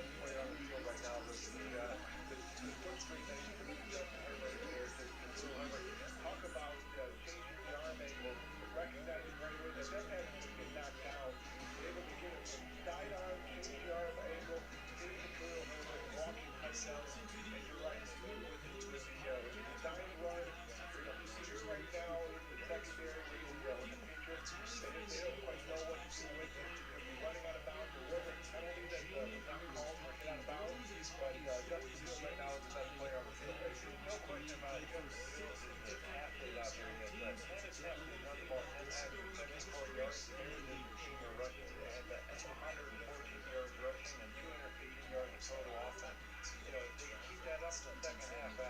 Well, the Bears reported a couple of penalties in this game, but how about the switch quarterback for the New England Patriots and the change that meant for their offense? Yeah, you saw what a lot of NFL teams like to do, especially right around midfield, to get that turnover. They go right from the throat, the big throw to Adams, and backing up at the 7-yard line. Well, the 1-2 down the backfield, that was something that was some kind of a block. The one Stevenson also on a blitz was a block on the first pickup. So the Bears in the secondary giving up 2 big plays because they're just not out there. They're not on their side. Yeah, it was the crossing pattern across the field, that first touchdown. You know, the pass rush. They get the pass rush out, and I think the Bears are in great shape here. And then the Bears just want to thank you. We'll talk to you guys after the game, and we'll go back to some of the wild highlights of the first half in a moment. You're on the PNC Bank Bears Radio Network.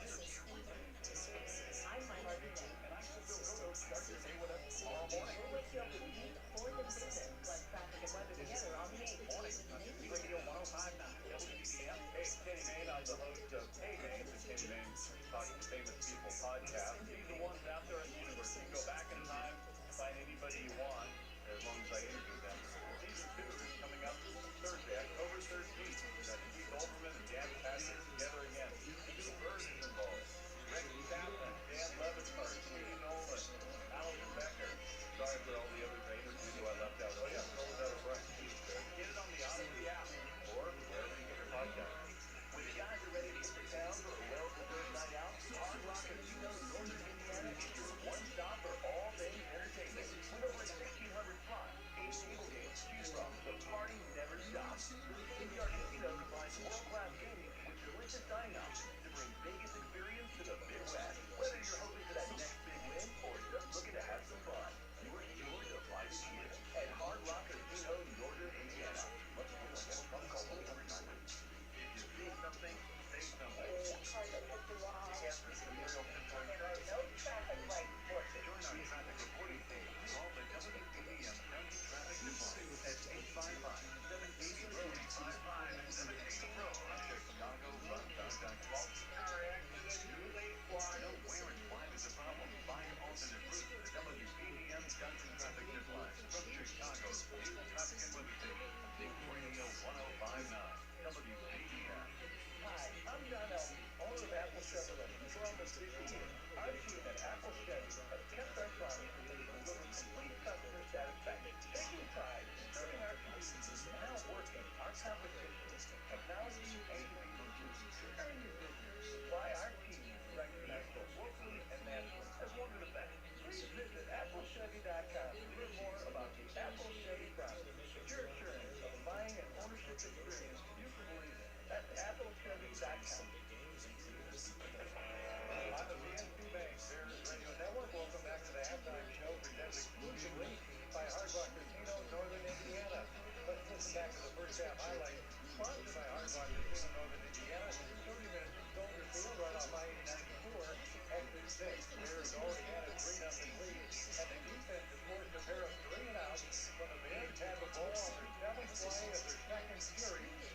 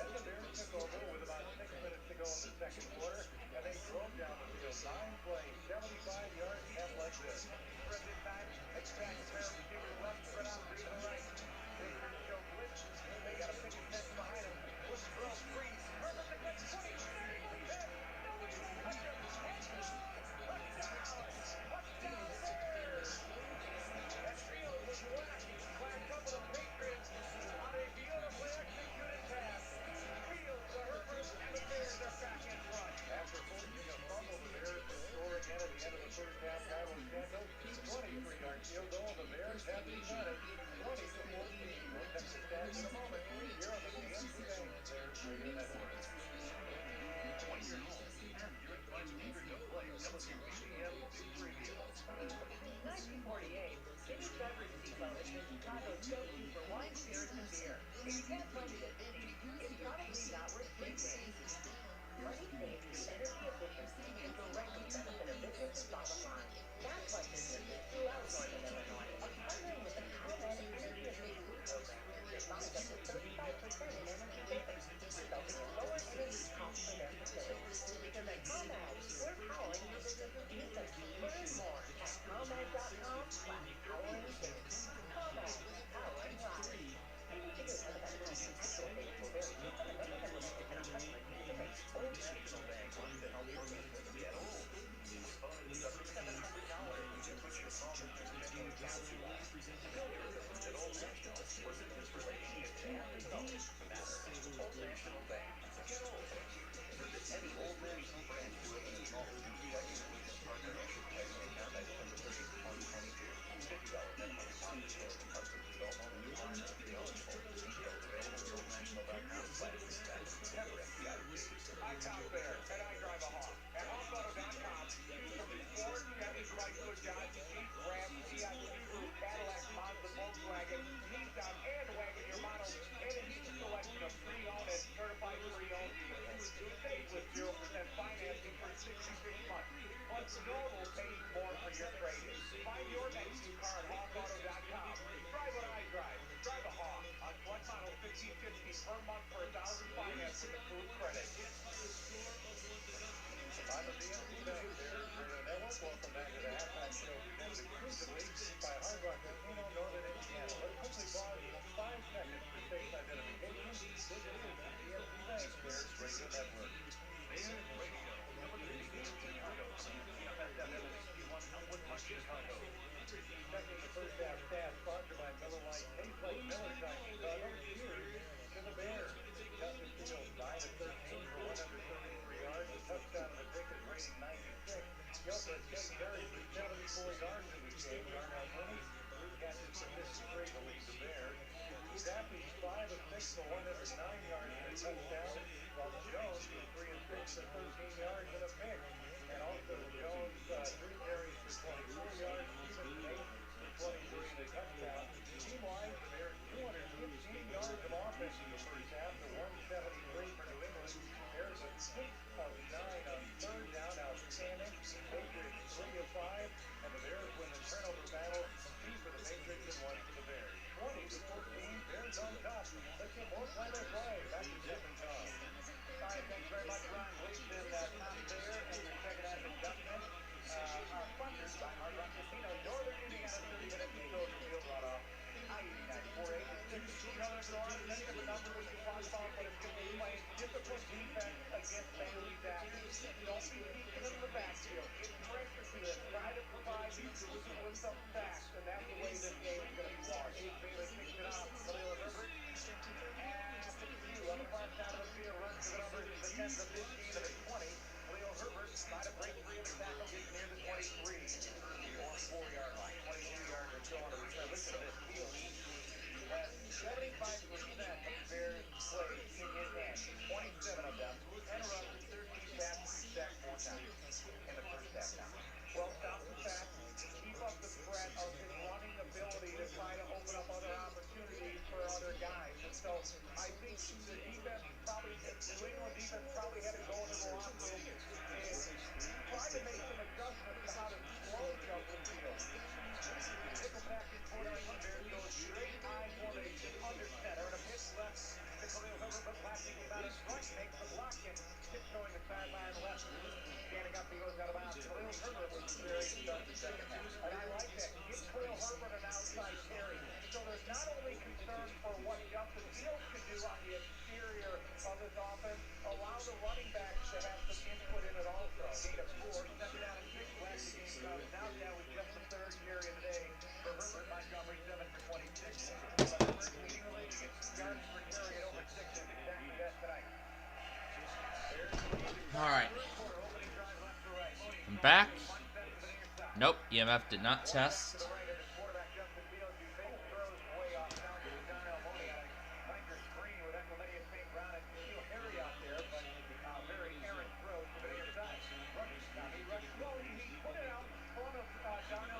Darnell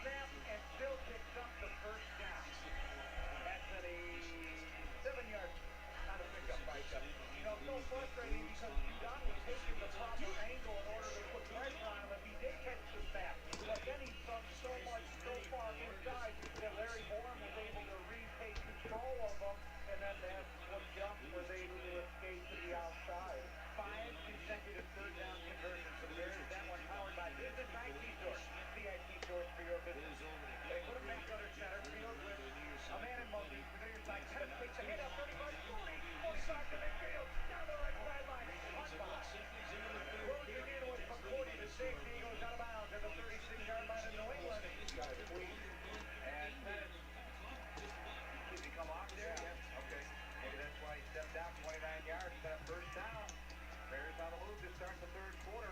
They score points coming out of the locker room, as do the Patriots. I thought if Dante Pettis was healthy, he could have made the defensive back avoid, cut it back to the inside, and have an open territory to the end zone. Bears are set, ready to go at the 36 out of the gun. The hand up, Herbert, little room. They decided to bounce it. Stiff arm and still manages to get near the 30-yard line. Stiff arm on Jones, their star cornerback, and Khalil Herbert decided to go away from the point of attack and bounced it to the outside right. I think he would have had a better outcome if he trusted the point of attack because it was opening up all the way to the third level. As soon as you start laterally, then that's when you allow a number of defenders to pursue you and limit your production. Jones on the tackle for the Bears, for New England rather. The Bears go second and 5 to the 31-yard line. Now Montgomery and Herbert in the lineup at the same time. Both are away either side. Snap, Fields rolling to his left. Fields looking, Fields throwing, and he completes the pass to Equimania St. Brown on the left sideline. Around the 20-yard line for the Bears. Great aces white jump to the earth. Only, deacon towards the sideline, Jeff, but he's got his vision downfield the whole time. And, you look for those 10-yard throws to be accurate, on time, and targeted perfectly, and that had all of those elements. 10 of 15, 144 yards. Dr. Warner at halftime is, looks a lot different tonight. Justin Fields, QB1, operating the show at the 20-yard line of New England, left to right. Out of the shotgun, they blow it there.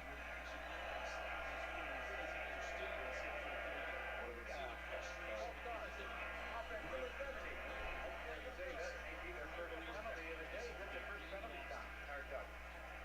I don't think so. No, they had one earlier.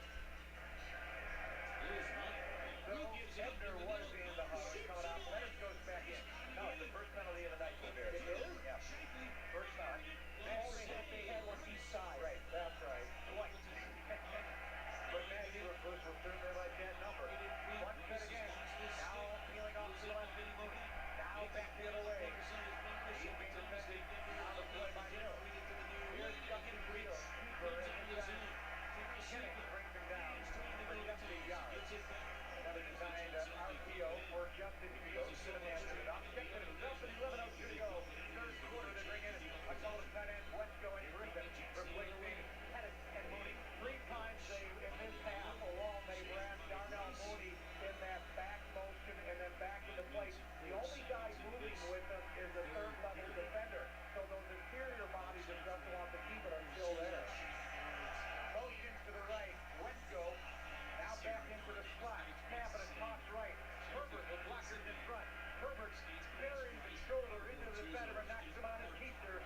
Down to Jones and Khalil Herbert with the leverage. Bringing the juice. That's his nickname as well. Pick up a 4. It is third down and long. He's got a thick lower body, and when he lowers the shoulder pads, he still brings all that power. So if you're not in a perfect tackling position, you're not necessarily going to take the abuse of it, but you are going to get pushed backward a little bit. Play time throwing for the Bears. It's third down, though, and 10 at the 20. Games explorers at 150s and more. Over 500 new Fords are stocked at this Ford Giant. Push it, pull it, throw it. You'll get more for it. And drive home a new Ford today. Games,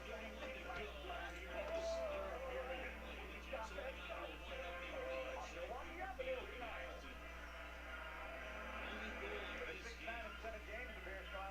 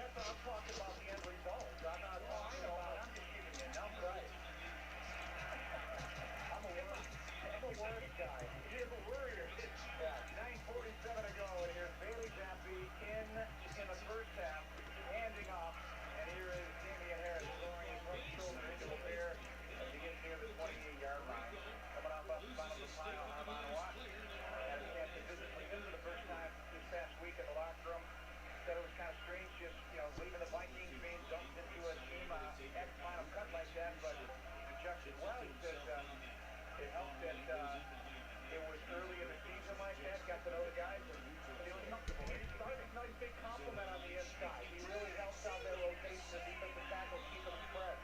Second down and 6, Jaffe in the gun, back to his left, motion to the right, is Myers. Snaps it back. Jaffe with the number 4 in the jersey, winds up, throws, passes, batted down. Justin Jones in on the scene. Jones also with a fumble recovery earlier tonight. Big number 93, batted that ball from Bailey Jaffe. Size-wise, comparatively speaking to Mac Jones, just a couple inches shorter, 6'1", 220. Jones is 6'3", 214. Yeah, Jaffe is definitely thicker. You know, he's got the big body where he's got some thickness in his leg, and that's where you can see the sturdiness of him. 23-14, Bears the lead with 9 minutes to go, third quarter. Jaffe in the gun.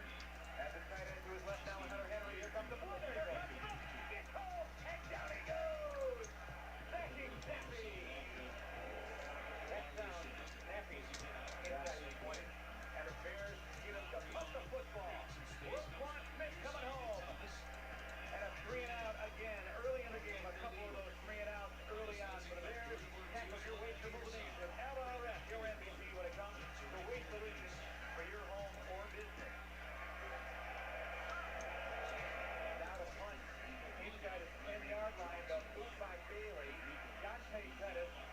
Back, drops the football inside the 35, swoops it over the 30, runs wide to the right, can't get the corner and run laterally out of bounds to the 35 at a penalty marker as well. And with that sack, reminder, you can pile on big appliance savings every day at Grand Appliance.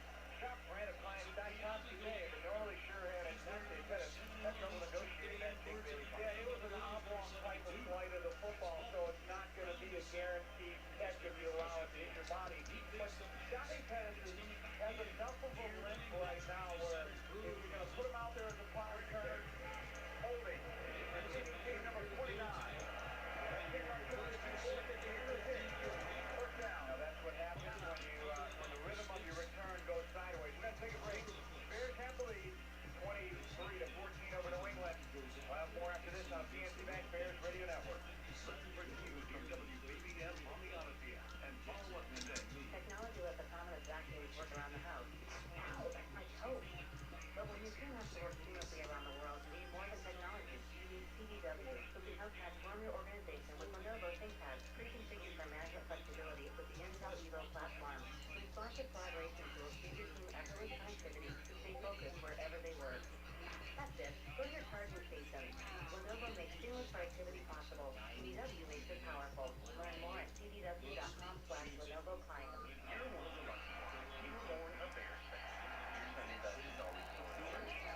Dinner is always eaten around the cocktail.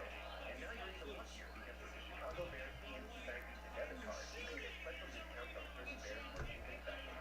Show you're a Bears fan with the yearly wear from the card you carry. PNC Bank Passion Day. For details on discounts and other offers, visit pnc.com/Bears card. To register trademark with the International Business Association, copyright 2021 PNC Bank Association or FDIC. If you're not a member of the new Dungeon Rewards program yet, you're really missing out on free dungeon, that is. Join today and start saving and stacking up on your points to use on your favorite dungeon. Now through October 31st, get a free breakfast sandwich with a purchase of any medium or larger beverage.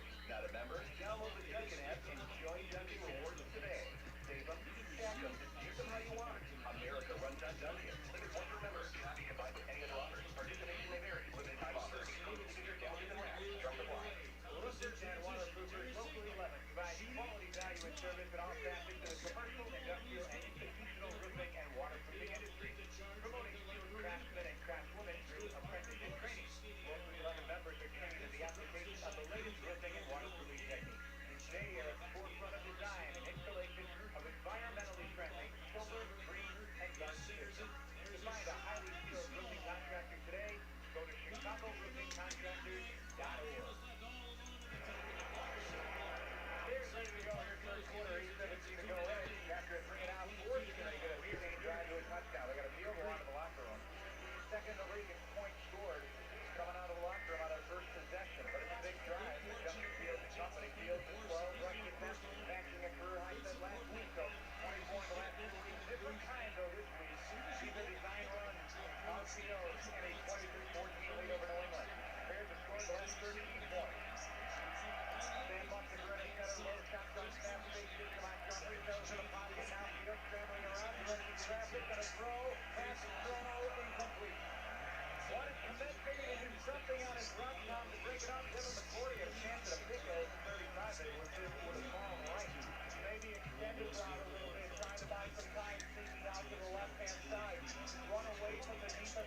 and let you lead you out front. But, you know, as long as you live, you know, second, that's, you know, just some of the things that you're going to have to live with. Just don't give them an opportunity to get far the ball. 17, 144, a touchdown and one interception. Justin Fields under center. Washington game, don't do that. They're running back. David Montgomery as they fan up. Toward Justin Fields. Bangs it into the ticket and then runs hard as he often does. A violent run to the 25-yard line. He scoops up 3 on that hard-earned run. He's now the number down the near side coming off the bottom of the pile. Away. You know, the Bears, a 5.2-yard rush average. It's most by a Bears team after 6 games. However, tonight they're averaging 6.6. I know Justin has a lot to do with this, but when you can keep the significance of the running game alive, it really is challenging for the defense. Bears had 10 double-digit plays in the first half. They feel very at one of them. He's off to the left side with MontCoEAS. Left near side. Receiver, Jack Bateman, a shotgun catch. Quick design. Fields, gets away from it. Kennedy delivers down the left side. Goal for Clement. A shot for the ball, and he can't make it out. Here he is. He's good, boy. Well, Clement at the 49-yard line. Burns out of the field. And the referees and Bill Belichick having a conversation about it. Bears want to get to the line of scrimmage. Yeah, run a play. Get out, put the ball down. Get out, Anthony Fisher with a 49-yard line in New England. Across the 49. Yep. Bears get to the line of scrimmage. Shotgun snap. They give it to Montgomery off the left side. Montgomery inside the 45. Just outside the half to the 43. On a run left. 26 yards and a pass to Cole Clement on third down. I believe that's his 7th third down catch in the Raiders game this year. Find your new pre-owned vehicle with my guys at HawkAuto.com, where Chicago football fans say big. Drive what I drive. Drive a Hawk. HawkAuto.com. That first down powered by Business IT Store Stocking and reserving products for your company needs. Business IT Store, the IT Store, your business. Bears are on a moving 2nd and 4. Looks for the gun, back to his right. Right check to the right of the formation, inside the number. Snap, Fields, giving to Montgomery, giving off the left side. Montgomery keeps turning, and he turns back. By the way, right here. Let's watch the station in the beginning. The Yankee back, Bears bring it under. News Radio, WBCS Chicago, WFSF and HD1 Woodpark, Chicago. 23-14, Bears over the Patriots. Third down and 1. Montgomery's just turned away. About to the outside, might have got him at first down, but Montgomery nailed it across on the ride. Ball on the 40-yard line, we get up 23-14. 5:30 to play, make it 5:50 to play. Snap, Fields on the sneak. He could have it. Get inside the 39-yard line of New England. Their second drive of the second half. You know, a really nice formation, even though they're running the quarterback sneak, because they left David Montgomery in a single-back formation about 6.5 yards beyond the line of scrimmage. So with the defense is thinking automatically with Cole Clement going in motion, they're going to see David Montgomery a running start to pick up this 1 yard. All the whole time is they're confusing the defense by allowing Justin to pick up the first down. That 26-yard catch by Cole Clement is longest of the year, but also his 100th career catch. First down exact, 39-yard line, put him on his center. Fields up a kick to the turn and a fake to Montgomery. Rolling to his right, Fields stops the clock. Going one more, only incomplete. Bailed out of bounds. End zone. Going shoulder to shoulder with the defender, Kevin Stone. You know, Jeff, the Cole Clement catch on that he made, he played earlier. I think that's what Justin wanted him to do. He said, get the play because I'm buying some time for you. And Cole did exactly that, and Justin gave him the opportunity to make that big catch. Second down and 10.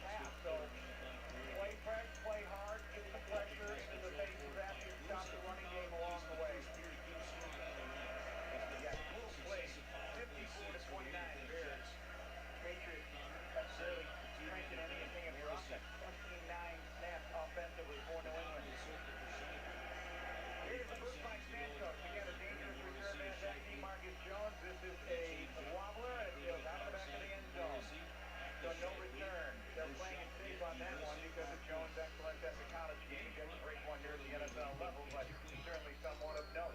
Jones down to the 25-yard line. Mac Jones started this game. He was 3 of 5 for 13 yards, coming off a high ankle on the aggressive end of a return from a 4 to 6 week injury. He threw an interception, his 12th in 11 games, and he was benched.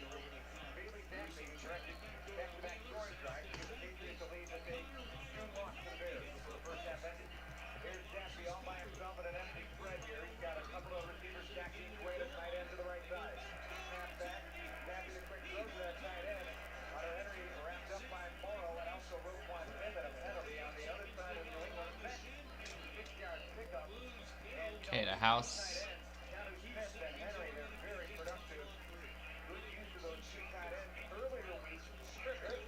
All right, there's house number 1.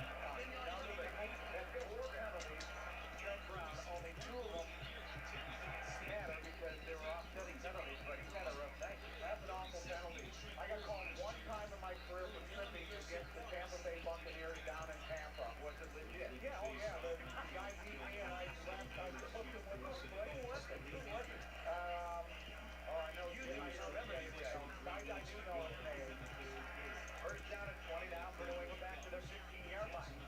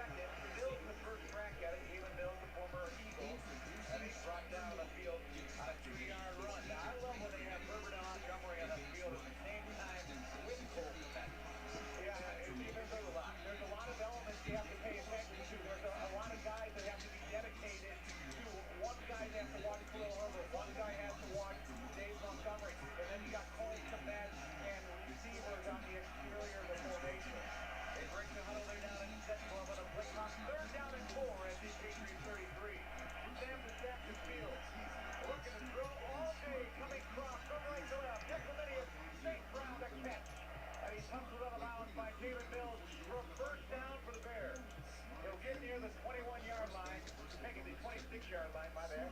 26-yard line of the Bears. 1.8 seconds left in this third quarter. Have a fresh set it down. That was all protection right there. The reason EQ came from the right all the way across in that crossing route was because of continuous protection by the O-line. Here's Fields now, first and 10 at 26. They go high left with Herbert and Ebner with Clemente wing left. Long hard count, that'll end the quarter. So we're through three quarters. The end of the third quarter. Outstanding process so far by the Bears. And they take this lead into the fourth quarter, into the third quarter. 26-14, the Bears have the lead. Hey Google, answer. Hey Google, answer. Well, 14 groups in the first loss. Yep, their first loss.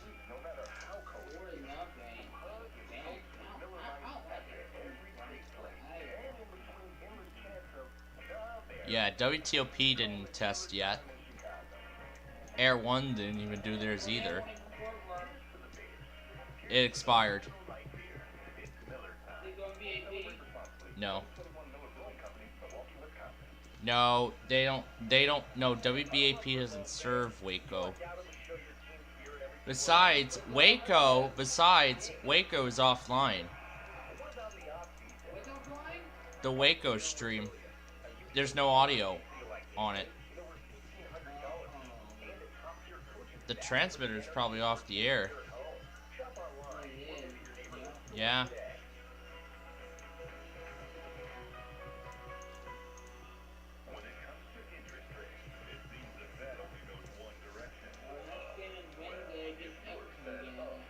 And my next game is going to be tomorrow night.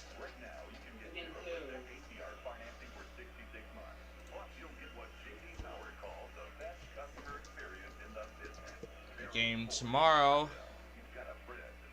is going to be against the Panthers. His old one. His old one.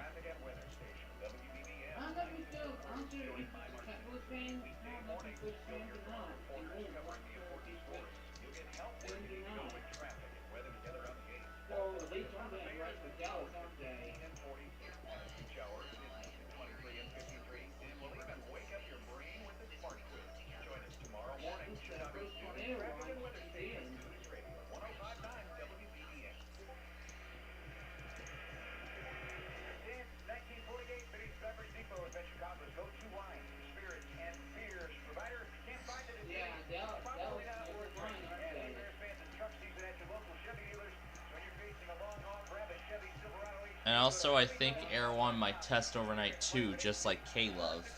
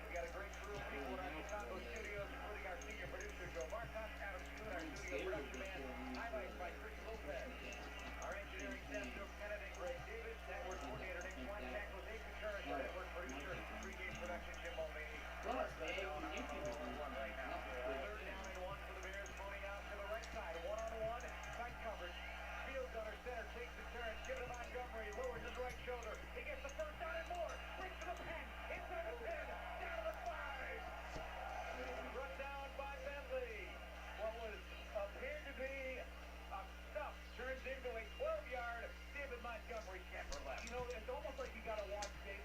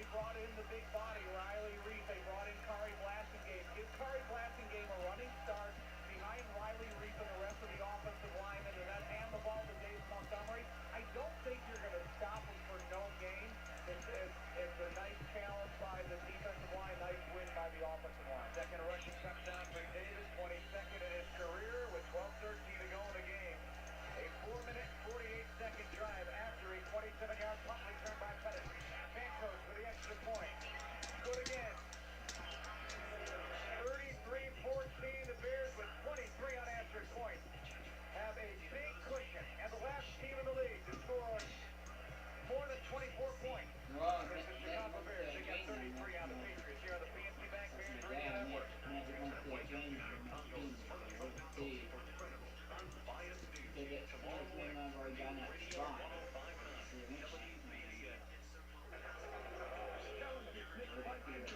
And the best way out, always through. Chevy Silverado's 2500 and 3500 HDs are built for the challenges. With up to 36,000 pounds of towing capacity, they can haul, tow, push, Don't get that chance yet, they are the big ones. Now, during Chevy Truck Season, get a $1,000 accessory allowance towards the purchase of a new truck with eligible accessories. So bring your A game. Go to ChevyDriveChicago.com and score. With Big Mobile charges you an arm and a leg, they're taking your money and your power. And your arm and leg. Boost Mobile gives your power back.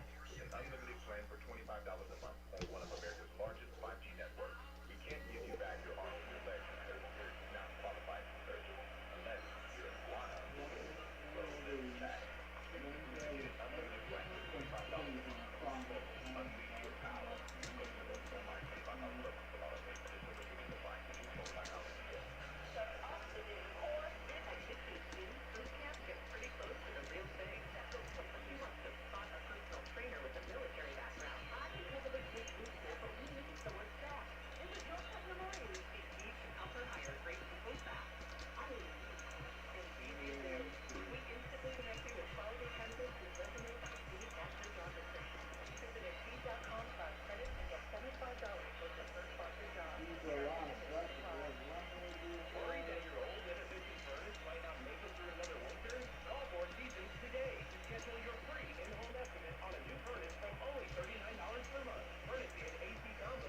And I'm already getting myself hyped for the World Series by going back on some previous World Series and American League Championship winners.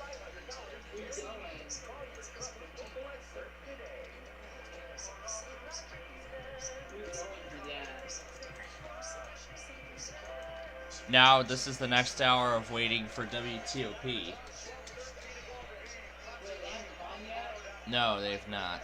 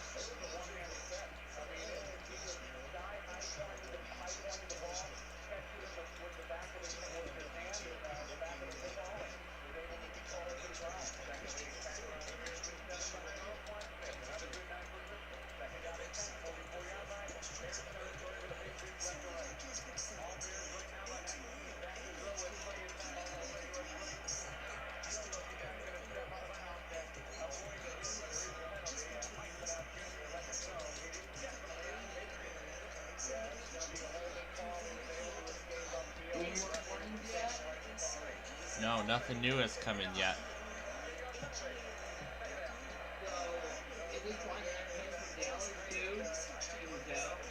I think it's gonna snake right past Dallas.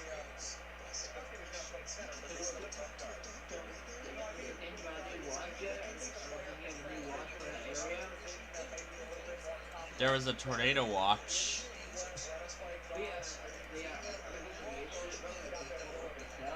The severe thunderstorm watch just now expired. Actually, it expired an hour ago.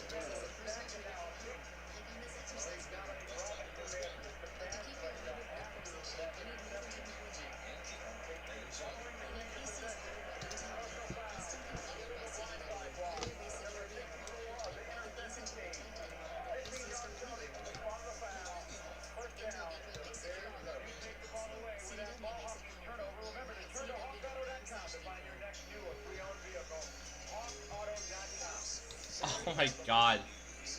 WTOP just played the old Intel jingle.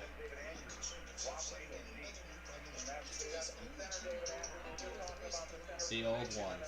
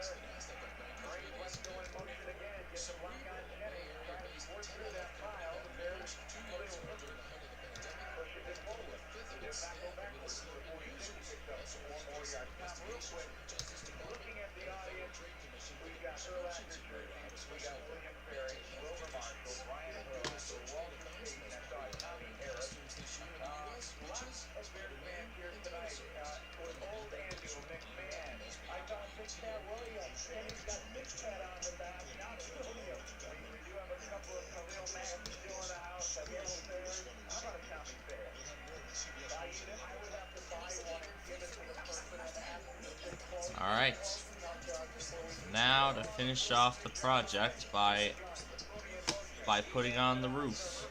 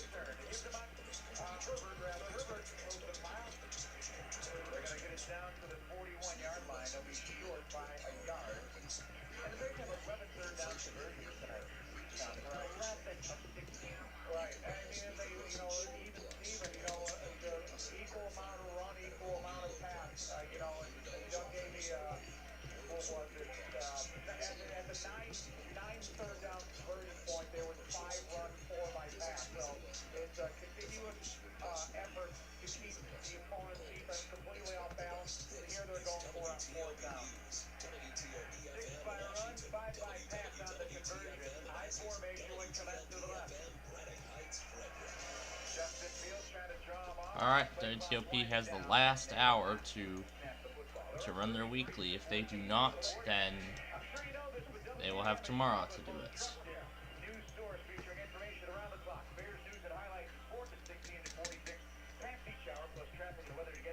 You know where else we're due for tomorrow? Air 1. Always available on the free Odyssey app. They're going to punt the ball, Big Jeff. Kind of trying to give us a little fool up there as the line of scrimmage takes a delay penalty, back up 5 yards, now get a good. Only second punt of the night. For 4:41. 4:41 the game clock, please. Now the toast of the game presented by Vinny's Beverage Depot. Justin Fields with 13 rushing attempts at 83 yards. The amount is his career high and the most by a Bears quarterback since Bobby Douglas had 16 attempts. Here's the knuckler up in the air by Trent Gill. Settling under at the 11-yard line and immediately going down. Josh Blackwell puts down the speedster. The rookie. Marcus Jones had nowhere to go. A shining star for special teams again tonight. Yeah, Coach Hightower had his guys ready from the opening kickoff. They pursued the kickoff beautifully. They pursued the punts beautifully and provided time for themselves. Vinny's Beverage Depot, you can't find it at Vinny's Town. It's probably not worth drinking. And let's take a break here in the fourth. 4:33 remaining. Bears up 33-14 on the Patriots on the PNC Bank Bears Radio Network. WVBN, Chicago News, Traffic and Weather Station. My heart was racing just making spaghetti. I could have waited to tell my doctor, but I didn't wait. I was short of breath, just reading the book. I could have delayed telling my doctor, but I didn't wait. They told their doctors and found out they had atrial fibrillation, a condition which makes it about 5 times more likely to have a stroke. If you have one or more of these symptoms, irregular heartbeat, heart racing, chest pain, shortness of breath, fatigue, or lightheadedness, this is no time to wait. Contact your doctor. Brought to you by Bristol Myers Squibb and Fife. Old National Bank is asking businesses to get old. But first, they have questions. So when's my business if I get old? You do. You can get old and remain young. Is that possible? With a commercial bank as good as Old National? Yes. What will it feel like to get old? Well, business owners describe a feeling of euphoria, having local decision-making and committed relationship bankers. Okay, one old guy coming up. Introducing Old National Bank, where business relationships and results matter. Old National Bank. Get old. Member FDIC. It's been a year of financial challenges. Concerns about inflation? Inflation acts down the hatch now. Will this fall bring more of the same? More light at the end of the tunnel? Making informed decisions for your future. Tune in weekdays to the WVBM New Business Hour. Our financial experts break down the market. Plus the latest trends affecting your wallet. Probably going into a recession. We don't believe that a recession is on the table. The New Business Hour from Chicago's News, Traffic and Weather Station. News Radio 1059. WVBM. For Tom Baer, Jeff Joniak, Doug Coletti, our statistician, Paul Zarang, our engineer, and he had his work cut out early in the night. There were a couple of power outages in pregame. Things were going awry. We were knocked off the air here several times, and we never missed a beat. I think he did it on purpose just to let us know how valuable he is to us. Fair enough. So I think it was the old, pull the wool, he had phones, and each year he was hitting a gun, though. And little Z was sitting here in the booth with his hands folded on his stomach saying, just relax, we got this, don't worry. As the Patriots come to the line of scrimmage here in the fourth quarter, 4:33 remaining. A little Z down on the sideline, he'll be in that locker room, helping us get locker room interviews. Snap back for Bailey Zappi, pass the tip, and almost intercepted. It was deflected away by Gordon in the vicinity with Tyler Gordon. Hands on hips for Jaquan Briscoe, who smelled a second one tonight. Find your next new or pre-owned vehicle from my guys at HawkAuto.com, where Chicago football fans say, big drive what I drive. Drive a Hawk, HawkAuto.com. That's what is that, the third tip pass for him. One resulted in an interception. One was on third down that got the Bears off the field. So that's an issue with his career going forward off the pay bench. Bailey Zappi takes the snap, steps up against pressure, the dump off for the 7th time to Ramondre Stevenson. Runs into Morrow. Gordon had a crack at him too. It's been a quiet night. Gordon. I don't even see his name on the list of tacklers tonight, but not a lot of throws, not a lot of snaps for New England in interaction. 3rd down and 1 for New England. Bailey Zappi takes the snap. Time taps the ball and fires. Thornton makes the catch at the 42-yard line. He's touchdown there by Eddie Jackson. That was a heck of a throw right there. Bailey Zappi was able to put his back foot in ground and fire a fastball that traveled over 20 yards into the waiting hands of a receiver. 3:47, clock winding down here in the fourth quarter. The place is emptying out at Gillette Stadium. You rarely see that. A quick throw left. Stevenson again to catch. Oh man, the Bears are just smothering them all over the place. Several guys had a crack at him. Big back, as we said, 6 feet 230. But you needed that body. The Bears defense tonight, 4 3 and out, 3 batted balls. Justin Jones, Travis Gibson, sacked by Roquan Smith. Here's the draw next to Blitz, and Stevenson gets to midfield before he's touched down there. But they've not averaged 4 yards to carry tonight. Stopping the run was job one tonight. That was the plan. You got to stop Stevenson.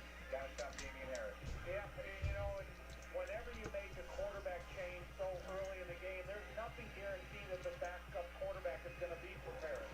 There he is on 3rd and 2 with plenty of time. Zappy's going to fire a nice tight spiral to the far side of the field. Brisker defending the play. That is Devontae Parker. And that catch, incomplete. It's incomplete. Parker coming up a little lame on that one. And Brisker, that big body safety, dealing with a big body receiver. Passes to the sideline, incomplete. It is 4th down. Jaquan Brisker is right there. In order for this receiver to make the catch, he has to be on his tippy toes inside the field of play. That doesn't give you any defense. And when Jaquan Brisker hits him from behind, that's a heck of an impact he makes directly on the ground trying to control the catch. Now Aguilar off to the left side. Quiet night for number 15. 4th down and 2. In the gun, trick to the right. Snap, blitz is on. Pocket tight. Bailey Zappy, intercepted Tyler Gordon. Down the right side. 30, 20, 10, and shoved out of bounds. Tyler Gordon with his first NFL interception. Hopefully one of many more. Things are falling into hands of an aggressive Bears defense tonight.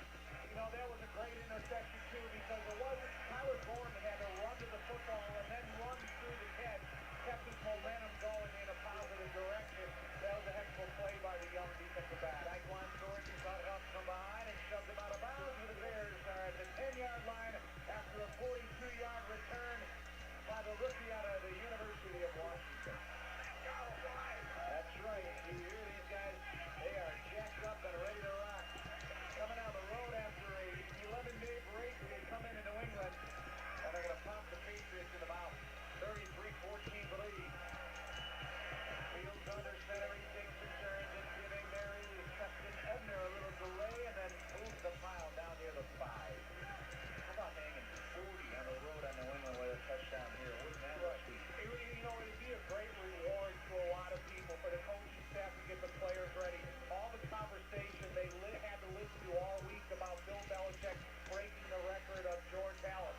And then the offensive line having changes before, during the week, and then into the game they had the injury to Lucas Patrick. So there was a lot of elements to show the coaching staff having this team prepared.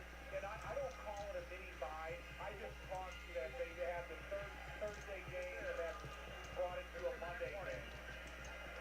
388 yards of offense for the Bears. New England with 261. The Bears have scored the last 23 points.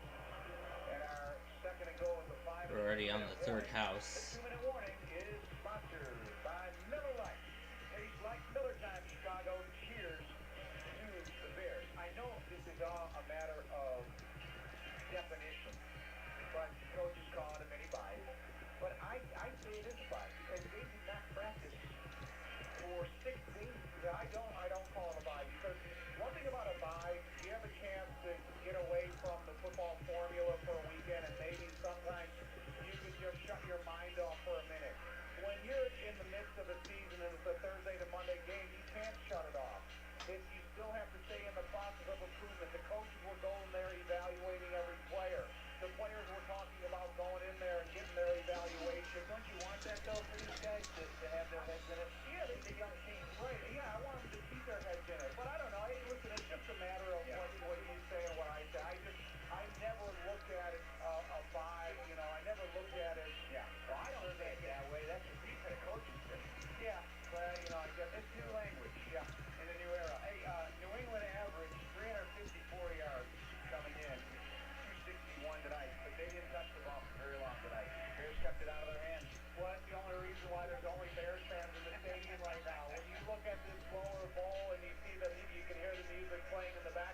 Oh, things are about to get interesting here.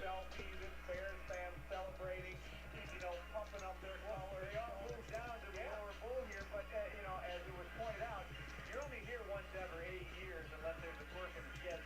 So they haven't been here since 2014. Either on the road or there's some homegrown transplants here that have been living in the Boston area, Providence area. The oldest franchise in the NFL. There's homegrown Bears fans out in this area of the world. And saw some of them at the hotel last night. We see a lot of the evidence in the stadium still. And I know it's a different time and place. But Bill Belichick doesn't lose.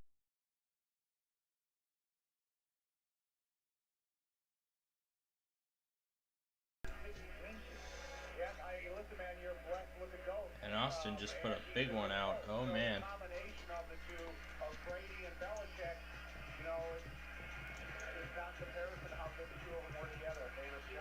And Fort Worth follows suit with Robertson, but we can't get that unfortunately.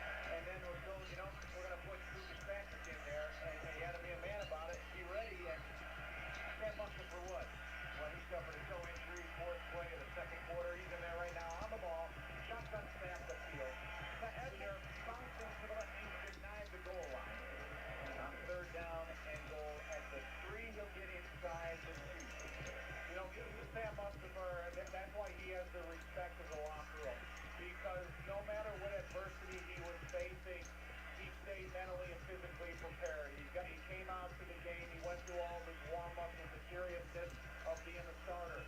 They brought in Lucas Patrick and they moved Schofield in at guard. And the minute that Lucas Patrick got injured, I don't think there was any drop in any confidence of what they were able to accomplish. And, the Bears did great things so far tonight. Half a minute to go in the game, and Justin Fields under center. He'll take a knee, and that'll do it. Here in Foxborough, the Chicago Bears come into Gillette Stadium. They score the final 23 points of the game, and they put a pacing on the Patriots, 33 of 14. Clock is stopped at 25 seconds to go. And we should also tell you that a couple of these interceptions by the Bears are quality coverage, just like Benjamin Moore. A proud sponsor of Bears Radio. For the quality you require, visit BenjaminMoore.com for a location near you. So on fourth down, they'll turn the ball over to the Patriots. We'll have 25 seconds to play with here and some decisions at quarterback before they go out to take on the New York Jets. A team that lost their star running back in Breece Hall. Yep, and we'll play against them on Sunday afternoon. So, of course, we will bring you that game. We'll bring you that game here on Plainfield TV live as it happens. So, considering where we are on this project, I do not think we will have enough time to continue on the tollway. So, we are most likely going to stop here for the night, following the construction of the roof.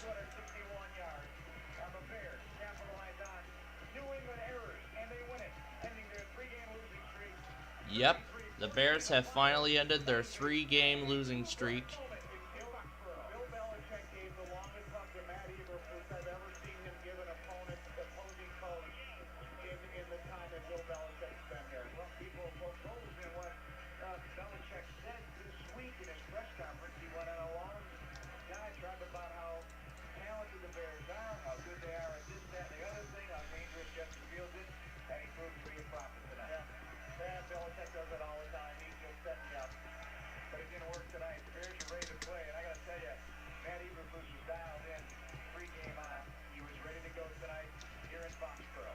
Terrific win, a lot of different ways to break it down, but it starts with Justin Fields. Again, 14 carries, 83 yards. The Bears ran for over 200.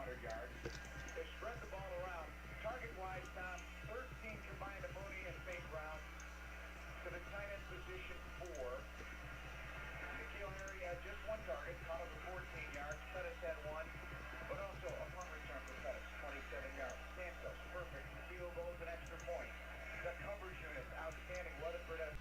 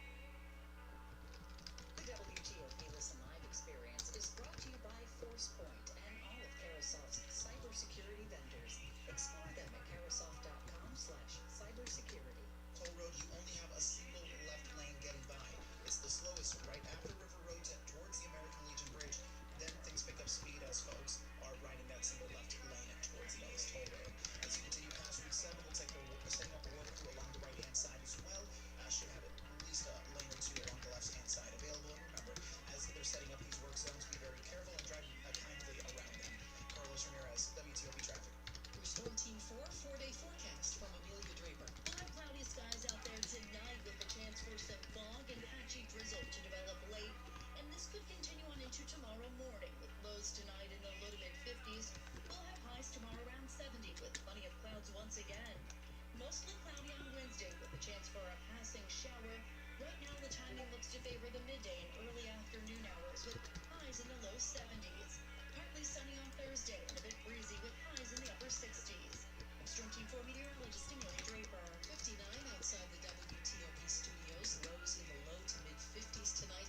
Brought to you by Dulles Glass. For all your glass, mirror, and shower door needs, visit DullesGlass.com. Dulles Glass, love your glass.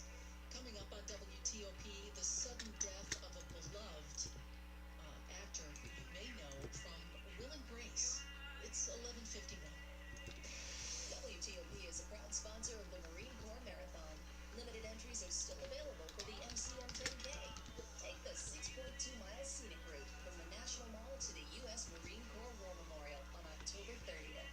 Register now at MarineMarathon.com. Oh gosh. Runners age 5 to 12 can join the MCM Weekend Fun by participating in the MCM Kids Run Saturday, October 29th in Arlington. Register at MarineMarathon.com. At Easygator, food for work is our thing. Maybe that's why we get orders from 93% of Fortune 500 companies. So what's up with the other 7%? Well, food is late again. You should have ordered through Easygator. Professionally delivered right on time. Easygator, huh? Have a pen? No, I don't have a pen. Does anyone have a pen? Yeah, I'll remember. Why don't all companies order through Easygator? Who knows? Order 24/7 from over 95,000 restaurants on Easygator.com. Easygator, food for work. It's our thing. Finding the right Medicare plan? Oof, no easy feat. I don't like those dances my granddaughter loves making me do. But then I found Walgreens Find Rx coverage. Lets you compare plans online, over the phone, or in person.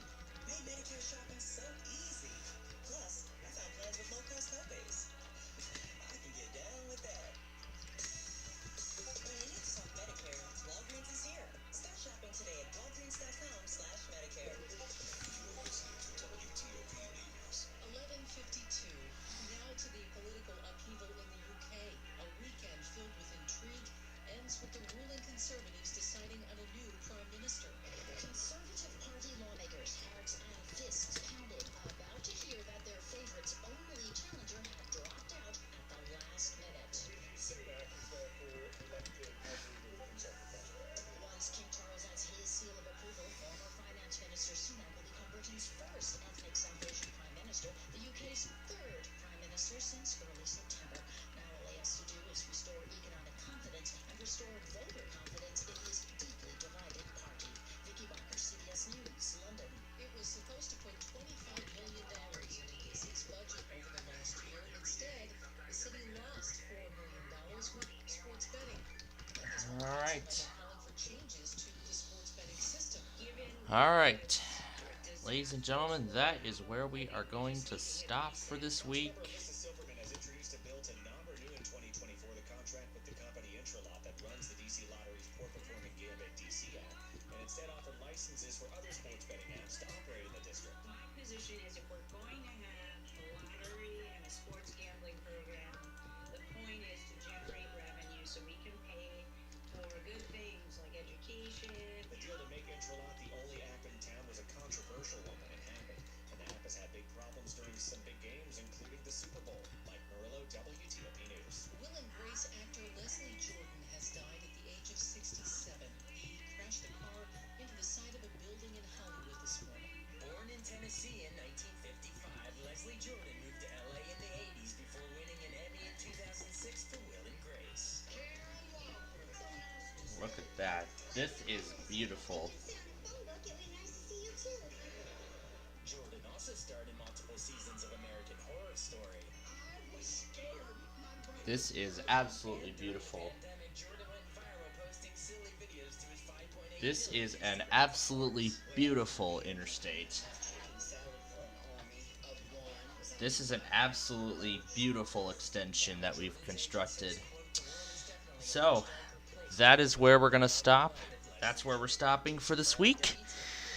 And so, on next week's Minecraft episode, we are going to continue with this project. So on next week's Minecraft episode, we're going to continue with this extension project. The newly unveiled first-class Forever stamp of the liberal This is absolutely beautiful. Currently costs 60 cents, but the price will rise to 63 cents in January of next year. 11:55 Money News now with Jeff Clabaugh. The Dow rallied 417 points Monday. That's 1.33%.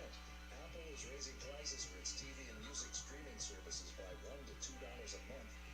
DC ranks number 3 for co-working spaces behind New York and LA with 295 co-working offices across the metro.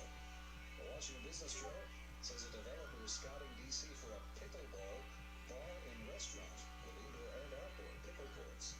Jeff Clabaugh, WTOP News.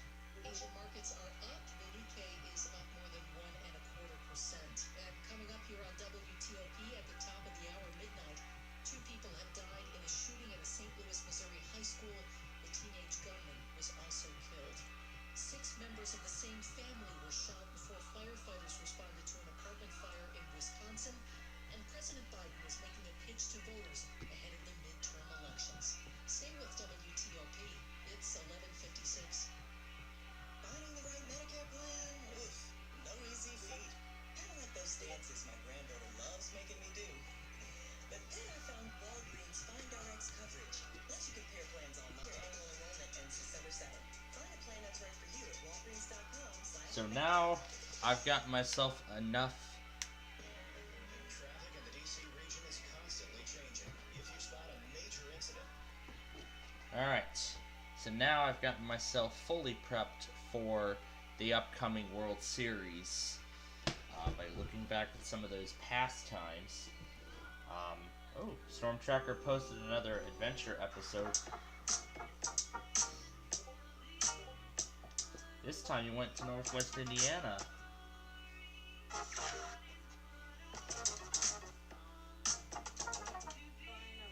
A story?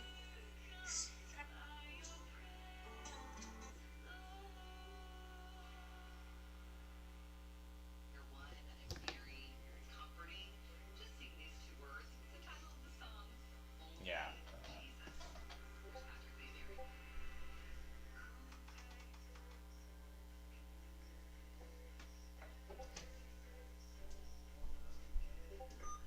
I don't want to have 2 air ones going at once. Oh, for goodness sakes.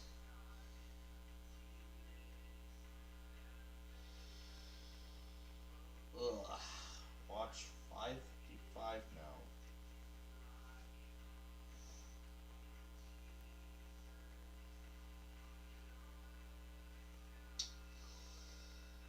But does it look like I care? Basically not. Oh man, this slight risk is going south very quickly here, so. I feel like if we continue at this pace, we could be at watch 600 by the end of this year. So now here we go again with finding a station.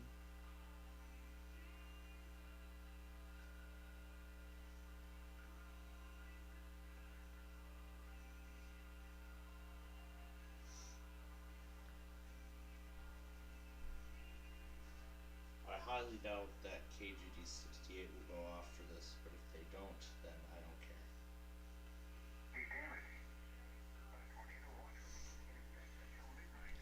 I mean, some statements are already coming out for the Houston area. So, no WTOP, no EMF, all of which will wait till tomorrow. And the watch is now in effect.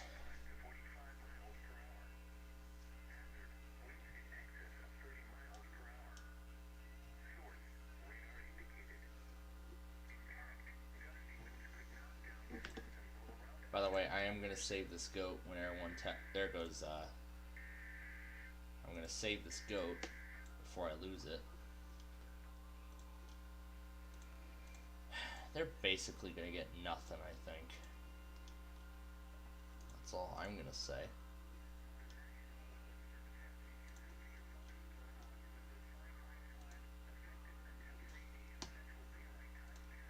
Oh, goodness. 3 a.m.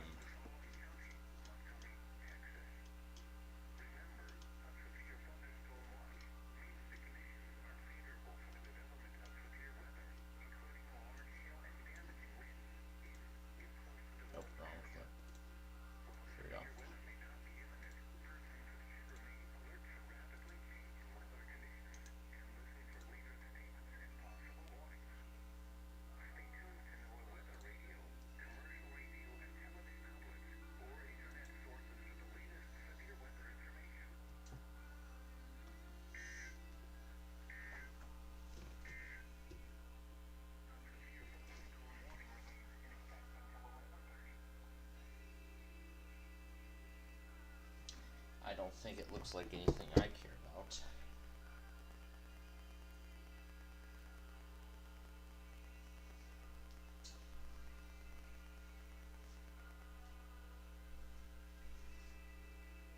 Now, before I send over everything here, let's look through LAEAS's KALI test, because I want to start getting those now.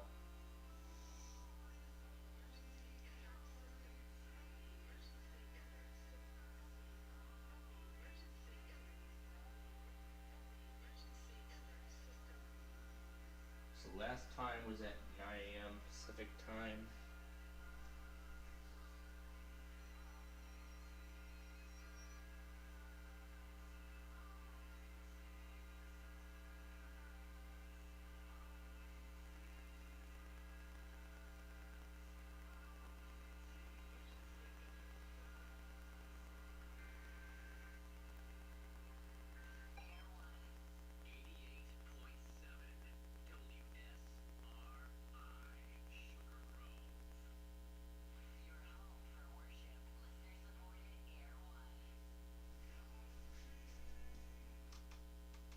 Now that's a test we're still waiting on.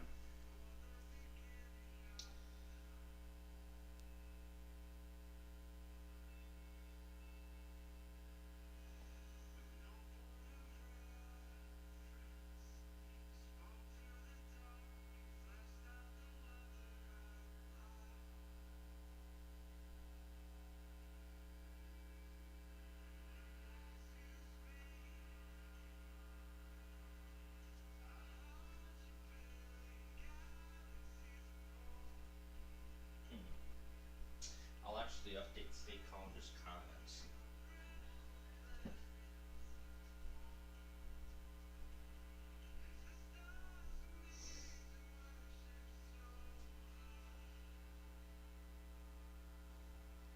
The last KALI test.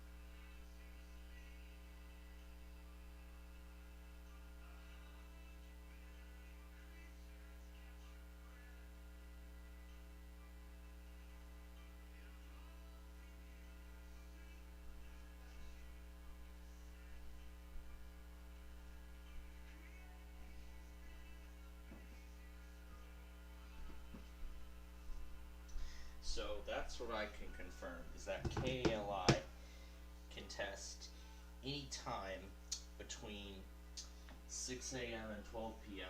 at 12 noon Pacific time on a random weekday. Now, this is going to replace KMOX on my board since I've been failing to get those. So considering that this is the case and what Odyssey has been doing, we are going to be officially removing KMOX from my board, and we're going to replace it with KALI. So, KMOX had a short-lived run and it's over. Gone off the board. Commonly, it's at 9 a.m. and 10 a.m. Pacific time. Those are the more common times for KALI to run a weekly, so I'll say it's around either of those two times.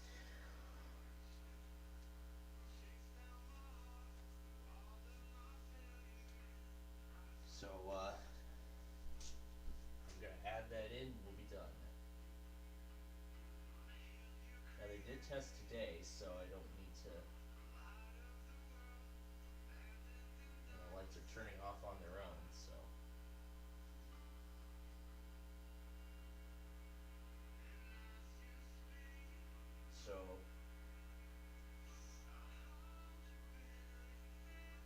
So it'll be at the top of the hour on a random weekday, 12 p.m.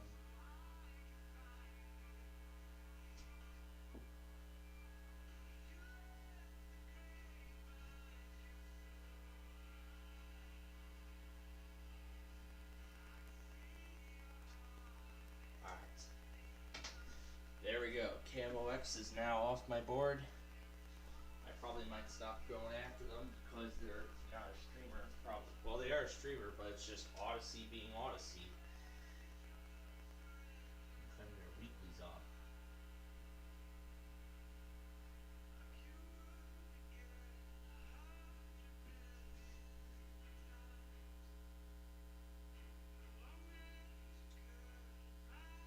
And since I can confirm that they tested at noon today, that's already half the weekly tests off of the board, and that's only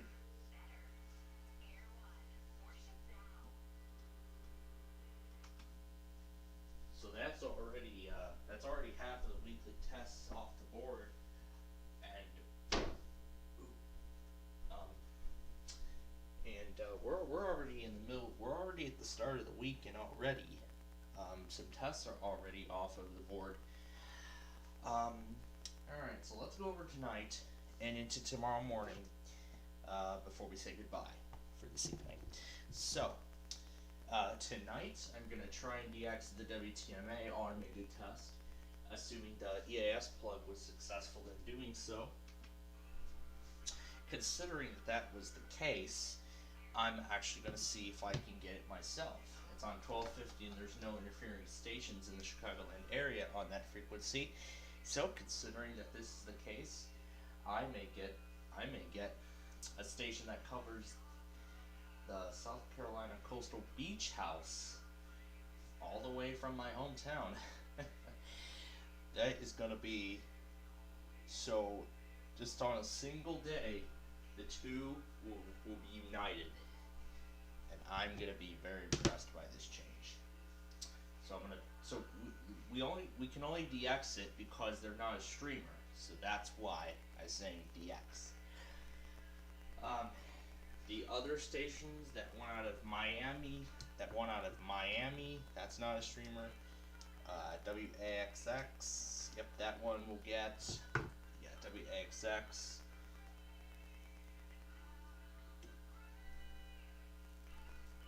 So WAXX, then then that station in Idaho, and then that one out of Montana.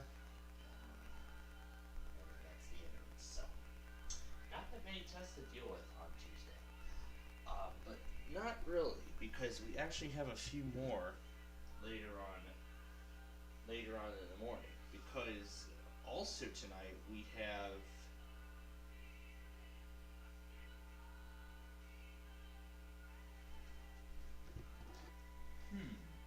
that's weird.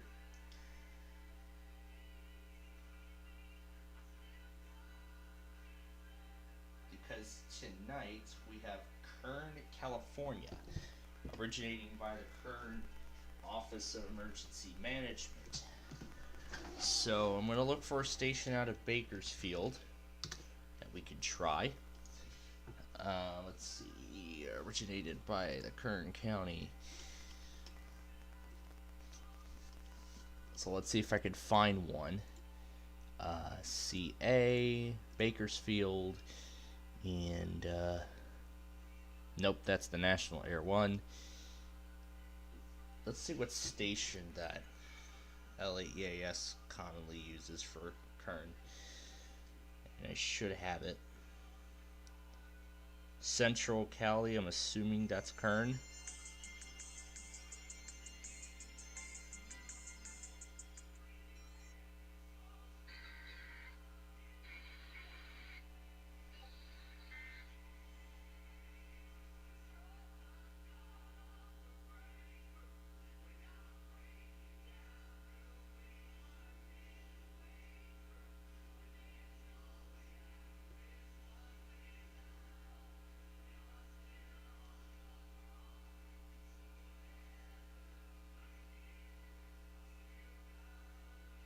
So KERN is actually going to be our best option.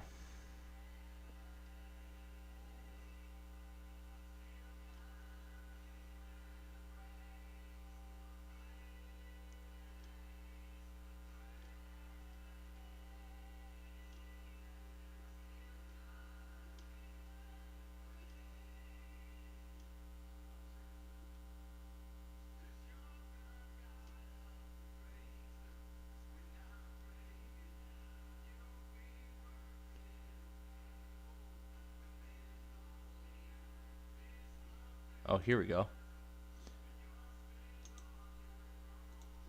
But they did use.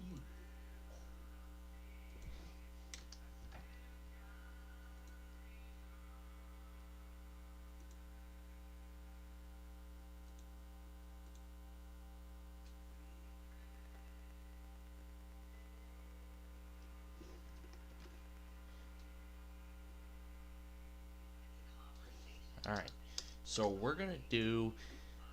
are gonna do KKXX for the Kern monthly test.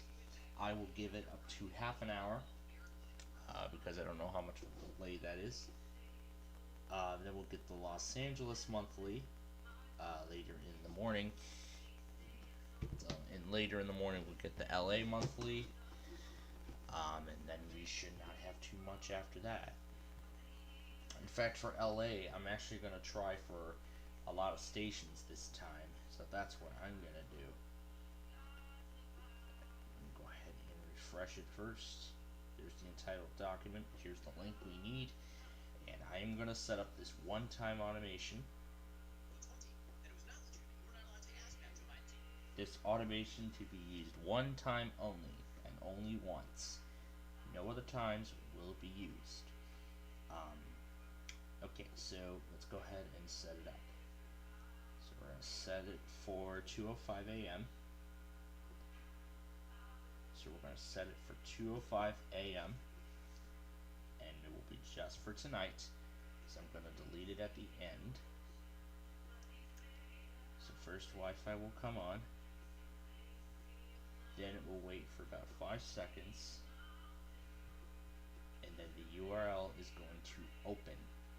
The URL for the station will open. Do not ask for prompt.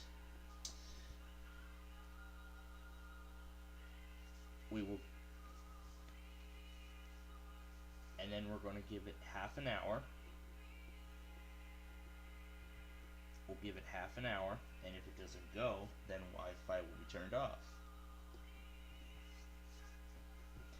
And then the final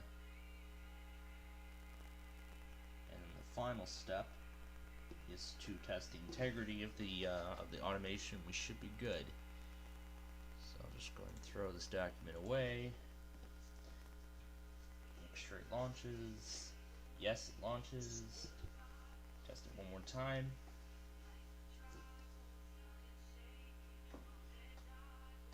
And it launches, yes.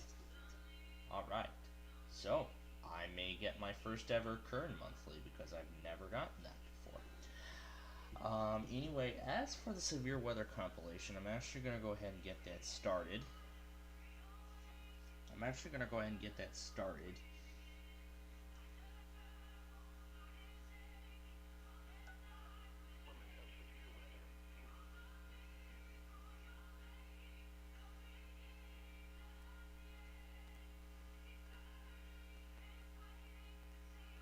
Alright, so I'm going to go ahead and get the severe weather compilation started.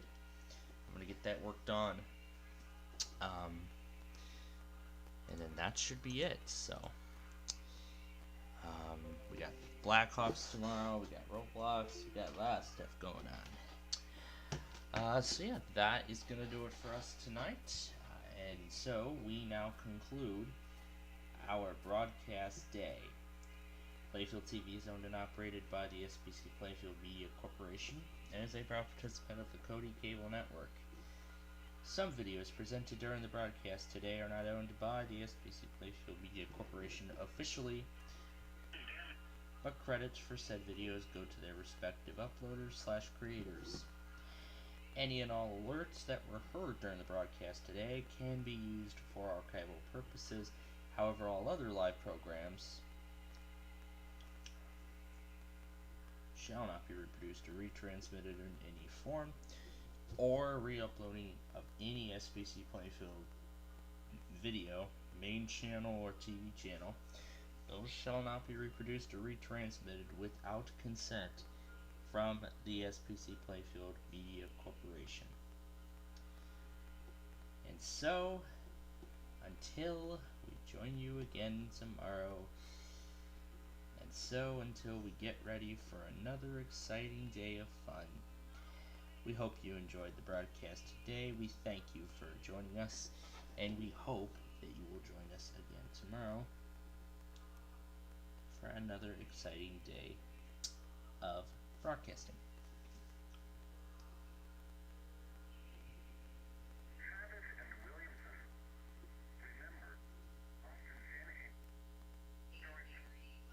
And so, until we join you again then, stay safe and have a great night.